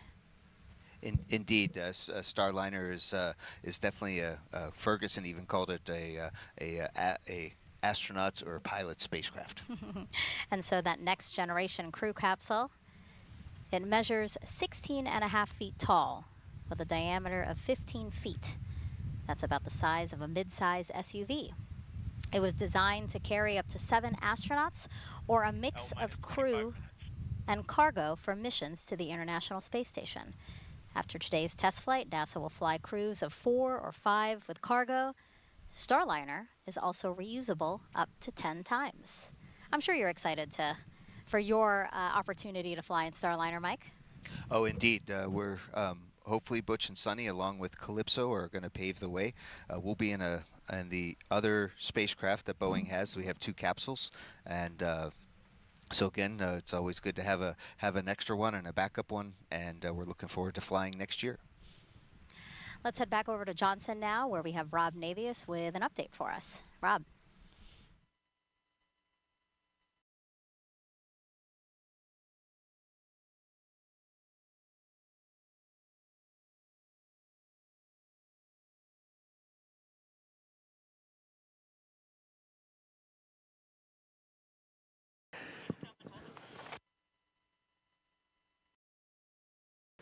As we mentioned earlier, in the midst of Starliner arrival preparations on the station, NASA astronauts Matt Dominic, Tracy Dyson, Jeanette Epps, and Mike Barrett are preparing spacesuits to be used for a trio of spacewalks scheduled to begin on June 13th. Other maintenance work is also planned for today by the expedition crew as they gear up for the docking of Starliner tomorrow to the forward port of the Harmony module.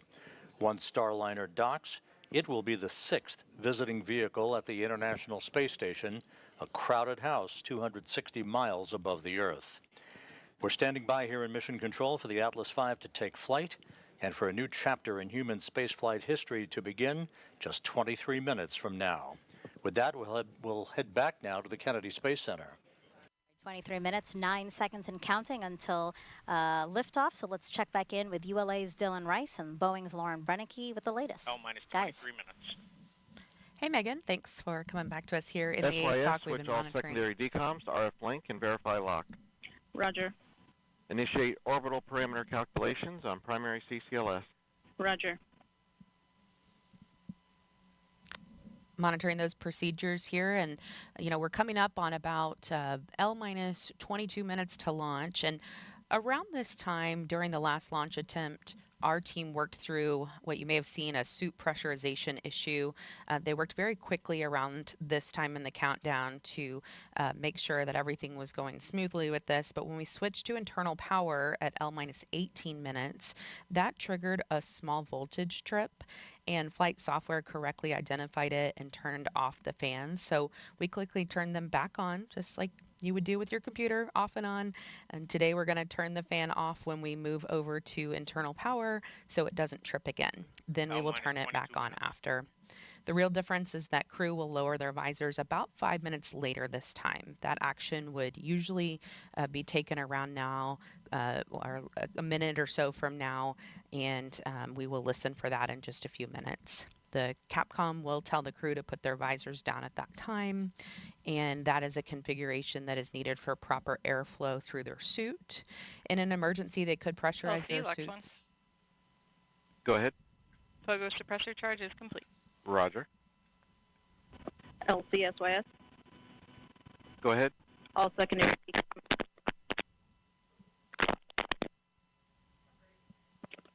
Secondary. Yeah, you're breaking up, SYS. All secondary become verified on RF link. I did copy that. Please check your headset.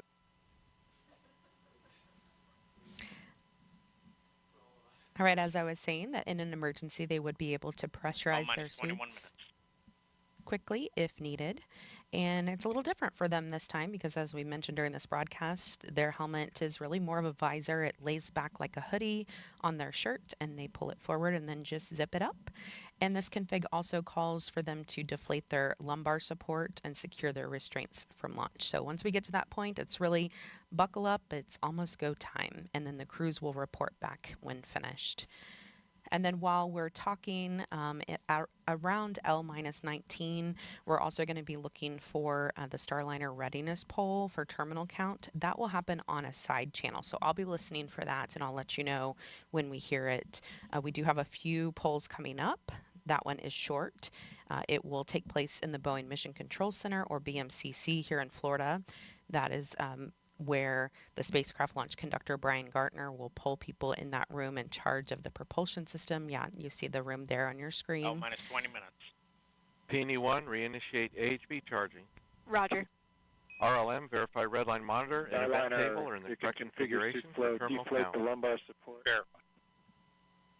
RC, verify solar radiation, acceptable for launch. Verified. Right, you might have heard, kind of came in faintly. Starliner copies. They asked them to go ahead and deflate their lumbar support. Wasn't sure if we're going to hear a little bit more about that. But again, there will be 3 calls coming up on this Starliner readiness poll for terminal count. They will pull the mission support room manager, or MSR. After launch, the BMCC turns into mission support as things shift over to Houston. They will also poll the spacecraft test conductor, who monitors our power systems. All communications switch to channel 1. All personnel and visitors remain in present position until launch. Maintain operational silence in the LCC. This is the LC with a terminal count briefing. If a condition exceeds a launch constraint anytime after the terminal count status check, the observer shall announce hold on channel 1, identify their station, and briefly state the reason for the hold.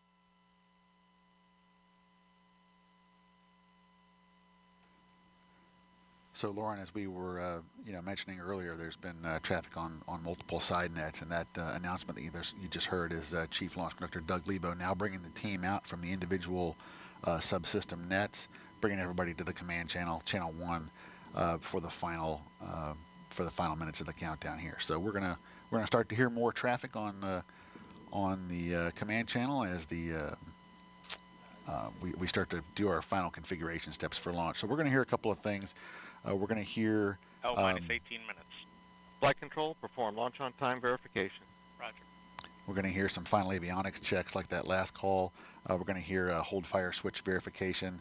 The range hold fire system allows representatives from Space Launch Delta 45 a hold button in the up the road at the Morrell Operations Center. So if there's an issue, a range safety issue that comes up, they can press a button and automatically stop our sequencer. So that's called a hold fire check.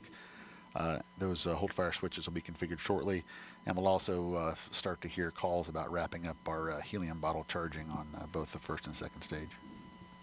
And Dylan, as you mentioned, with the traffic on the loops increasing a little bit, you at home may notice that we are speaking less, and so we are going to be listening to some of these Launch things on time verified. as they happen live with Roger. you. And we feel it's important for you to be able to... Go ahead. AHB charging reestablished and at flight mass. Roger.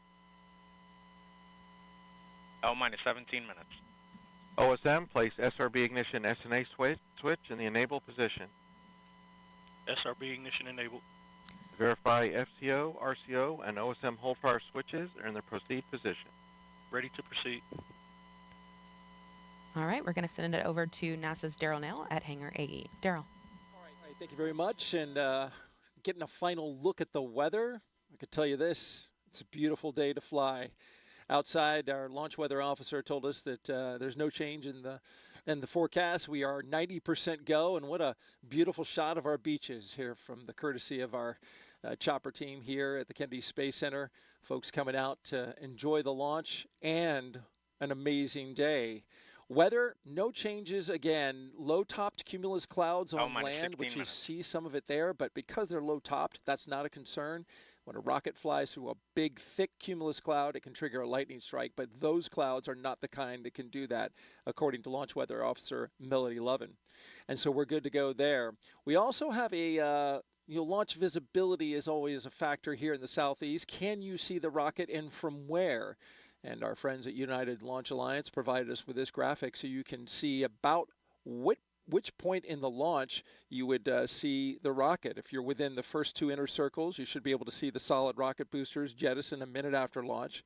Folks in the Orlando and Central Florida area will be able to see it about 90 seconds of flight, and then it'll come into view for much of the rest of the state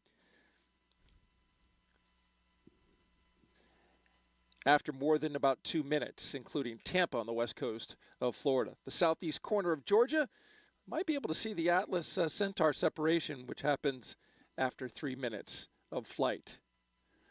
Again, we're looking good here at the ASOC. Richard Jones polled his team, the NASA operations manager. 15 minutes.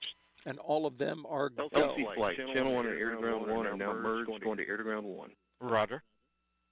We'll send it back to the host desk. LC flight, air to ground 1, ready for contact with Starliner on channel 1. Roger. Starliner LC, com check on channel 1.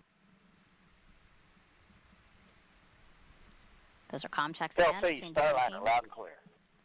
I have you loud and clear also. And our astronauts, who you see there. Again, this is the test flight. Houston, com check, air to ground 1. Houston, Starliner, loud and clear. Houston has you loud and clear on air to ground 1.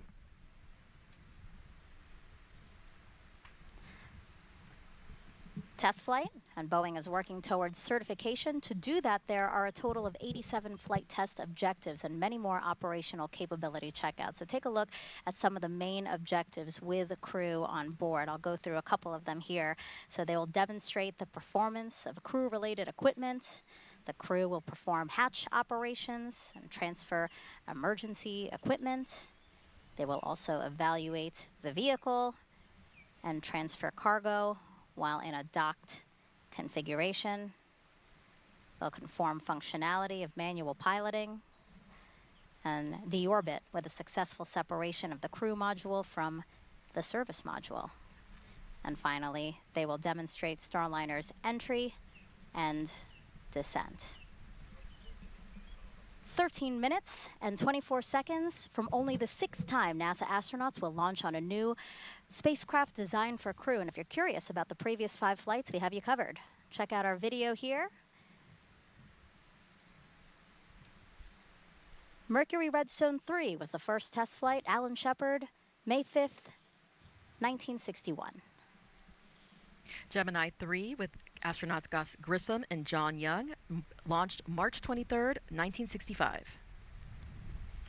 Apollo 7, October 11th, 1968, with Wally Schirra, Don Isley, and Walt Cunningham. STS-1 launched with astronauts John Young and Robert Crippen, and it launched April 12th, 1981.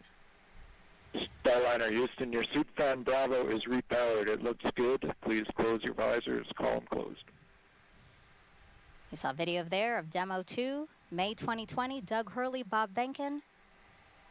And then, of course, today's NASA's and Boeing's crew flight test with Butch Wilmore, and Sonny Williams. You know, Mike, 12 minutes and 15 seconds to go. How are you feeling? I am excited. I'm grateful to ULA and Boeing and NASA team that we are sharing this historic moment together. Go Starliner. Yeah, our hearts and well wishes are with Butch and Sunny as they make history testing what is poised to be the second commercial crew vehicle that is certified to ferry people to and from the International Space Station. So with 11 minutes and 46 seconds to go, let's send it back over to ULA's Dylan Rice and Boeing's Lauren Brennicke to walk us through the final moments of today's launch countdown. Let's do it, guys. Let's do it, Megan. We just heard the Starliner readiness poll is a go. We know the crew's visors are down now, so we are moving along smoothly into the final 11 minutes and 30 seconds of this countdown. This is an instantaneous launch window today, which means that we will launch when the orbital path for the ISS aligns with the Space Coast.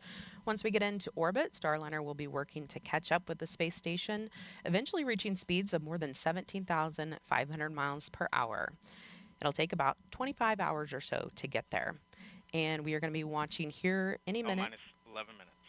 For the crew access arm. Control, so the crew access arm for launch. Roger. Right on cue. Crew access arm about to start moving away from the spacecraft. And Dylan, we will watch it move very slowly today, but it could move much faster if needed. That's right, Lauren. It takes about 2 minutes to rotate the 120 degrees back away from Starliner to its stowed position and latched position on the crew access tower. Here we go. But we could, in the event of an emergency, redeploy it in less than 15 seconds. It's amazing that it can do that. We hope to not have to ever see that happen. After liftoff today, Brandy and Jim will continue commentary from Houston through ascent, spacecraft separation, and the orbital insertion burn. We will have the shot of Butch and Sunny inside Starliner until the moment of launch, and then we will get it again when we get to the ISS. minus 10 minutes. Flight verify CFT 100 on internal power. Verified. Starliner, configure ordnance for launch. Touch and wait. All right, the spacecraft is running completely on its own now. And they are configuring ordnance for launch. That means the devices that initiate our separation events are ready to support both nominal and contingency operations that, that happen or could happen during ascent.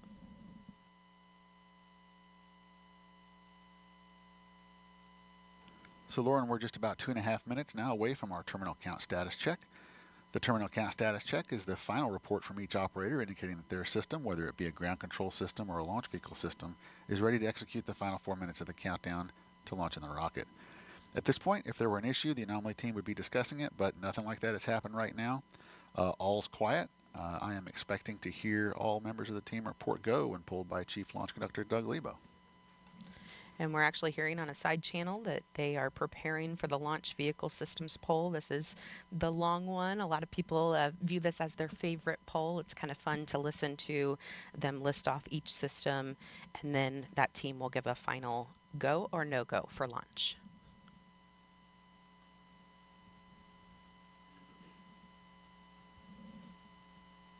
And we will be able to watch cameras on the rocket today, and live telemetry feeding back will provide a real-time look at the spacecraft model when video isn't possible during the ascent as it moves through the dynamic phases.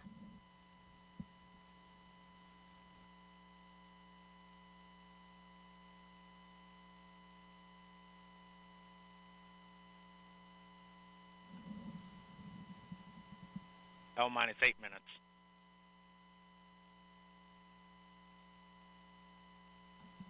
Under 8 minutes before Butch and Sunny head back to a place they consider home. Both of them have spent 2 different stints of about 6 months on the International Space Station, and they are thrilled to be going back for a 3rd time. Sunny told me she even cried the last time she left the space station because she didn't know if she would ever go back. So this flight is a dream for her. LC arm control. Go ahead. Crew access arms stowed for launch. Roger. LC switch to ready position. All steps are complete prior to status check.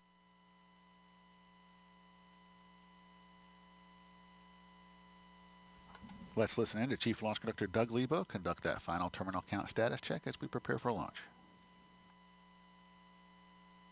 minus 7 minutes. Status check to proceed with terminal count. Atlas systems, propulsion, Go. hydraulics, Go. pneumatics, Go. LO2, Go. water, Go. Centaur systems, propulsion, Go. pneumatics, Go. LO2, Go. LH2, Go. has gas, Go. electrical systems, airborne, Go. ground, Go. facility, Go. RFFTS, Go. flight control, Go. GCQ, Go. op support, Go. comm, Go. umbilicals, Go. arm control, Go. ECS, Go. redline monitor, Go. quality, Go. op safety manager, Go. ULA safety officer, Go. vehicle system engineer, Go. anomaly chief, Go. range coordinator, Clear to proceed. flight director, Houston flight is go. Starliner, Starliner, go. launch director, You have permission to launch. proceeding with the count. ALC, verify T0 is set for 14:52:15 Zulu. Verified.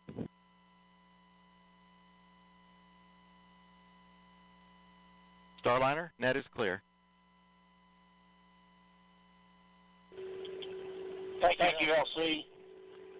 For everybody listening, just a thought. Sonny and I, as we were traveling to the pad, we saw many American flags, and many of you were waving flags at us. And then as we reached the pad, we look up, and of course there's that American flag on the side of the white room, also one on the side of the rocket itself. And we know that that represents unity and resilience and unified efforts for the common good. And that's what Sonny and I have witnessed this last month. Each of you displaying what this nation's forefathers envisioned, a people committed to God, family, and country, a people who use their gifts and talents for the common good, and are passionate and tough. And we all know that when the going gets tough, and it often does, the tough get going. And you have. And Sonny and I are honored to share this dream of spaceflight with each and every one of you. So with that, LC, let's get going. Now let's put some fire in this rocket, and let's push it to the heavens where all these tough Americans have prepared it to be. Let's go, Calypso. Take us to space and back. LC flight, Starliner configured for terminal count. On my mark, Roger. the time will be T-minus 4 minutes and counting. 3, 2, 1, mark. Clocks have 3:55. resumed for Ground on-time power is enabled. liftoff. Just beautiful words from Butch there. No better example of unity on this planet than what happens at the International Space Station, where Butch and Sonny are headed in just 3 minutes and 30 seconds. 3:30. Atlas hydraulics at flight crash. Atlas boosters hydraulic steering systems now pressurized for launch.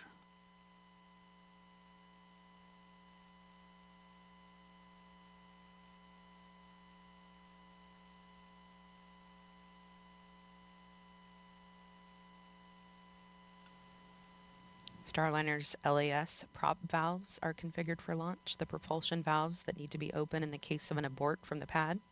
3 minutes. Pressurizing Atlas tanks. Securing LO2 topping. 250. FTS internal.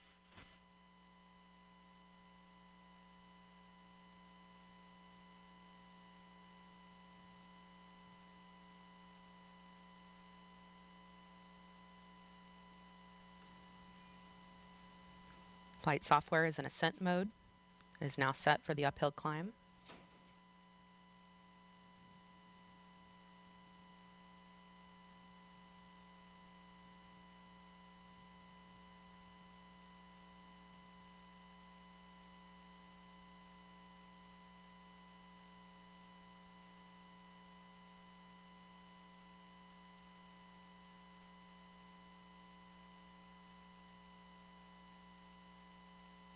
159.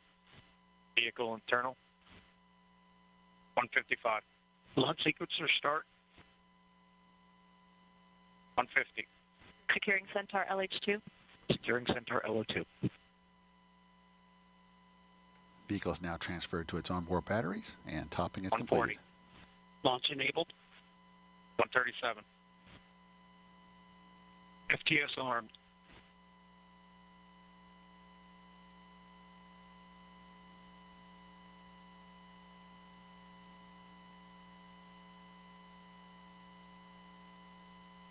$120. OCU's armed. SCS count started. EDS ascent. Starliner, last arm to auto. Last arm auto. Roger. That call meaning if the emergency detection system on Atlas detects something. Rock report range status. Range green. 54. POP started. It will trigger the launch abort system on Starliner and fire automatically. If that happened, the spacecraft would push itself away from the rocket a mile up and a mile out. Atlas at flight press.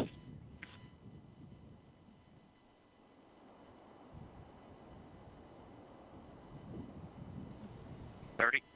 Centaur at flight press. 25. Status check. Go Atlas. Go Centaur. Go Starliner. Godspeed, Butch and Sonny.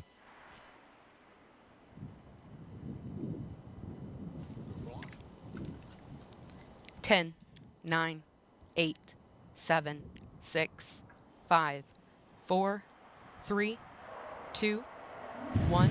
Ignition. And liftoff of Starliner and Atlas V, carrying 2 American heroes, drawing a line to the stars for all of us.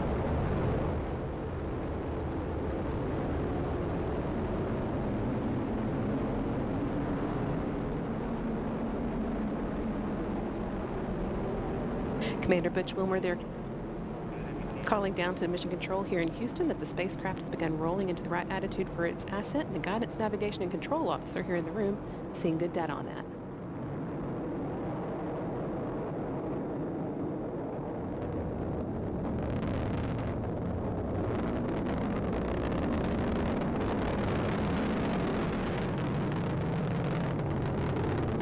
Starliner passing through max Q, or the point of maximum dynamic pressure where the forces of air friction are highest, which in Sunny will shortly be passing through Mach 1, where the speed of sound.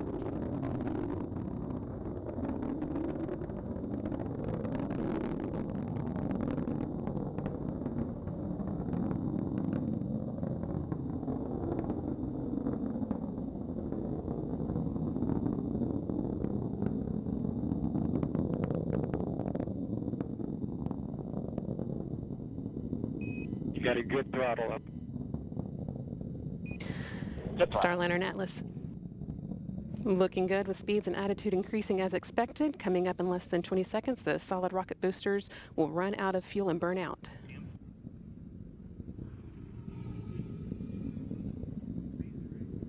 Good SRB burnout. Good SRB. Now that the fuel in the solid rocket boosters has been depleted, the Atlas main booster stage will be continuing its burn for about the next 3 minutes.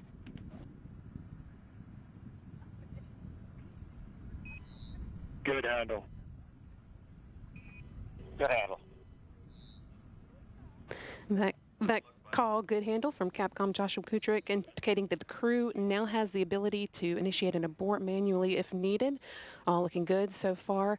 Now 2 minutes into Starliner's flight and coming up on the solid rocket booster jettison at the 2-minute and 40-second mark.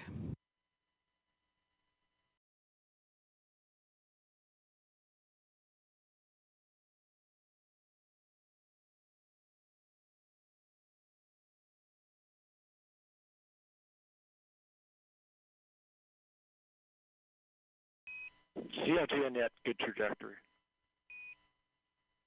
CLG. And the solid rocket boosters have now been jettisoned after seeing Starliner through its first 90 seconds of flight. Team on the ground here confirming that it was a good jettison and that the vehicle's trajectory continues to look good. Now 3 minutes into today's flight.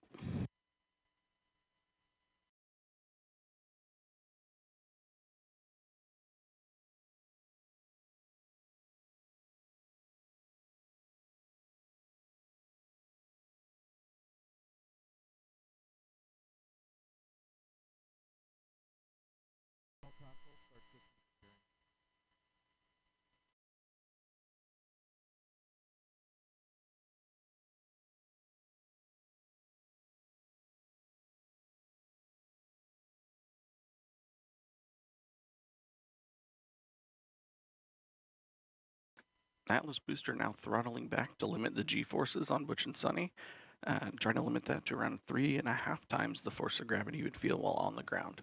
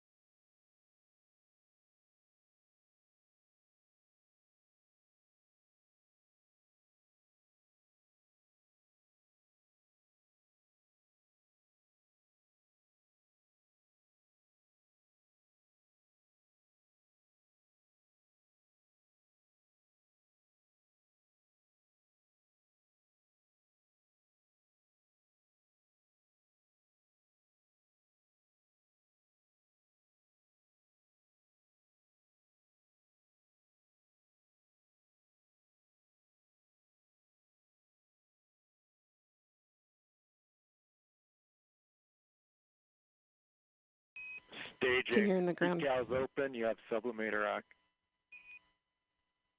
Decal sub act. Decal.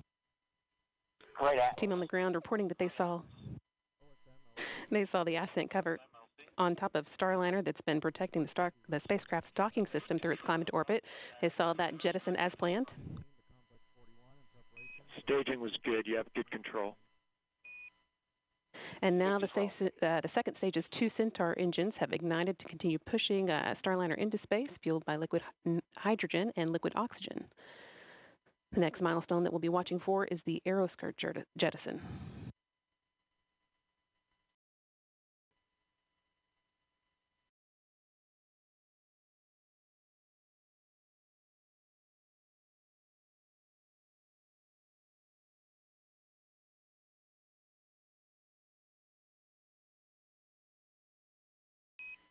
Starliner, you had good booster performance. You're up to plus 31.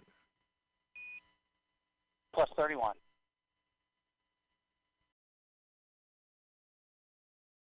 Atlas Control reporting booster performance offset of 31 seconds of ISP, or specific impulse, relative to its design baseline of around 450.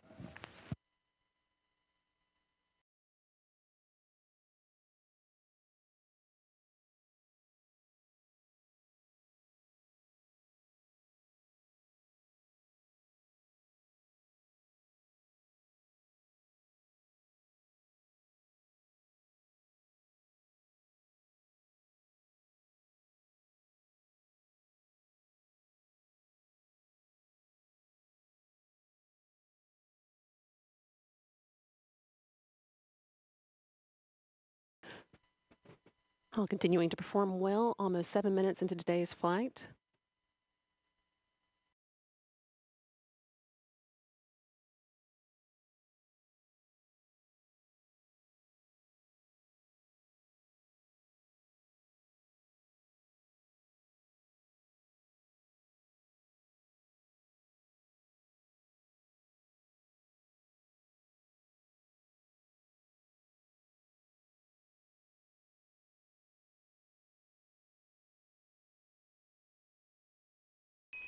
Good Centaur. Good Centaur. Capcom Joshua Kutrick continuing to pass good news up to Starliner's crew. At last one reporting that the Centaur upper stage remains in good condition and is performing well, pushing them into orbit.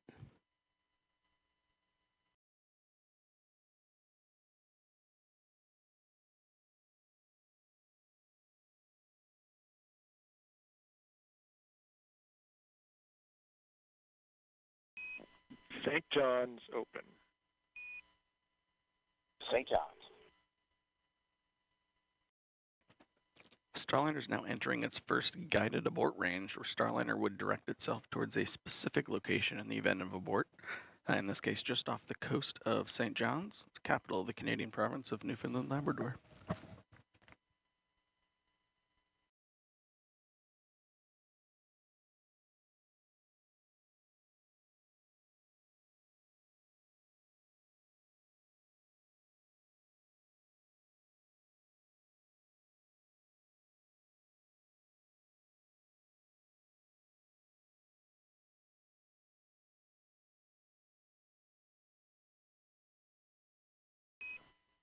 Starliner MECO converged 11:5 to 11:52.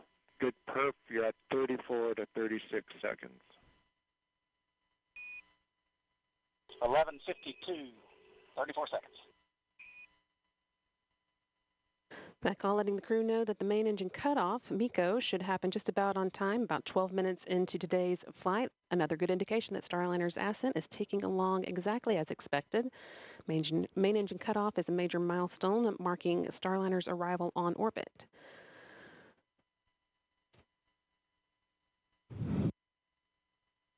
Still got about 2.5 minutes until we get to that, with the spacecraft continuing to perform well, make its way towards orbit. No action, Starliner, on the LCL. That's just the system coming up into controlling mode. Outstanding. No action.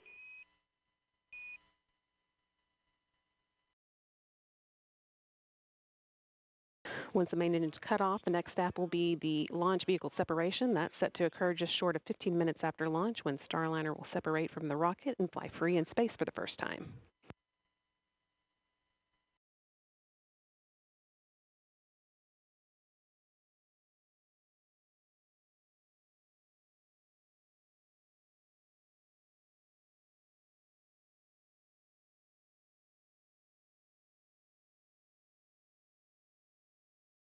Flight Dynamics officer reporting that at this point, Starliner could potentially make an abort landing off the coast of Ireland.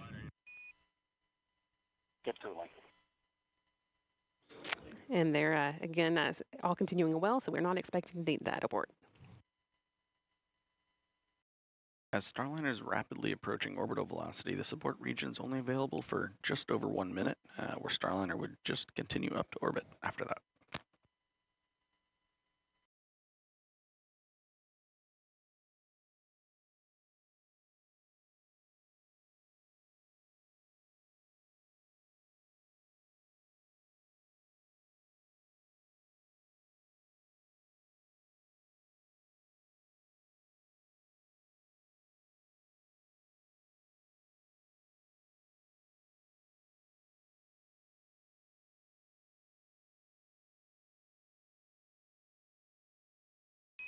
"30 seconds to MECO." Just 30 seconds to go. Now until main engine cutoff, marking Starliner's arrival on orbit.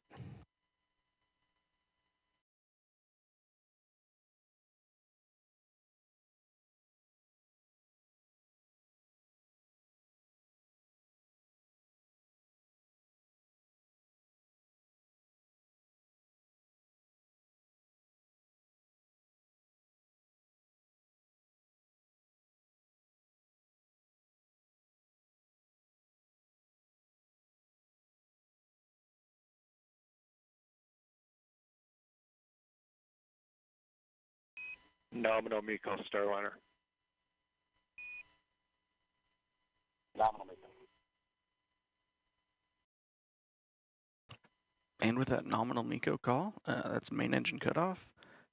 We've got good energy, meaning a good velocity for continuing to orbit, and a good plane, meaning Starliner's trajectory is aligned with the International Space Station for rendezvous tomorrow. And with that, Butch Wilmore and Sunny Williams return to orbit. Individually, they are both extremely experienced astronauts. 14:5 to 14:52. 14:52. They're both very experienced astronauts with a combined total of 489 days in space between them. Starliner is also the third spacecraft that they've launched in. Both have traveled to the International Space Station via space shuttles and Soyuz and are now well on their way to repeating the journey via Starliner. It's also worth noting that Williams' role as pilot marks the first time that a woman has crewed a flight test of an orbital spacecraft. Just a few seconds ago, you heard Capcom Joshua Kutrich calling up to Butch and Sonny. With the expected time, Starliner will separate from Centaur at about 14 minutes, 52 seconds into flight. Just under 2 minutes from now, or 1 minute from now.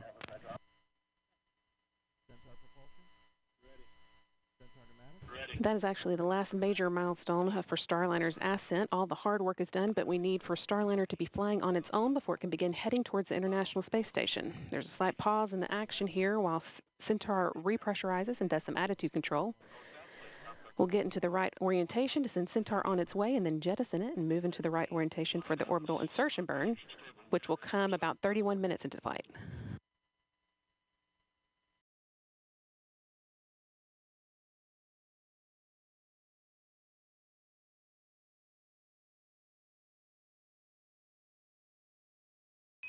No action on the cabin temp Starliner. No action.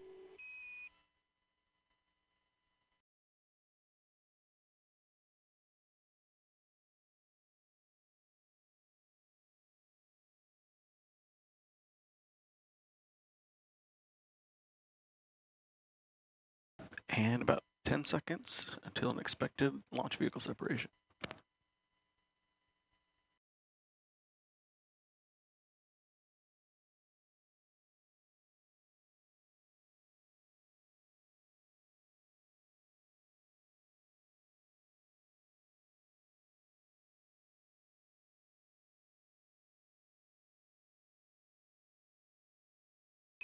LV-SEP confirmed. Good LV-SEP.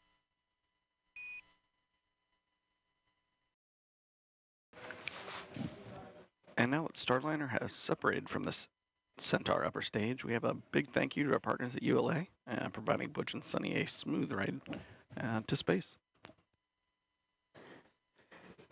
That is not the end of today's orbit activity, though. The team will now be getting ready for the orbital insertion burn, which comes 31 minutes after flight. So that's still about 15 minutes away now. Sonny Williams and Butch Wilmore will be getting their tablets out and doing a few other activities to get Starliner ready for that. And that will be one of the, that will be the first in a series of burns that will set Starliner on its way to the International Space Station.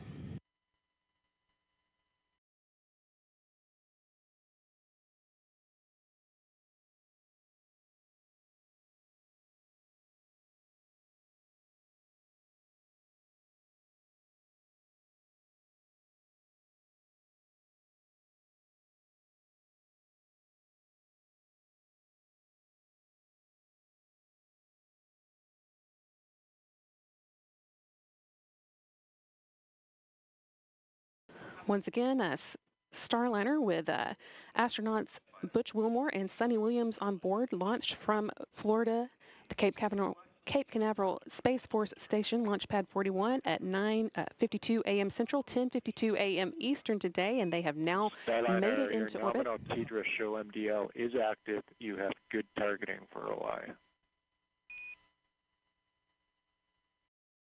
Good targeting.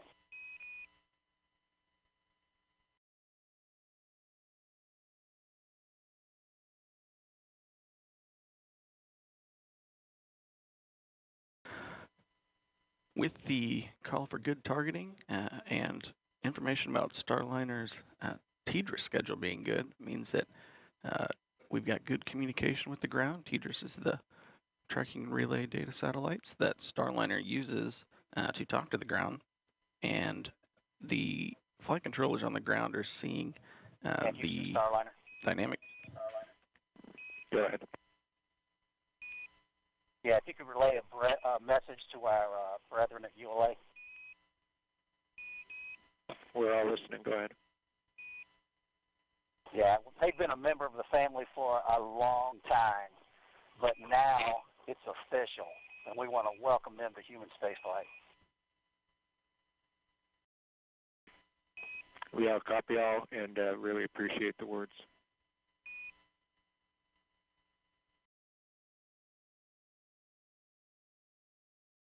And Houston Starliner, we are on the tablets and in insertion monitor.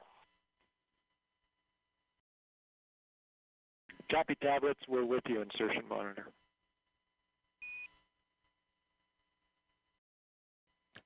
So the crew have their tablets out, so no longer using the paper procedures now that the vehicle has stopped moving so quickly.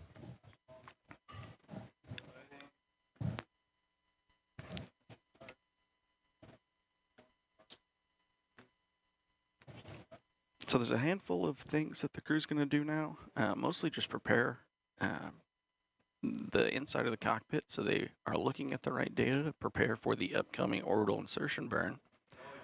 The vehicle itself has done a few things recently. It started to power on the solar arrays on the back of Starliner and turning off several of the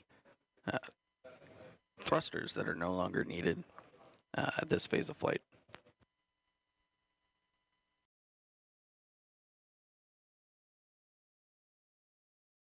Upcoming in about 4 minutes, Starliner is going to start to orient itself in the direction it needs to do the orbital insertion burn.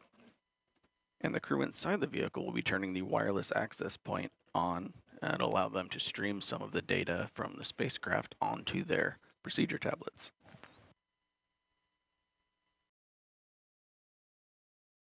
And Houston Starliner, last arm is off. Backup control switches, enable 1 on, enable 2 off. SMRCS is the mode. We copy off. Enable 1 is on, enable 2 is off. SMRCS, you're in a good config. Good config.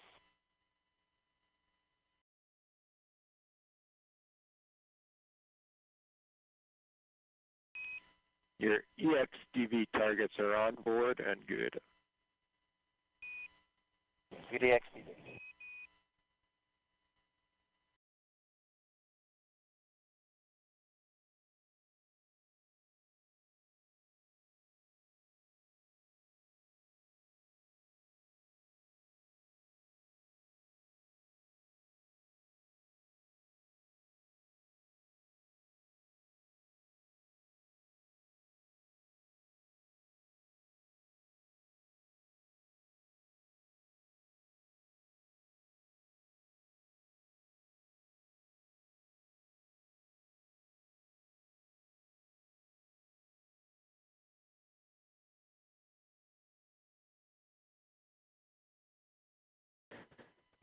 Things will be pretty quiet as Starliner gets into position for the orbital insertion burn. That's still about 10 minutes away. Starliner is actually designed to be pretty autonomous and, in fact, docked with the space station on its last trip around without the help of any crew on board. But we do still want to know that if needed, Butch Wilmore and Sonny Williams could take control and manually abort the spacecraft's approach to the station if they needed to. So to prove that, one of the few things on their agenda after they reach orbit will be to perform a test of the manual piloting mode.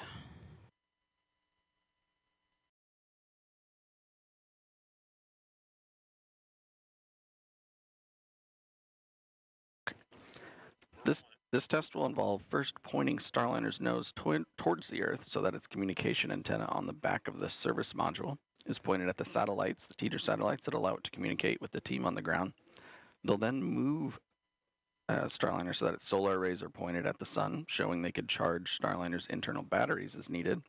And they'll follow that up with a demonstration of the star trackers, one of the ways that Starliner determines where it is in space, pointing Starliner away from Earth so that the system, the Vesta system, can get a good look at the stars.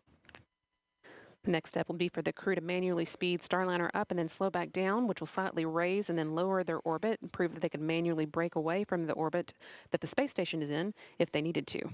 At that point, they can move on to the last Starliner, items of the still no test. action on your cabin temp. You're in a good config. It's 74 degrees in there. Yeah, and that's just due to that T2 sensor sitting beside the light. So we're actually going to inhibit that particular sensor. We'll let you know when we bring it back online. Okay, great. Looks like we're on our way to thrust align. Concur. Josh Gutrick calling up that the crew can ignore some alarms they're seeing on the temperatures inside Starliner. That's just a result of one of the sensors being next to a light that's causing it to show higher than it actually is. But it sounds like the crew are pretty comfortable and are getting into place for that orbital insertion.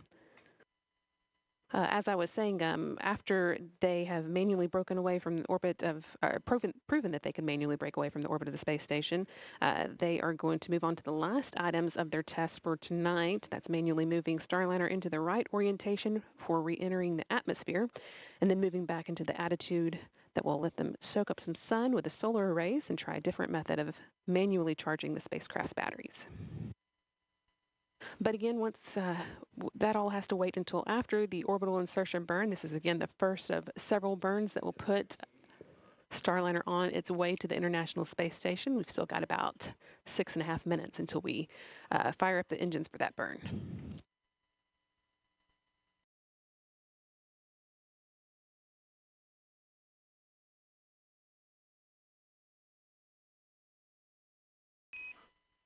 Starliner, we did not see the hand controller deflection. Just wanted to know if you did that yet.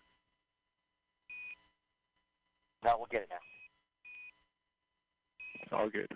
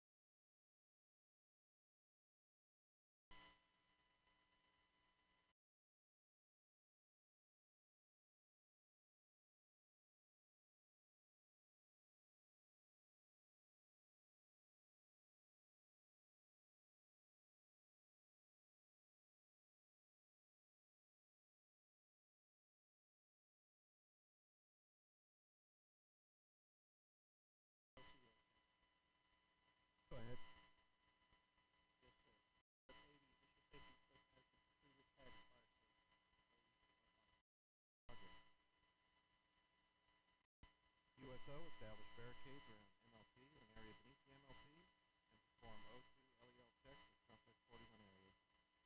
Roger. ECS LC. Team here on the ground seeing that everything is looking like it's in the right configuration for the orbital insertion burn. Now less than 5 minutes away. Starliner is currently about 102 miles above the Mediterranean Sea, heading southeast over India in the next few minutes.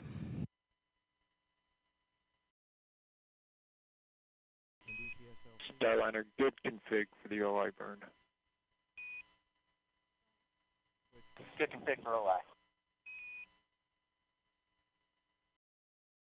And good config from the OI burn. Crew and ground control is noting that Starliner is pointed in the direction it needs to for the OI burn.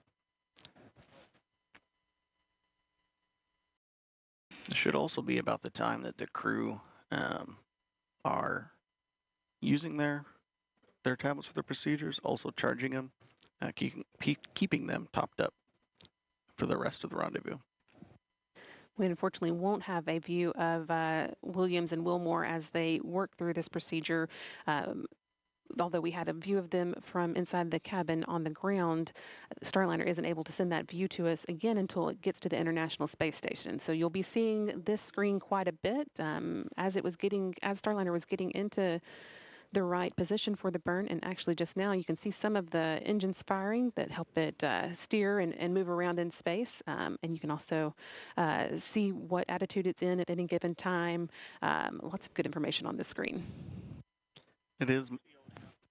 A lot of this information actually directly mimics the views that the crew is seeing, especially the one in the upper left-hand panel. That is an exact copy of the display the crew is using for their attitude directional indicator. It also covers what mode their translational hand controller and the translational pointing is in. On the left side, on the right side, the pointing guidance, which tells the Starliner in automated mode which direction to point, or when in manual mode, which direction the crew needs to move the vehicle, like we're going to do in some of the manual piloting maneuvers. And following back up a little bit on the camera conversation, there is a planned upgrade of the Mustang system that we should see on our PCM-1 mission that will include live feeds from inside the cockpit. And the Mustang system is the cameras that we were seeing views from earlier. That's correct. There's a handful of cameras around the inside of Starliner. We often see the one from kind of beneath Butch and Sunny. That's given one of the better views without being directly right in their face while they're inside the cockpit during pre-launch. But once they're in orbit, they've gotten out of their seats a little bit, and we should be able to see a little bit more around the cabin.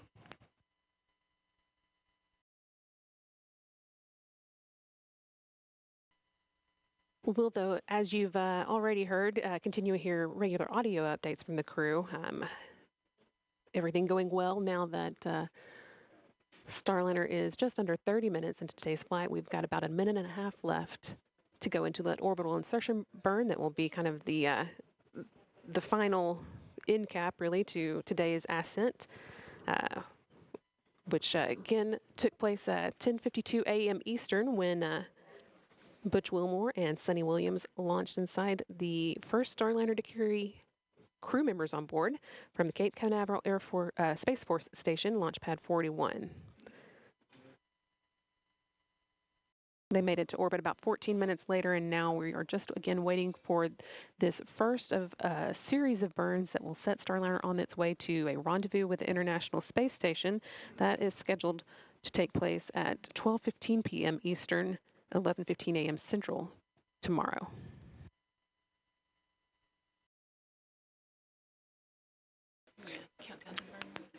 And we're coming up at about 40 seconds till the orbital insertion burn. This burn is going to take Starliner out of its slightly suborbital trajectory and push it up to an altitude that will allow us to catch up with ISS for a rendezvous later tomorrow.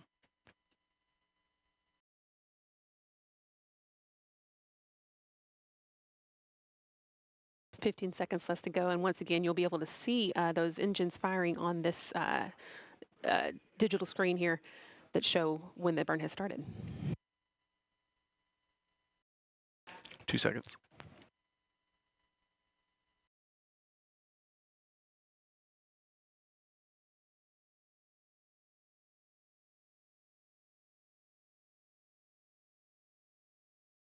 And flight controllers here in Houston, seeing 4 good OMACs, good burn.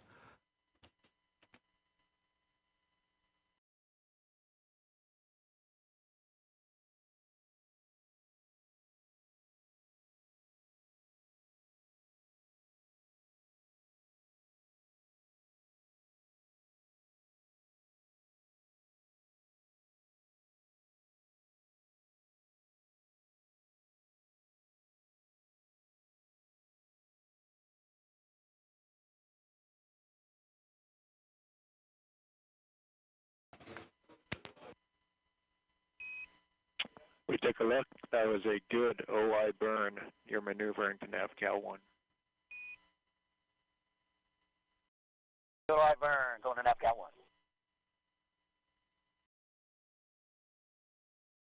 1.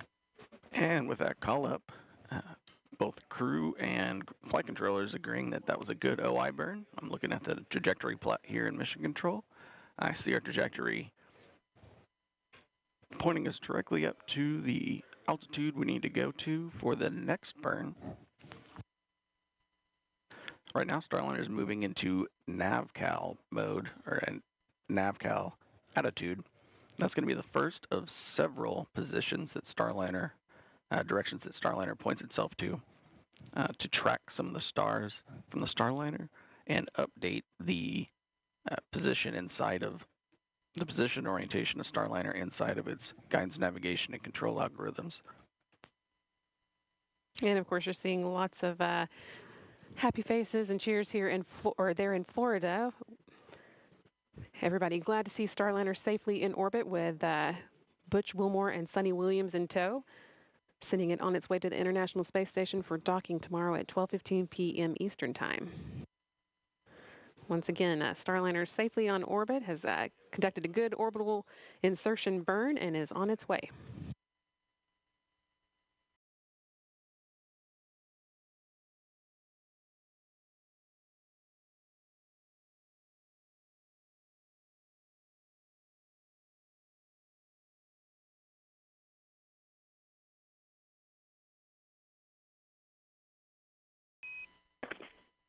Starliner Houston.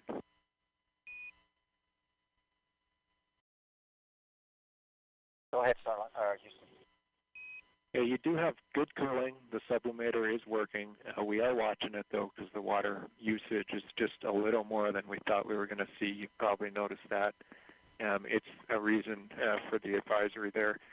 From the ground, we'd like to swap you over to the other leg. So we're going to close sublimator leg 1, wait for about 60 seconds, and then open up leg 2. You'll see us do that. No impact or action. Okay, we copy. We'll be watching. Thank you.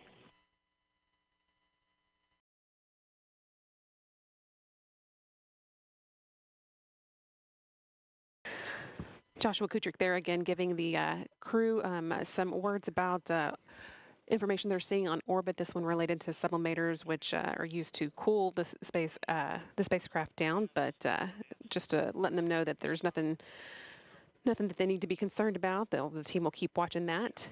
In the meantime, as Starliner begins making its way to the International Space Station, we're going to check in with Rob Navius in the International Space Station Flight Control Room. Rob?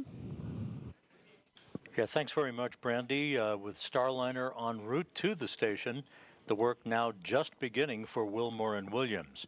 First up, an important rendezvous burn called the NC burn, which will adjust Starliner's altitude relative to the station and begin to refine its path to the orbital laboratory. Flight Dynamics will be assessing the accuracy of Starliner's initial trajectory and will update any adjustments to that trajectory for subsequent maneuvers to be conducted over the next 24 hours. Now, we're expecting to hear the first of 3 audio reports from the crew during their free flight on how the ride uphill to orbit was before they move into what are called far-field demonstrations of the vehicle. That will include manual piloting tasks and a manual translation control test. That will prove Starliner's ability to execute a manual docking if required, as well as an abort capability prior to docking. Keep in mind, we're providing continuous coverage now of Starliner's flight to the International Space Station. On Thursday morning, rendezvous operations will begin in earnest shortly before 10 a.m. Eastern Time, leading to a targeted docking for Starliner to the station at 12:15 p.m. Eastern Time. So please stay with us around the clock as we bring you every minute of Starliner's flight. For now, we're going to sign off from the International Space Station Flight Control Room here in Houston and go back to Megan, Dee, and Mike Fink at the Cape. Hey, and welcome back to the Space Coast of Florida, where about 36 minutes ago we witnessed the launch of a United Launch Alliance Atlas V rocket carrying the first 2 astronauts, NASA's Butch Wilmore and Sunny Williams, inside Boeing's Starliner capsule to the International Space Station. The first time ever, Starliner now in the right orbit to rendezvous with the space station in just over 25 hours. How are you guys feeling? How was it to watch launch? Again, just right over the water behind us here. I mean, this is extremely exciting, obviously a long time coming and a culmination of so much hard work by so many teams. But of course, we're going to be even happier when we see Starliner dock, and even happier when the hatch opens and we watch Sunny and Butch float into the International Space Station. Oh, absolutely. Yeah, well said, Dee. I mean, this is exciting. We've built up to this moment for years and years, and it finally happened. I got to see a Starliner launch with my friends on board. How cool is that? And I could feel like the whole planet was cheering for them. Yeah, it was really nice to see it happen. There were a lot of emotions here at the host desk among the three of us, as well as the crew that's supporting us here on the host desk. And it's just a history-making launch. Sunny, again, the first woman to test an orbital spacecraft. That's amazing. And then again, the last time people flew to space in an Atlas-class rocket, 61 years ago. CFT, this final test to certify Starliner, and then once in orbit, the first time in NASA history that the agency will have 3 different crew spacecraft operating in space simultaneously. So that's the International Space Station, SpaceX's Crew Dragon, and again, once Boeing Starliner spacecraft gets there, Boeing Starliner spacecraft. So really just like a lot to celebrate. It's amazing. You know, Mike, I know you've been part of Starliner's journey from the very beginning, working alongside Butch and Sunny and all the teams across Boeing, NASA, ULA. So talk to us, how does it feel to see this rocket from your perspective? I was so impressed all the way through the launch countdown and all the way through orbital insertion burn. Everything was just like the final simulation exercise they give us back at Johnson Space Center, where they just give us everything nominal.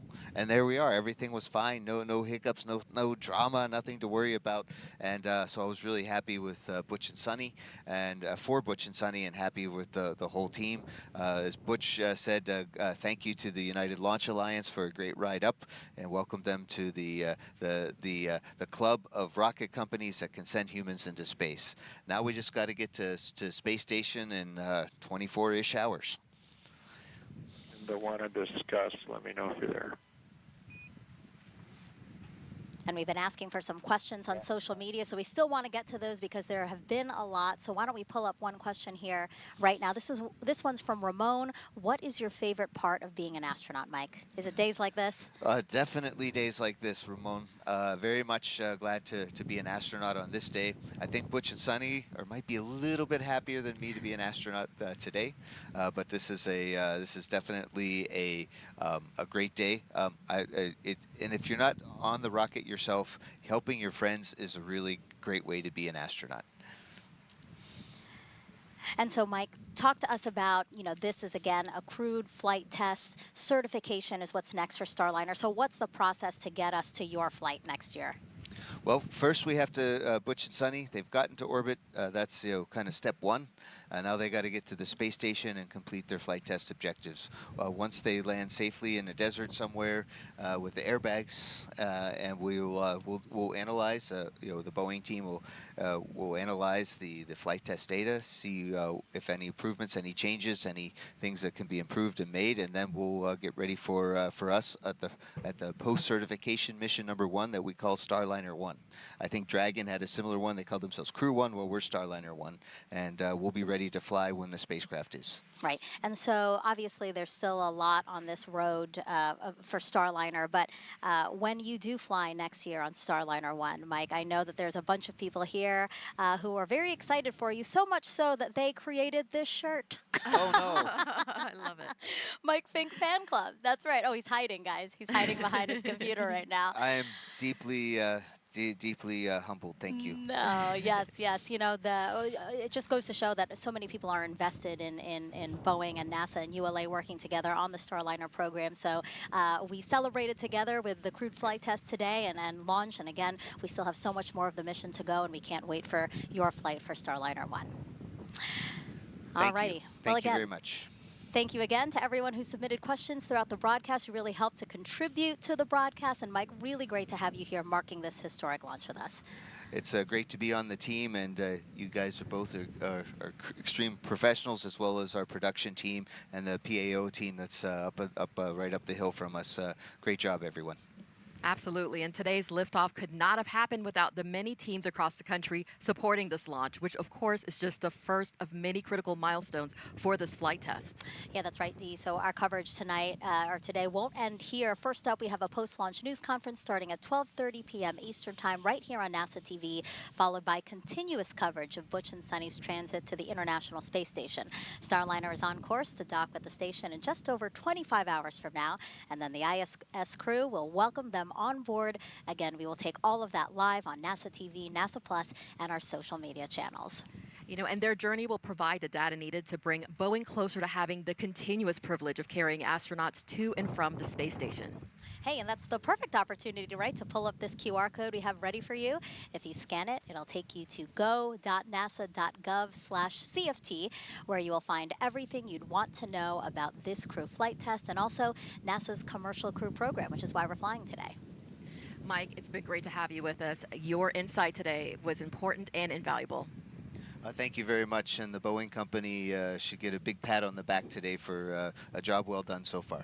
Yes, again, congratulations to all the team. Thank you, Dee. Thank you, Mike. We really appreciate your time here on the official launch broadcast of NASA's Boeing crew flight tests.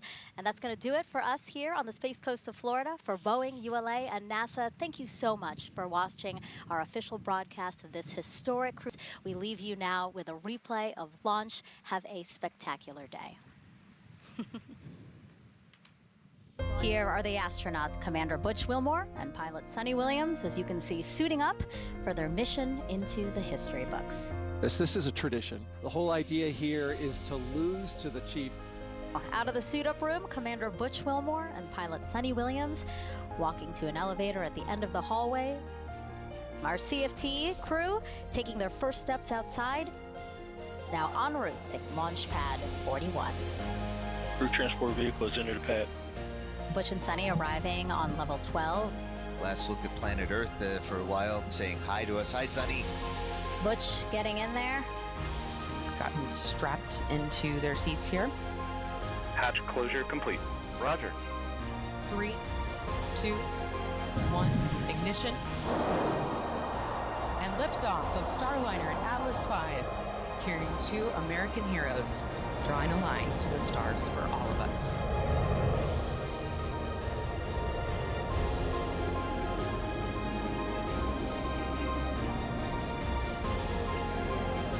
Commander Butch Wilmore, they're calling down to Mission Control here in Houston that the spacecraft has begun rolling into the right attitude for its ascent, and guidance, navigation, and control officer here in the room seeing good data on that.